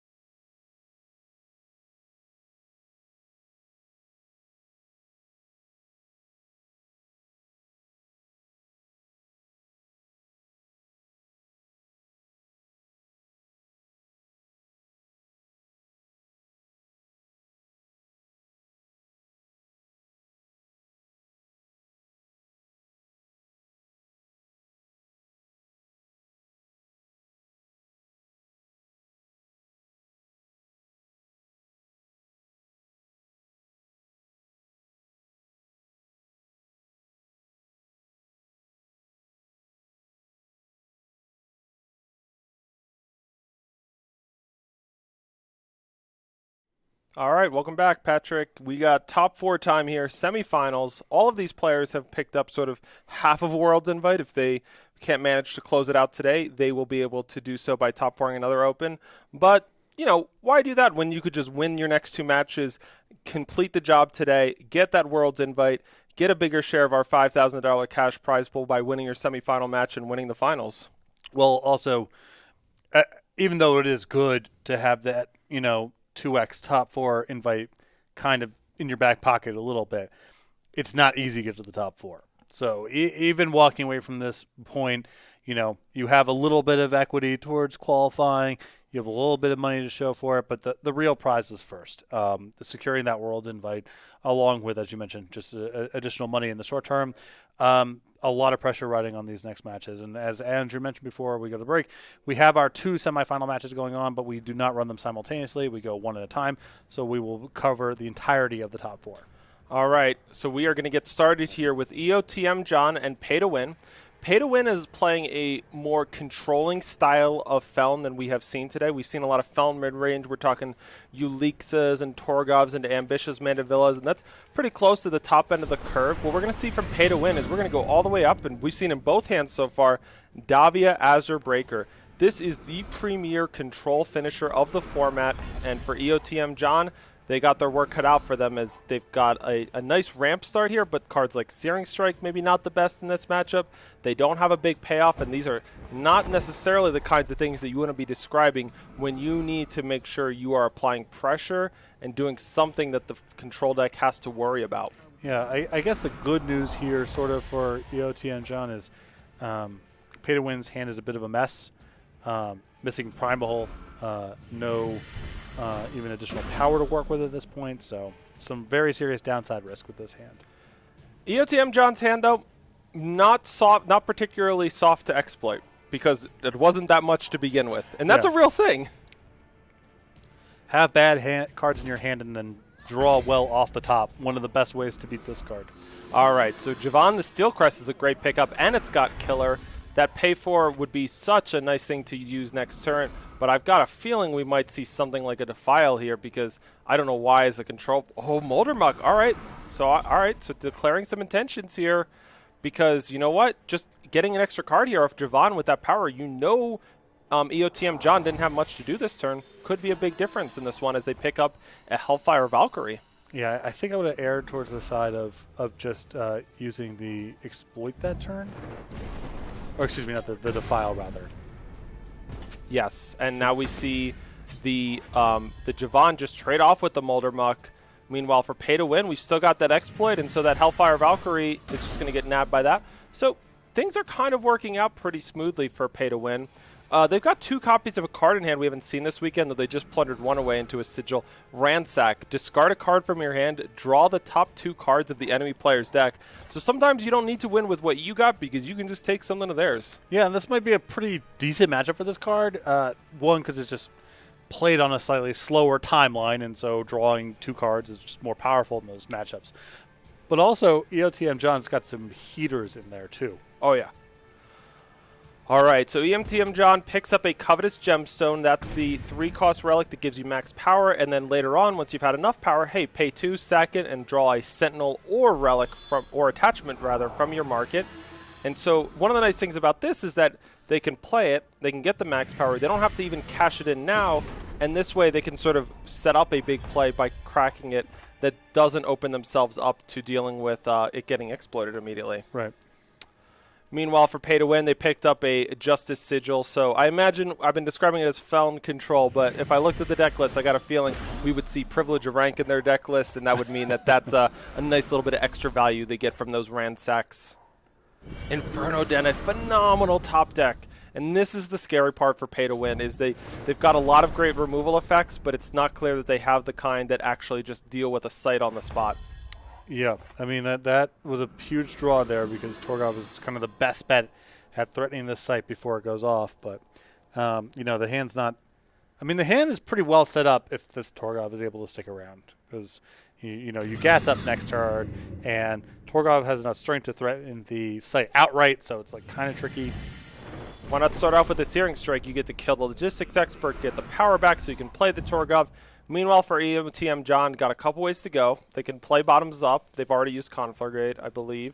And they're going to go for Inferno Dance, and they're not going to amplify it, so they get 1/1 charge Reckless. That doesn't do much, but it'll do a little bit more if you heavy artillery that Torgov out of the way. So really nice job here for EOTM John of managing the board, continuing to advance their site's agenda, and sooner or later this is going to pay off in a big way with Erica Inferno Wing coming out of the site. Yep. And, that killing that Torgov was so clutch, too, because not only does it preserve the site, it means that the draw for didn't happen also. Tandem attack time. Javon has charged thanks to the Inferno Den. No cards in hand, so it's free for the D'Angelo Houndmaster. Picking up a +1/+1 bonus from the Javon attack. Everything's coming together beautifully for EOTM John. This Praxis deck, man, it has continued to impress. The start that they had to this game, I don't want to say it was like terrible. It was not good. Like, they did not have anything where you looked at their hand and you were like, they're going to be able to win the game with this card. No, I mean, they had a lot of power to work with, and they rammed, which means they were drawing very heavy. And honestly, the pay to win having so many discard spells in hand was kind of nice. That setup, as you mentioned, while the match was going on, of just advance my power. My hand's not very good. You pick it apart, fine. You have nothing on the table, and I'm drawing heavy to all of my best cards. And the site there is just the best of the bunch because, pay to win was so far away from having any units on the table at all, much less be in a position to attack and threaten it, and the site essentially ran away with the game. I mean, the tuning of this deck by EOTM John just looks fantastic. A Praxis deck is traditionally going to have a tough time with a card like Torgov, and the way that they use Coveted Gemstone to get this Valkyrie Relic weapon with Valkyrie Warp Heavy Artillery, but just being a 4-cost 5/1 Relic weapon means it can actually do things like kill Ambitious Mandavillas and Torgovs and actually help this deck continue to have a board advantage even when some of the bigger Felon 4s and 5s come down. All right, getting started here with game number 2. Pay to win, bottom of your screen. Kick things off with a Shadow Sigil going into a Felon Painting. We'll see a Grenahen look at the top 3 cards of the deck and either draw a unit or a spell that deals damage. Are they going to whiff?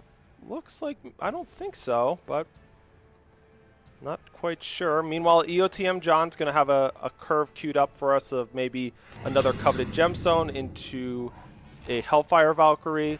Impending Doom was taken off the Grenahen, so Grenahen, a great card. It's sort of slowing down early pressure and giving you some gas later on. All right, this game's starting to pick up.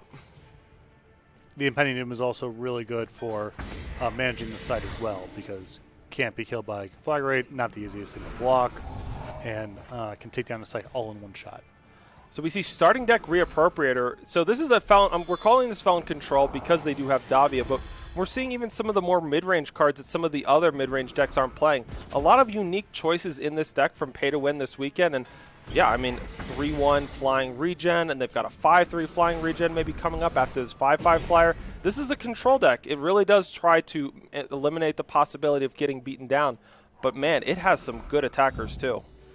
Yeah, and I mean, this setup is just really great for Pay to Win too because, I mean, the easiest way to sort of take out the potential sting of getting overpowered is just by running, Pay to Win's deck is set up to play longer games, but EOTM John can, I think, go toe-to-toe in those sort of setups. It's not guaranteed that Pay to Win wins over the long haul.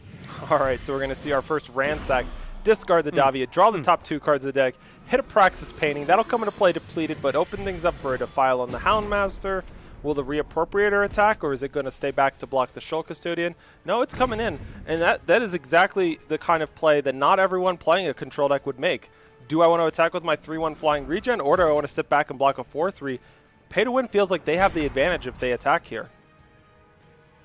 Well, also, there's so much removal for a 3/1 on EOTM John's deck that there's no guarantee the 3/1 gets to block. Right. The regen will stop some of the things, but a Searing Strike, which silences and deal 2 damage, does nicely get through the regen. So, yeah, always a good opportunity to hedge in a spot like that. Mandavilla takes care of Javon. We get another attack in, and Pay to Win, I would also say, is just playing with confidence. Like, they feel like they have a good handle on what it's going to take to win this game, and we're not seeing a ton of tanking about what they want to kill, what they want to play. They are keeping things moving. Conflagrate takes care of the Mandavilla, and this is tenuous here. There's 4 attack on the board, and if the Shoal Custodian stays back, you can defend the site, but by no means is that a guarantee. Valiant Guardian picked up out of the market. We're going to see an exploit maybe go after it. That 8-drop is intense against control. 8 cost 8/8. Enemy spells cost 4 more to play. And when Valiant Guardian, it has Endurance, Overwhelm, and Valor. And when it hits the enemy player, you get to play the top 2 cards of your deck. let's just say if you're a control player, it's much better to exploit this card as Pay to Win is doing than have to deal with it, but they don't want to deal with the Hellfire Valkyrie either. EOTM John only has 7 power. They're taking a big gamble here in my estimation. Yeah, I mean, a lot of that just sort of depends on, do you think the game is very close if they are able to keep their 5-drop there? And if you think it is, the most value you might be able to get here is just by hoping they miss for a turn and, basically making one of their turns not functional. All right, so where's Reappropriator going? I anticipate an attack. No, it's going to sit back and block. How many times today have we seen Exploit take a card and then it roll off the top of the deck? 3? Yeah. Against, it's not like it's been cast 500 times or whatever. It's not, right. It's been a lot of them.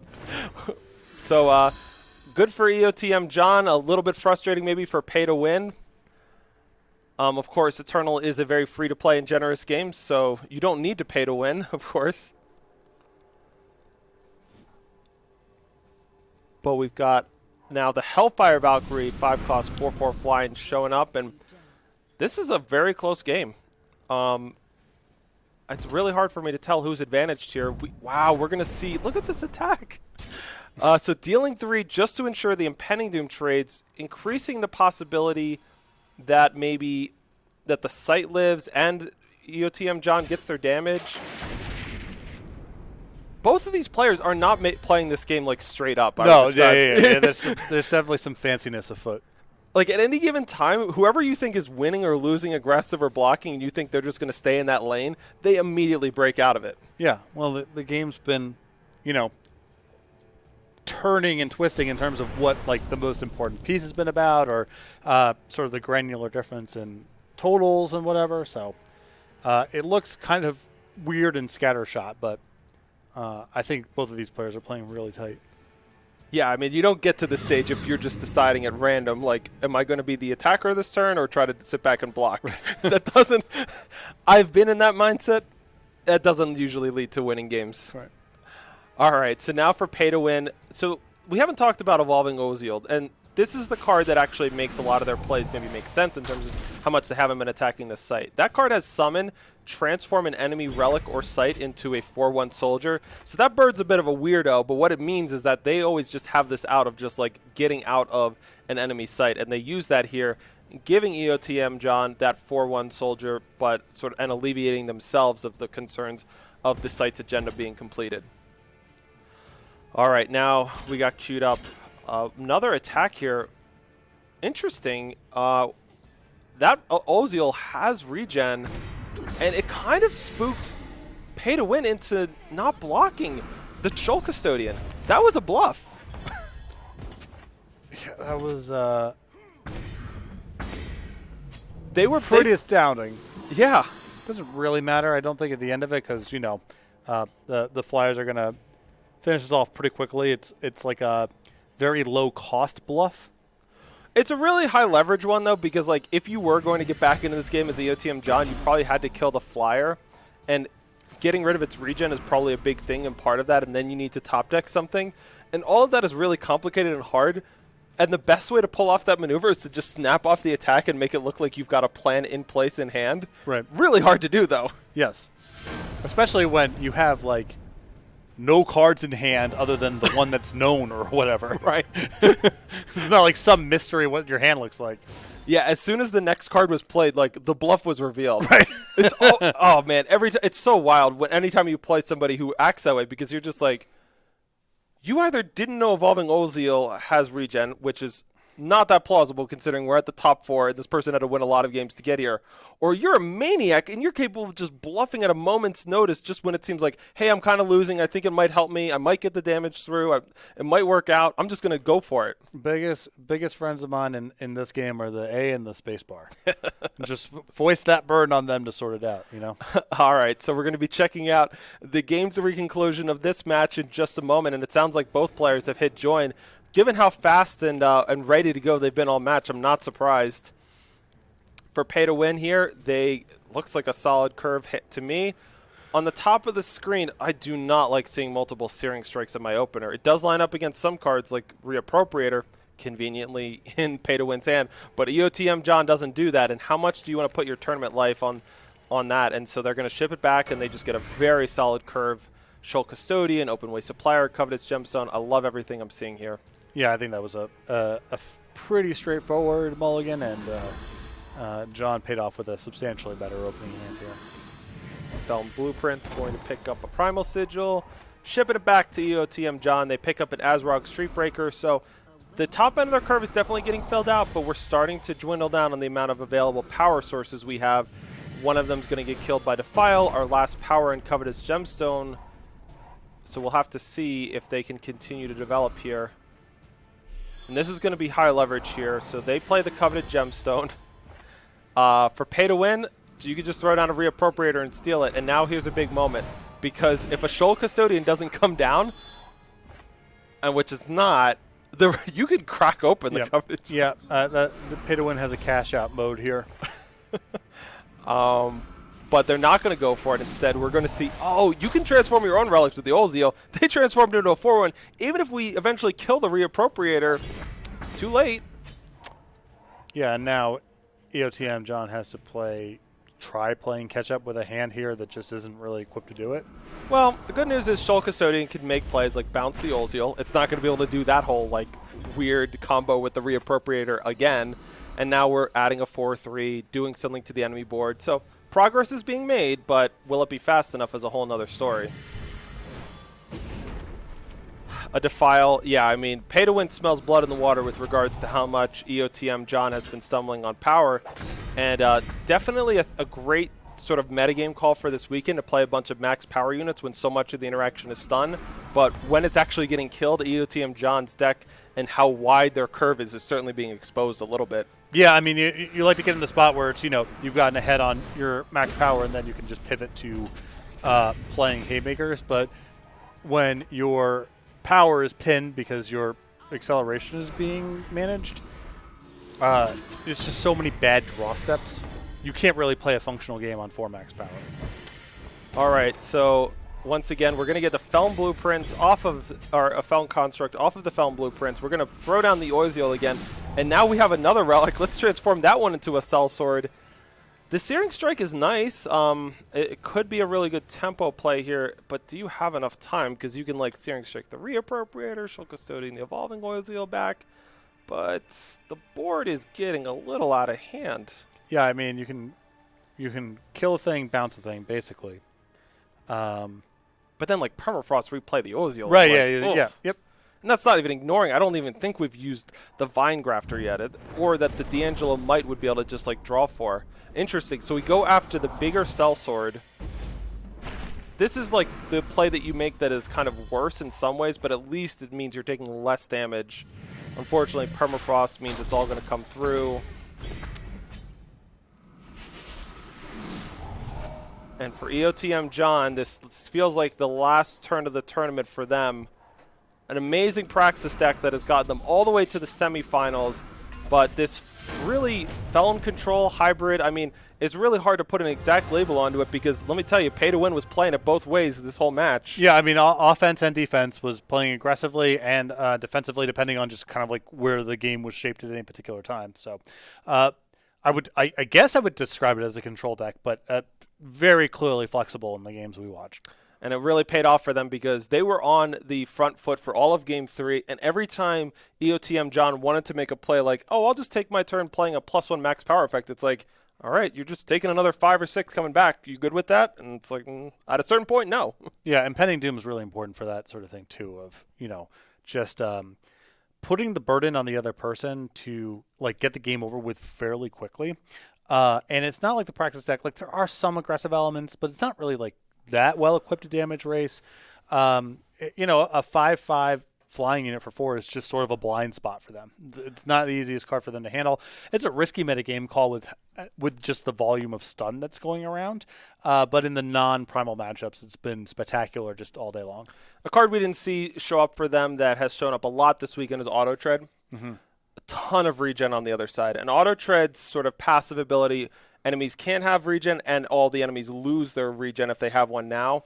a big deal when you're playing a lot of Evolving Oziel, Reappropriator, Vine Grafter, and it really started to add up after a while that it was like, all right, I got Searing Strike, which sort of silences and gets through regen, but past that, it's like I am going to have to deal with this on the fair, and you'll start to feel that if you do that too much. Yeah, and I really don't think the Praxis deck can like very easily incorporate the Auto Trader very very well, because you need all your cards. Like you need the things that jump you ahead on max power, and then you also need the stuff to pay you out. So it's not a deck that can really discard cards as liberally as like some of the Skycrag or Stone Scar decks we saw over the course of the tournament. So regeneration is also, I think, a bit of a vulnerability for the Praxis deck. I mean, you're just trading 2 cards to get this stuff off of it.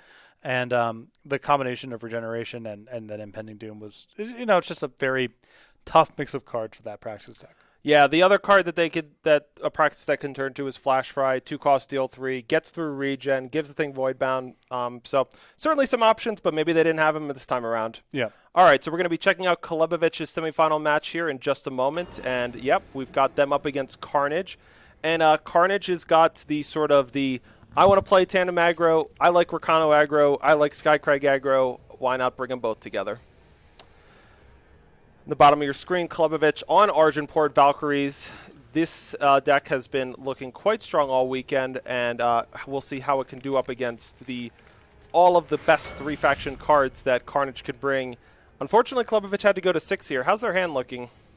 I mean, some 3s and the ability to cast one of them. I mean, it's not a great looking hand.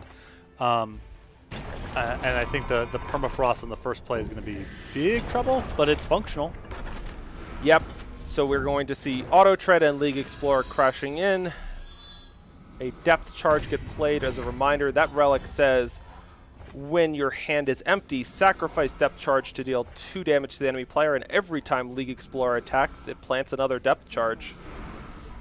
As we see another Depth Charge and a Gleaming Grenade. This is one of the most aggressive draws we've seen in the entire tournament, and for Klebovich, it couldn't have come at a worse time. Yeah, and even worse news is Permafrost is among the leftovers here. Yep. Good news is Just Desserts takes care of one of the League Explorers. The bad news is the others get in, dropping him down to 18. For Klebovich, we can see a Jada Peacekeeper this turn. One of the things, though, over this weekend with open deck lists, if you aren't playing with a mix of stealth units, some of them it's pretty bad to Permafrost. They get some kind of bonus when it gets flipped up, or they have ongoing abilities that you're not going to like. Jada Peacekeeper is just toast once it gets Permafrosted. Yep. Meanwhile, another big attack for Carnage. 4 points coming in, planting another Depth Charge. They've got another Auto Tread and an Iron Priestess rolled up. They're going to hold on to the Auto Tread for the moment. And for Klebovich, let's see what is in store. It's going to be Moldermuck. Yep.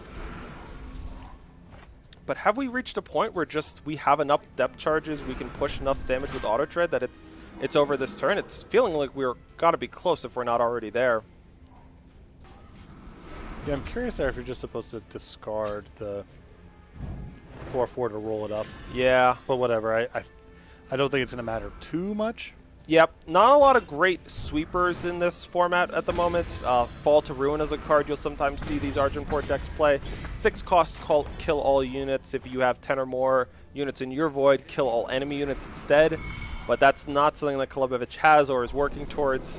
And this is just all adding up to when these Depth Charges go off, it's probably going to spell Doom. But, let's see what happens. It's certainly feeling like Carnage is acting as if they've got enough Depth Charges planted to end this game. Well, I believe there's 4 down there, in which case 5 attackers versus 3 blockers is minimum 2. Yep. So Jada Peacekeeper gets flipped up, plays out a Justice Sigil depleted from the deck. Some more Moldermucks show up. Klebovich has sort of turned the tide in terms of board presence, but unfortunately, all of the work that the League Explorers did, all of the Depth Charges are just going to add up to a quick KO there. Yep, 10 damage from 5 Depth Charges. League Explorer is not the heaviest hitting unit on the board. It's just a 2/2 for 2. But man, when it gets rolling and a player gets caught on their back foot to it, it is intense. It's really, really punishing to people who are just a little slow out of the gates. And a lot of the decks we've seen, I mean, a lot of people are just playing 2/2 charge for 2. Like, it's not that big of a cost to play. This is really the first deck that I think I've seen in the tournament, which is like really focused on getting empty-handed as fast as possible, just finding all the plausible one-cost cards. I mean, it's not an Oni Ronin format. We've played eternal formats with much better one-cost units, but it's interesting to see someone with Legal Sport just say like anything's fine. Like it's just more damage. It's quicker to get my hand empty, and it was, in spite of those cards not being very individually impressive, it was quite good that game. Yep, and we'll have to see if Klubovich can slow them down enough to sort of make them feel the burn from going empty-handed. It's like D'Angelo Houndmaster and Depth Charge and Invasive Species, that Mandrake popping out of the market we saw at the end. These are all great and nice rewards for sort of keeping your curve lean, mean, and low, but by no means is it just a guaranteed victory. And when you have certainly put all of your eggs into, I'm going to get paid off once I've gotten through my initial rush, might add up to not having enough gas in the long term. Yeah, I mean, it's a tough thing to balance, and we're seeing it open hand here from Carnage. It's a lot clunkier than what we saw in the previous game, and I'm curious if this is like exactly in my this is a fine looking hand that I would be skeptical of keeping going second just because of how challenging it is to win as an aggressive player. So many one cost cards in your deck and like no one drops in your opening hand. Well, and one of the fun things to watch out for is Manacles can be really great against these Argenport players because tying up an Impending Doom, a Deathwing, a Moldermuck, these are all great things, all great units that just have permanent lockdown on stun. Klubovich is the wild card this weekend who brought Withstand in this deck. And if we ever see that combo again like we saw earlier in the tournament, it just spells a really devastating turnaround for the Argenport deck. All right, so a Genitor Dovid comes down as a 4/4. That's certainly a lot better than starting off with that 2/2 Iron Priestess. And yeah, we've seen this a lot this weekend. These players are not always just waiting around for the Manacles to have 2 targets. They're just happy playing it more or less as like a 3-cost Permafrost because with units like Moldermuck, it's like, well, I'm just going to end up dealing with 2 units either way if I don't do it now. Yeah, and there's also the Moldermuck gets to attack once the ground's effectively locked up anyway. So if you have a lot of your eggs in that sort of basket, it's like you can't even let the first attack happen. You're kind of priced into engaging right away. All right, so we see the first maybe stumble for Klubovich. They didn't hit the power 5, so they couldn't play the Mandevilla. They also drew off the top, but they're going to get to exploit this turn, and they're going to see a hand of some good 4-drops, and this is going to be an interesting needle to thread. Farouk doesn't have a multi-faction unit to kill on board. There's a Deathwing in hand, though. Shorthopper can potentially go and get an Icy Gaze, turn into a 4/4 flyer, and then Valise, obviously, a great bonus anytime the possibility for 2 attacks is on the table. No obvious one choice to me here. I think with the ability to, yeah, I think Valise is the one to get there because the Mandevilla kind of handles whatever the follow-up is, and it frees up the Deathwing. Yep, makes a lot of sense. So by plundering there, we get the 5th power, so that way we can both go Exploit plus Deathwing this turn. So a really nice turn from Klubovich. No attacks by the Impending Doom. They have established themselves as the defender in this game. And now for Carnage, how do they want to manage this? Because sure, Shorthopper can come down and Icy Gaze something. It doesn't necessarily mean you even have an attack this turn. Same thing with Valise. I guess Valise is a little more promising. You could just do the tandem attack. It doesn't go too bad, but I wouldn't describe this as great. Yeah, I mean, Klevich has a lot of really good ways to engage with the blocks. There's a lot of good paths here. All right, so the good news, though, is that you see that nice little Valor bonus is that even when you do get to block down the Iron Priestess, if it was through blocking, the weapon it gets is even bigger. Normally it's just a 2/2, but because of the Valise bonus, the bonus it got from the Valor block, it's a 4/4 weapon for 2 in hand. Now, they got nothing to do with it in play, but yeah, Rome wasn't built in a day. Right. All right, so for Carnage, two basic directions here. Play a 4-drop or maybe go League Explorer plus Suited Up. Something being nice is different than it being good. It was nice. It was nice. It wasn't good. It was nice. Meanwhile, on the other side, we see, since the Genitor Dovid died, they got some soldiers, and they've gone through their stun duration. So now all that awesome 4/4 for 2 turned into, Klubovich has got some soldiers because of the Entomb. But Decro Vindicated looms large on this game. Klubovich can get the 6 power with Avara's favor. I mean, these games are just swinging back and forth. It's tough to keep up. But yeah, I like Kolobovich's options in this spot. They can also find Grafter, go into the market. Not sure where they'll go next. Yeah, just a lot of really different positive routes, and Whoa. What's this attack? Not okay, so they pushed through 4 damage and they gave up their 1/1 life stealer. I don't believe they have any promise of finishing this one off unless I'm missing something. is there any sort of semi bluff in the deck list? Not sure. I don't have that quite in front of me, but I don't. Yeah, I'm not aware of one. All right, so they go into the market with Vinegrafter and pick out Blackout the Skies. That 1-cost fast spell makes the enemy sack a flying unit, and you can amplify it 4 to make them sack an additional flying unit.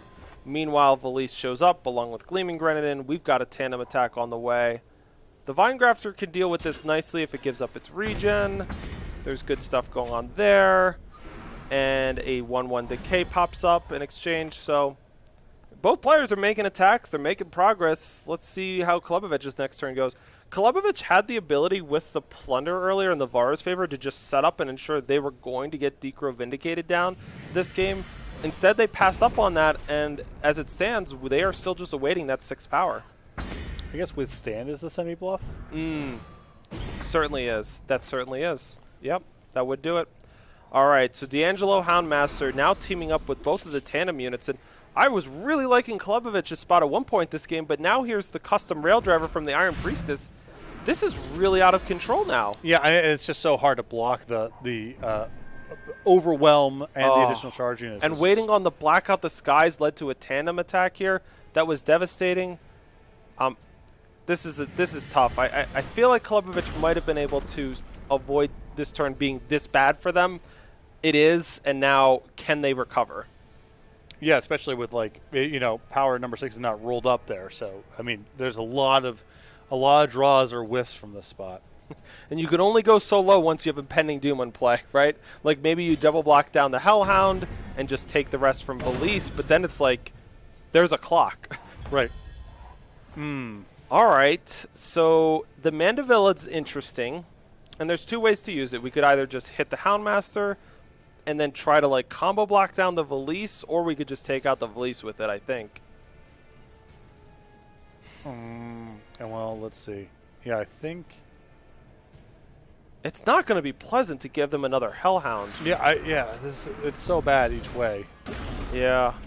Because you're sitting back with the Impending Doom Right, totally. at 3 now 2. What is your next turn going to be? Chump both Hellhounds? The custom rail driver going on the Valorous Houndmaster is going to be a huge problem. Right. I mean, there's not a way out of this. I think the hope is next turn draw power number 6, hit with Impending Doom, play my 6 drop. Next turn I have lethal in the air. I think that very very much cut out now. It's a plan. Is it going to be enough? Impending Doom can eat a Hellhound. Thanks to Valorant Quick Draw, do not try to block down that Houndmaster.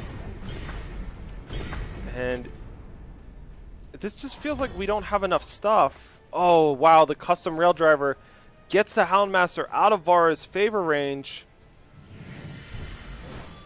You can hit him and you can attack with Impending Doom, but this feels like this is it for Kolobovich. Permafrost and Impending Doom is going to take it from a clincher to just an absolute certainty, and Carnage, with their 3-faction take on Tandem Aggro, manages to skillfully navigate around sort of so many of these cards from Kolobovich all day that have been proving troublesome from the aggro decks. A well-done game by them. Very surprised with the outcome of game number 2. I thought we were going to a third one there, but the Carnage's deck has this really good blend of speed with staying power. And that was on full display there in game number 2. It was astonishing, just how strong the Iron Priestess and her weapons were in that game. Both of them just absolutely huge. We've seen all day today these Mandavillas and these Moldermucks just be just enough bigger that it's just the attack's just actually not good. And then all of a sudden a +4/+4 or +3/+3 weapon shows up, and it's now all of a sudden, not only is the attack good for me, you aren't doing anything to stop me down. You're going to die. And I think it's been a recurring thing that I've noticed today with the Shadow decks is how much of their best cards are built around winning with the leftovers. Trade, and then I have a couple 2/2s left, and I can convert those into another card. Or once we've sort of run out of resources, those are can carry the day, and how Carnage was able to prevent those cards from being converted into additional cards, additional material, additional resources, additional pressure, in a spot where I've seen a lot of decks fail today. Like the shadow cards have been pretty reliable. Of the, you know, we're trading off, but somehow I just have an extra card or two laying around, and that's what the game is. And there was not able to piece together that sort of sequence. All right, so that is going to do it here for the top 4 round. We will be back in just a few minutes. We're going to see the final segment here from the interview with Kolakoma, and then we will be back with the conclusion of this Hour of Glass 5K Expedition Open. One of the 2 players will be making their way to the World Championships, and the other one, well, they'll have to take care of it in another tournament, but only one of them is going to punch their ticket today. We'll be back in a few minutes for the conclusion of this event. You're not going to want to miss how this one wraps up.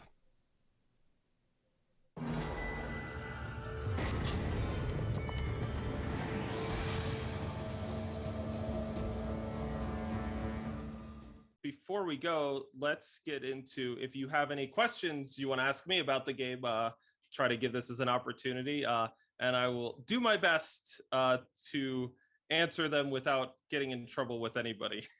Sure. And I actually sourced these from our Discord, so got some community questions. So I got a handle from a whole Discord. All right, let's. So I know you guys have a lot of different things you work on at Direwolf. How much of the developer's time is like dedicated to Eternal versus your other board game projects and whatnot? Yeah. So for the most part, the people who work on Eternal, they pretty much do it full time. The designers who are on that, and what we try to take advantage of is that at various stages of projects, people get brought in for play tests, and so it's nice that we have people that we can bring in that are seasoned designers, have a good sense of these things, but yet aren't in the weeds. They get to just experience it as somebody who's just experiencing it fresh. There's always a different sort of angle that you get when you see how the sausage is made, so to speak. And occasionally people move projects, and that could be nice too, because you're working on something for a while, and even we also want that fresh experience of, oh, this person hasn't been working on Eternal for a while, and now they are again, and what do they think could be a good idea for a new direction to take our next set, all those sorts of things. There have been cards throughout Eternal's history that were nerfed in eras when they were probably too strong, but nowadays would probably be fine at their original costs or original abilities, whatever. Has there been any thought about going back and undoing some of the nerfs of these older nerfed cards? Yeah, so a lot of times we do, and we have some cards have gotten unnerfed over time, and it's something we're always when we're revisiting balance changes, we're always looking at. Sometimes the case is that cards are changed and nerfed not just because that our assessment of the situation was that things would be more fun if this card was a little bit less strong overall, but sometimes we also notice an aspect of a play pattern of the card that we found potentially pretty challenging to balance around, and so we can potentially make the card better but also different than it was originally. That's sort of the angle that we're looking at when we are doing nerfs, is both how do we improve how this card plays while also making the world more fun. And similarly, if we're going to rebuff an old card, for instance, Predatory Carnosaur was a card where we sort of fiddled around the edges a little bit. We're trying to fine tune that one just right with its cost and stats. It's gone bounced up and down a little bit, but we're trying to get into a spot where it answers things but isn't too much where it's oppressive to people who are playing with a certain kind of unit. Are there any thoughts about changing the UI or the interface, or adding things like community tournaments? I'm sure the T&E team would love to have a in-client system for something like that. The usual thing that preamble I have to give whenever I'm asked questions of this kind is, I am never the person who gets to announce things. So nobody should expect that coming here. But we absolutely are both agree and pay attention to when we see Reddit posts and Discord comments about things along the nature of some of those features that you just named. And it is something that gets a lot of consideration that as we sort of figure out where we can best improve the game. Last question. Are there any plans to revisit previous events? Definitely.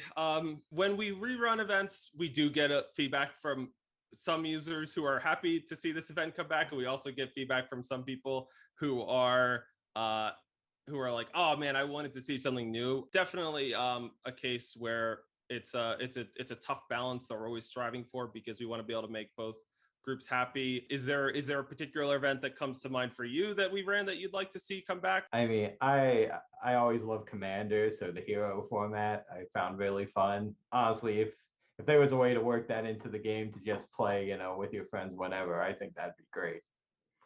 Yeah. Definitely an area of interest for us is how we can facilitate more of those sort of like casual styles of gameplay that a little more social. Obviously, a little bit harder just with a digital card game than when it's you could sit down across somebody at a table. But we definitely know that it's a pretty awesome way to play games like this. With that, we're going to throw it back to the booth now. But thanks once again, Mark, for joining us. Do you have any parting words? No, thanks. Thank you for having me, and everybody watching. If you don't check out the Misplay podcast, give it a listen. Join our Discord. It's always a good time. All right. Thanks a lot, Mark.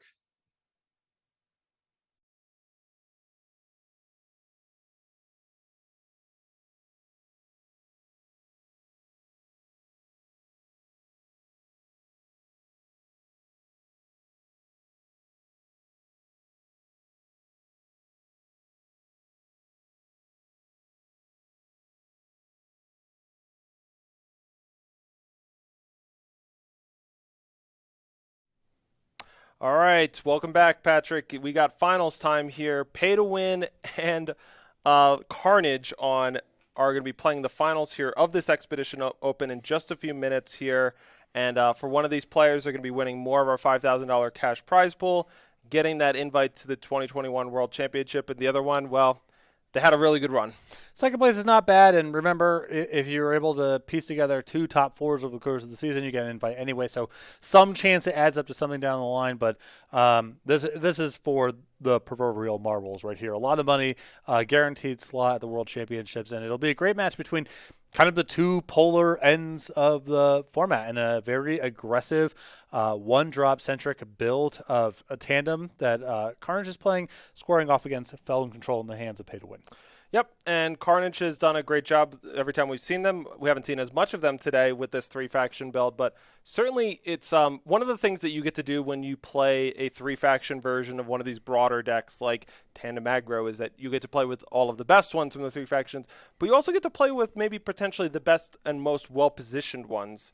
And that's not always necessarily the same thing, and we can see when we watch these games, we see a card like Iron Priestess, and it's like, it's just a 2/2 Valor for 2, not necessarily the most raw rate powerful card. You would necessarily play that in every single metagame every time.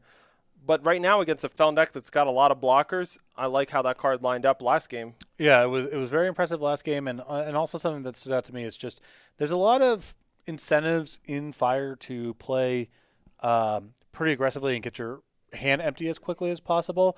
And I think Carnage has taken that to a greater extreme than we've seen from any of the other 64 lists here. All right, so jumping down into the finals of this tournament, these players are playing a best-of-3 match to determine the champion of this weekend's Open. For Pay to Win in their Felon deck, they are going to kick things off with a kind of slow-looking hand. Moldermuck is the first play on turn 3, and there is no cheap interaction. I am a little bit surprised that they kept this against how fast Carnage might come out of the gates in the play here as we see our first League Explorer of the match. Dropping down a depth charge that'll pop later when they're empty and deal 2 damage to the enemy player. That was a pretty big draw. Yeah, Exploit is going to take what would have been a really hard to come back from curve of League Explorer, Permafrost your first blocker into maybe something more manageable. But nope, it goes for the Permafrost instead, wanting to value the Moldermuck's ability to just lock all windows and doors once it arrives. We'll see if he can do that as 2 more depth charges hitting the table. Auto Tread coming along too. Ambitious Mandevilla, they've got some great comeback potential for pay to win, but these next few turns will be critical. Yeah, I mean, that fills out really nicely here of stripping the Permafrost, having a good play to play towards. But Carnage Goffs is such a fast start here. I'm not sure if even those draws are going to be enough to stabilize pay to win here. All right, so the League Explorers get +1/+1 and overwhelm this turn thanks to the tandem attack. Meanwhile, draw and discarding the Iron Priestess gives us a +2/+2 weapon for 2 in hand and that custom rail driver. The Moldermuck shrinks down to a 3/3 and trades while it spawns a 3/3 of its own. Torgov comes down, and so pay to win is making progress on this board, but is it enough? I believe we have something like 5 depth charges already. Yeah, and you know, this weapon can be suited up on the Explorer, and that sets up 2 5/5 attackers on the tandem, which really mucks up blocking here from pay to win side. So interesting, Carnage does drop down the Prowling Amarok. There was a possibility of leaving that in hand to work with the Auto Tread, but instead going to get that down, give it Aegis, pick up the tandem bonus there. Valise and the League Explorer are picking up a +1/+1 and overwhelm bonus. For pay to win, they've got to make real headway on not taking damage here because, I mean, it's once Carnage goes Hellbent, we might just be about dead here. And yeah, just having no cards in hand, setting off all the depth charges at once, this is going to be very tricky for pay to win to navigate. Yeah, you're looking at whatever block you want, assuming that you're going to be double blocking here in some way. You're looking at taking 5 from the unblocked unit. That's 12.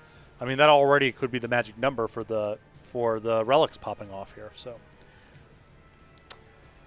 yeah, so I mean, pay to win top decked an exploit, but it still seems like this draw might not have been fast enough to come back on the draw against how explosive Carnage's deck can be. And you know what? We'll see how pay to win adjusts in the future games. But for now, let's focus on this game. A Moldermuck block once again gets us a new one. The Torgov just chumps, and this is all just adding up to a very desperate approach from pay to win. yeah, I mean, that's the alternate block there. That's the block that saves the most damage. Yeah.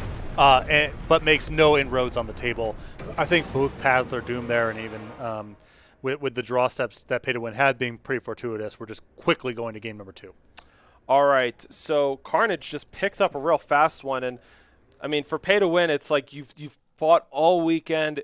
You played the 28 games. You got through every opposition in your path, and it's like you get to the finals, and it's like, all right, I'm 1 match away, and then just in the matter of turns, all of a sudden, it's like, oh, if I have one more bad game, it's just over. And all of this progress towards getting that World Championship invite just goes away. Yeah, I mean, you're starting from scratch in 2 weeks or whatever.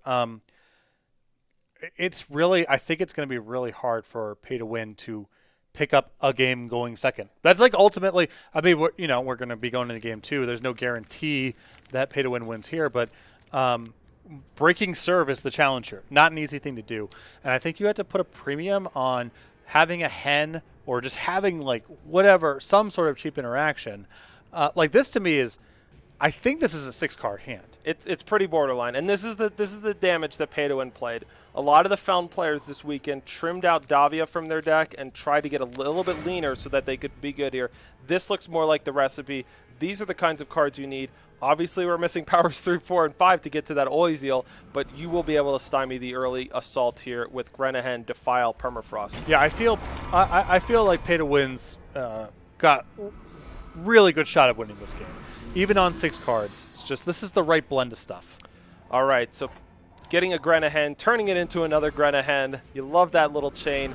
For Carnage, one of the nice things about League Explorer is that as a 2/2, it does get blocked by the Grenahen, but because it plants that depth charge, it's okay. You can let them gain 1. You'll eventually pay them back for that. Yeah.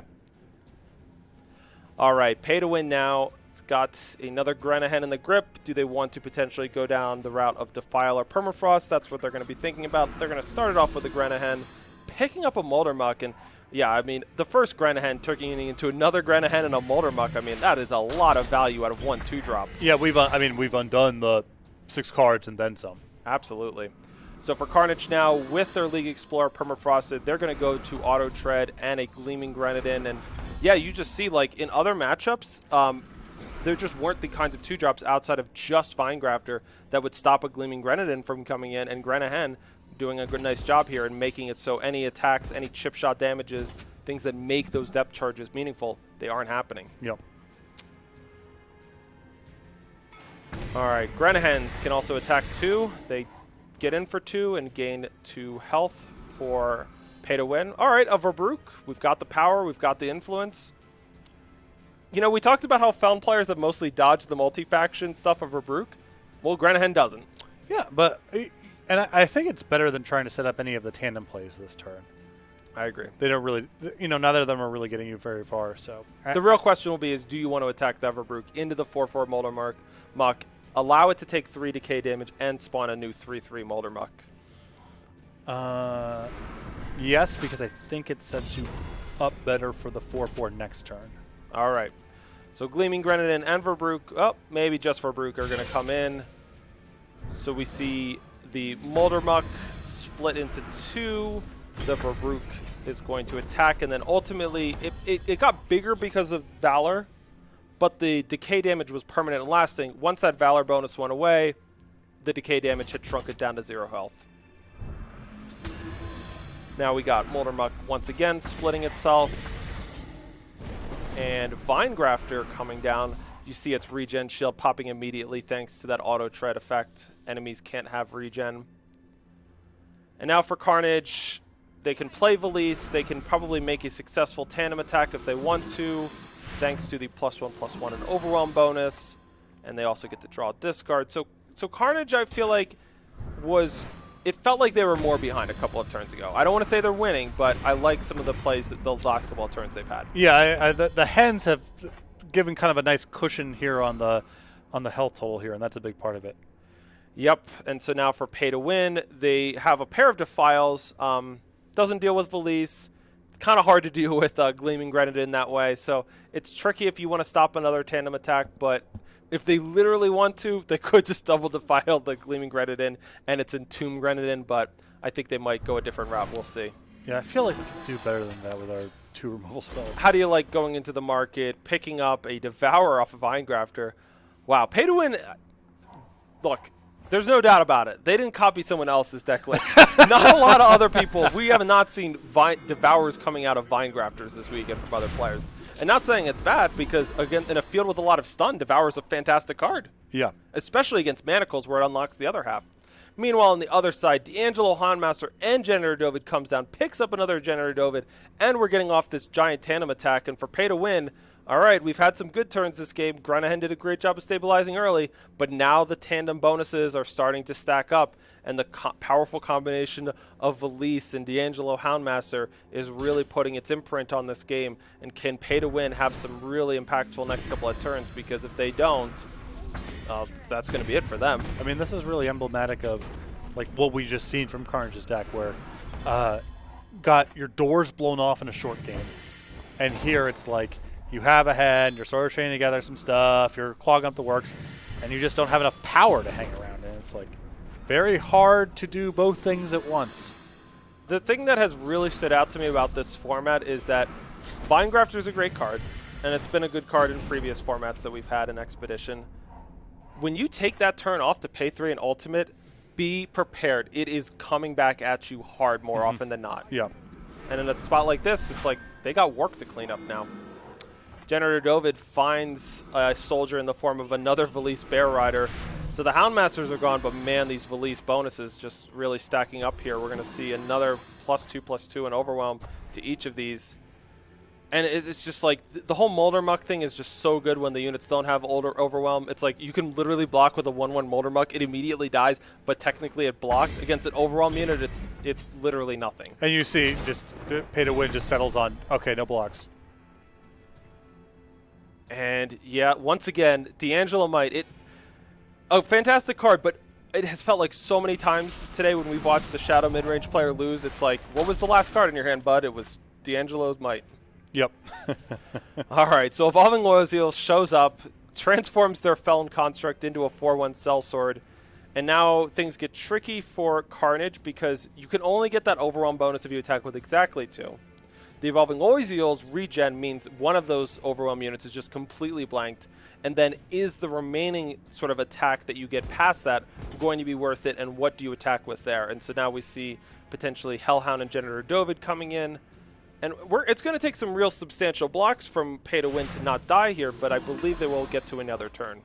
Yeah, I think with the Iron Priestess here, you just kind of want to make this attack this turn and set up the same attack next turn, but with additional weapons to show for it. I kind of want to know what like a Huru tandem deck looks like, where I get more of just streamlined Valise plus Iron Priestess action, because every time those two cards get together, it looks great. So we have 12 coming in against 3, so we need 9, 4, 5, 6, 7. Okay, so can survive, and you can pick up a point here too.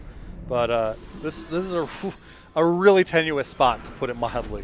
Yeah, and it's tough because even just dealing with like one of the Valises does not sort of free you from the burden of overwhelm attacks on on a future turn. Right. Okay, so a reappropriator is actually a really big deal. A regen blocker is one of the best ways to stymie an overwhelm attack. And that combined with a Devourer to get our health points a little bit up, I think it is possible that Pay to Win is going to be able to buy themselves another turn here. But it's not going to be easy. And those are 2 misses right there. Oh, totally. I mean, the Vinegrafter, like, the regen thing, like, every turn we add another regen blocker, we are buying ourselves a lot of leeway here in terms of what combinations of blocks we can do.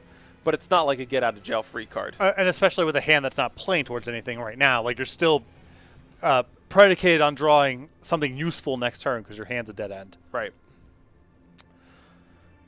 Yeah, and at some point, maybe like another D'Angelo Houndmaster shows up. There's a lot to be worried about. Okay, well, if you exploit and do this, you can play the Vinegrafter.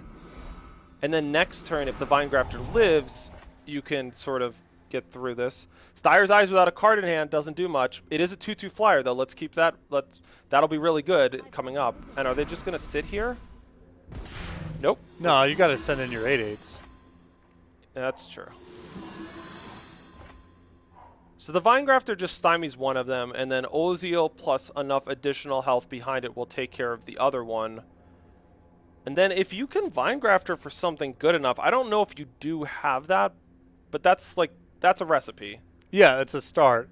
The problem is you're still going to be up against the same attack kind of next turn, because the Vinegrafter, like, that's great, but that's not getting rid of one of the Valises, you know? All right, so we take down one of them. Yeah, if you can just... but man, you have a lot to manage now because you also need to deal with the flyer. The invasive species is going to be potentially really bad to play out of the market. It's reckless. It's going to really restrict what tandem attacks Carnage could do next turn. Yeah. They got to watch out for that one. All right, but let's see what happens. It's probably starting with this Vinegrafter. I can't imagine anything else, the turn going anywhere else besides that. The question is, what do you have in your market? Is there any chance you have like a really good 4-drop? I don't have their market in front of me. That would mean like you're actually putting back the reappropriator. You just you know the turn is oriented around baseline. The Styre's Eyes can't hit. It's a 2/2 flyer. Yep. And then the second order of business is Valise herself can get herself up to a 7/7 overwhelm. And that's a lot. Pay to Win has no lifesteal, right? So, like, yeah, maybe playing the Reckless unit is not great, but it's you aren't like walking into something bad as a result. Okay, so Razor Shaper, does that do enough? You can't attack with Styre's Eyes and that. Oh, that's just going to do it. Short Hopper's just going to pull out Icy Gaze, I'm pretty sure. Let's see. There we go. Icy Haze, you're a rock Razor Shaper. Styre's Eyes was going to attack in for lethal there, putting Carnage into the victory circle for this event. They are your Hour of Glass Expedition 5K Open champion, and they will be competing in this year's Eternal World Championships. Congratulations to them. They were one of the only players in the field playing their deck this weekend, that sort of 3-faction take on Tandem Aggro. We saw a lot more Skycrag. We saw a lot of Vercano. We saw some Soldier Aggro. They had a specific plan in mind. It really came together, and ultimately, they were just consistently able to punch through those regen units and those Mandavillas, all those sorts of things that were just completely devastating to the attacks we saw from other players in the event this weekend. Yeah, and I think, the Grunin there, it's subtly doing a lot of things in that list, which was not a common card that we saw. No. One is, like, it is just aggressive for a deck that's trying to win the game pretty quickly. It is cheap and therefore very good with the cards that are calling out, do you have few to zero cards in your hand? And also a big thing that I saw a lot over the course of this tournament was just the frequency with which the game revolved around pinning down someone's tandem attacks. And having a 1/1 charge unit for one really broke up a lot of people's like defensive measures because they were set up for, all right, well, they've only got one attacker, so they play something next turn, I got to answer that, but like there's no chance of any sort of tandem trigger happening. And that card was like really overperformed. Like it's innocuous, obviously, and I don't think it's like appropriate for every deck, but it really stood out as like a distinguishing feature of that deck compared to all the other fire aggro we watched, all the other tandem decks, and for such a subtle card, did a lot of really important stuff over the course of the games that we watched on camera. No, that's a great point. Gleaming Grenadin, the big winner this weekend. All right. So that is going to do us for this weekend. As a reminder, we have another Open coming up in just 2 weekends, the Draft Open for Revelations. That will be August 13th to the 15th. You'll be drafting 4 decks over the course of the 13th and 14th. You can do that at your leisure on those 2 days. And then the top 64 best records will be joining us on the 15th for another top 64 broadcast. And it'll be myself and Patrick Sullivan again, and it'll be another great time. We'll have a lot of fun along the way, just as we did today. It was great having you back in the booth. It was great being in a booth, so to speak. Yeah, we're I've done a couple of remote broadcasts over the last 18 months. It's not the end of the world, but there is something nice about like being in the studio. Got this like nice wood table here you can't necessarily see, games in the background, coffee pot in the break room. Like there's just amenities that come along with this that make it feel like, we're really doing a broadcast. And so this was a great time to hop back. I had a lot of fun watching these games of Expedition. It was like all the factions showed up, people were doing materially different stuff, individual card choices really mattered. There didn't look like one card that was just on rate so much better. Like obviously this is the thing you need to be doing. It wasn't that experience. So this is really fun. I'm excited to come back in 2 weeks, and thank you for holding my hand through a lot of this. I hope everyone at home or where you are had a good time watching, and really excited to come back in 2 weeks and do this again. Yep, and in the meantime, this guy's back full-time here at the office with us. He's been here for about 2 weeks now. It's been 3. about? Oh, 3? Yeah. Wow, time flies.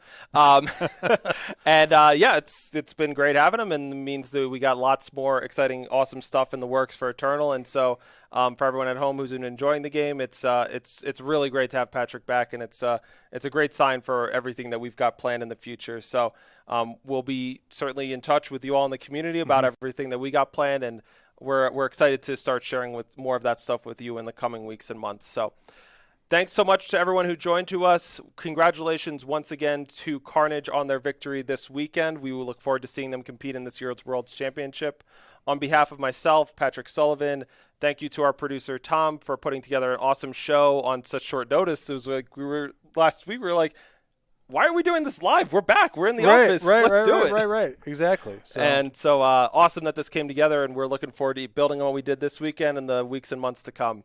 With that, we're going to throw you over to another Eternal stream. We hope you all enjoy the rest of your weekend, and we'll see you back here in 2 weeks for the Revelations 5K Draft Open. And once again, these are open to anybody, so make sure you sign up, and we look forward to seeing you all there that weekend.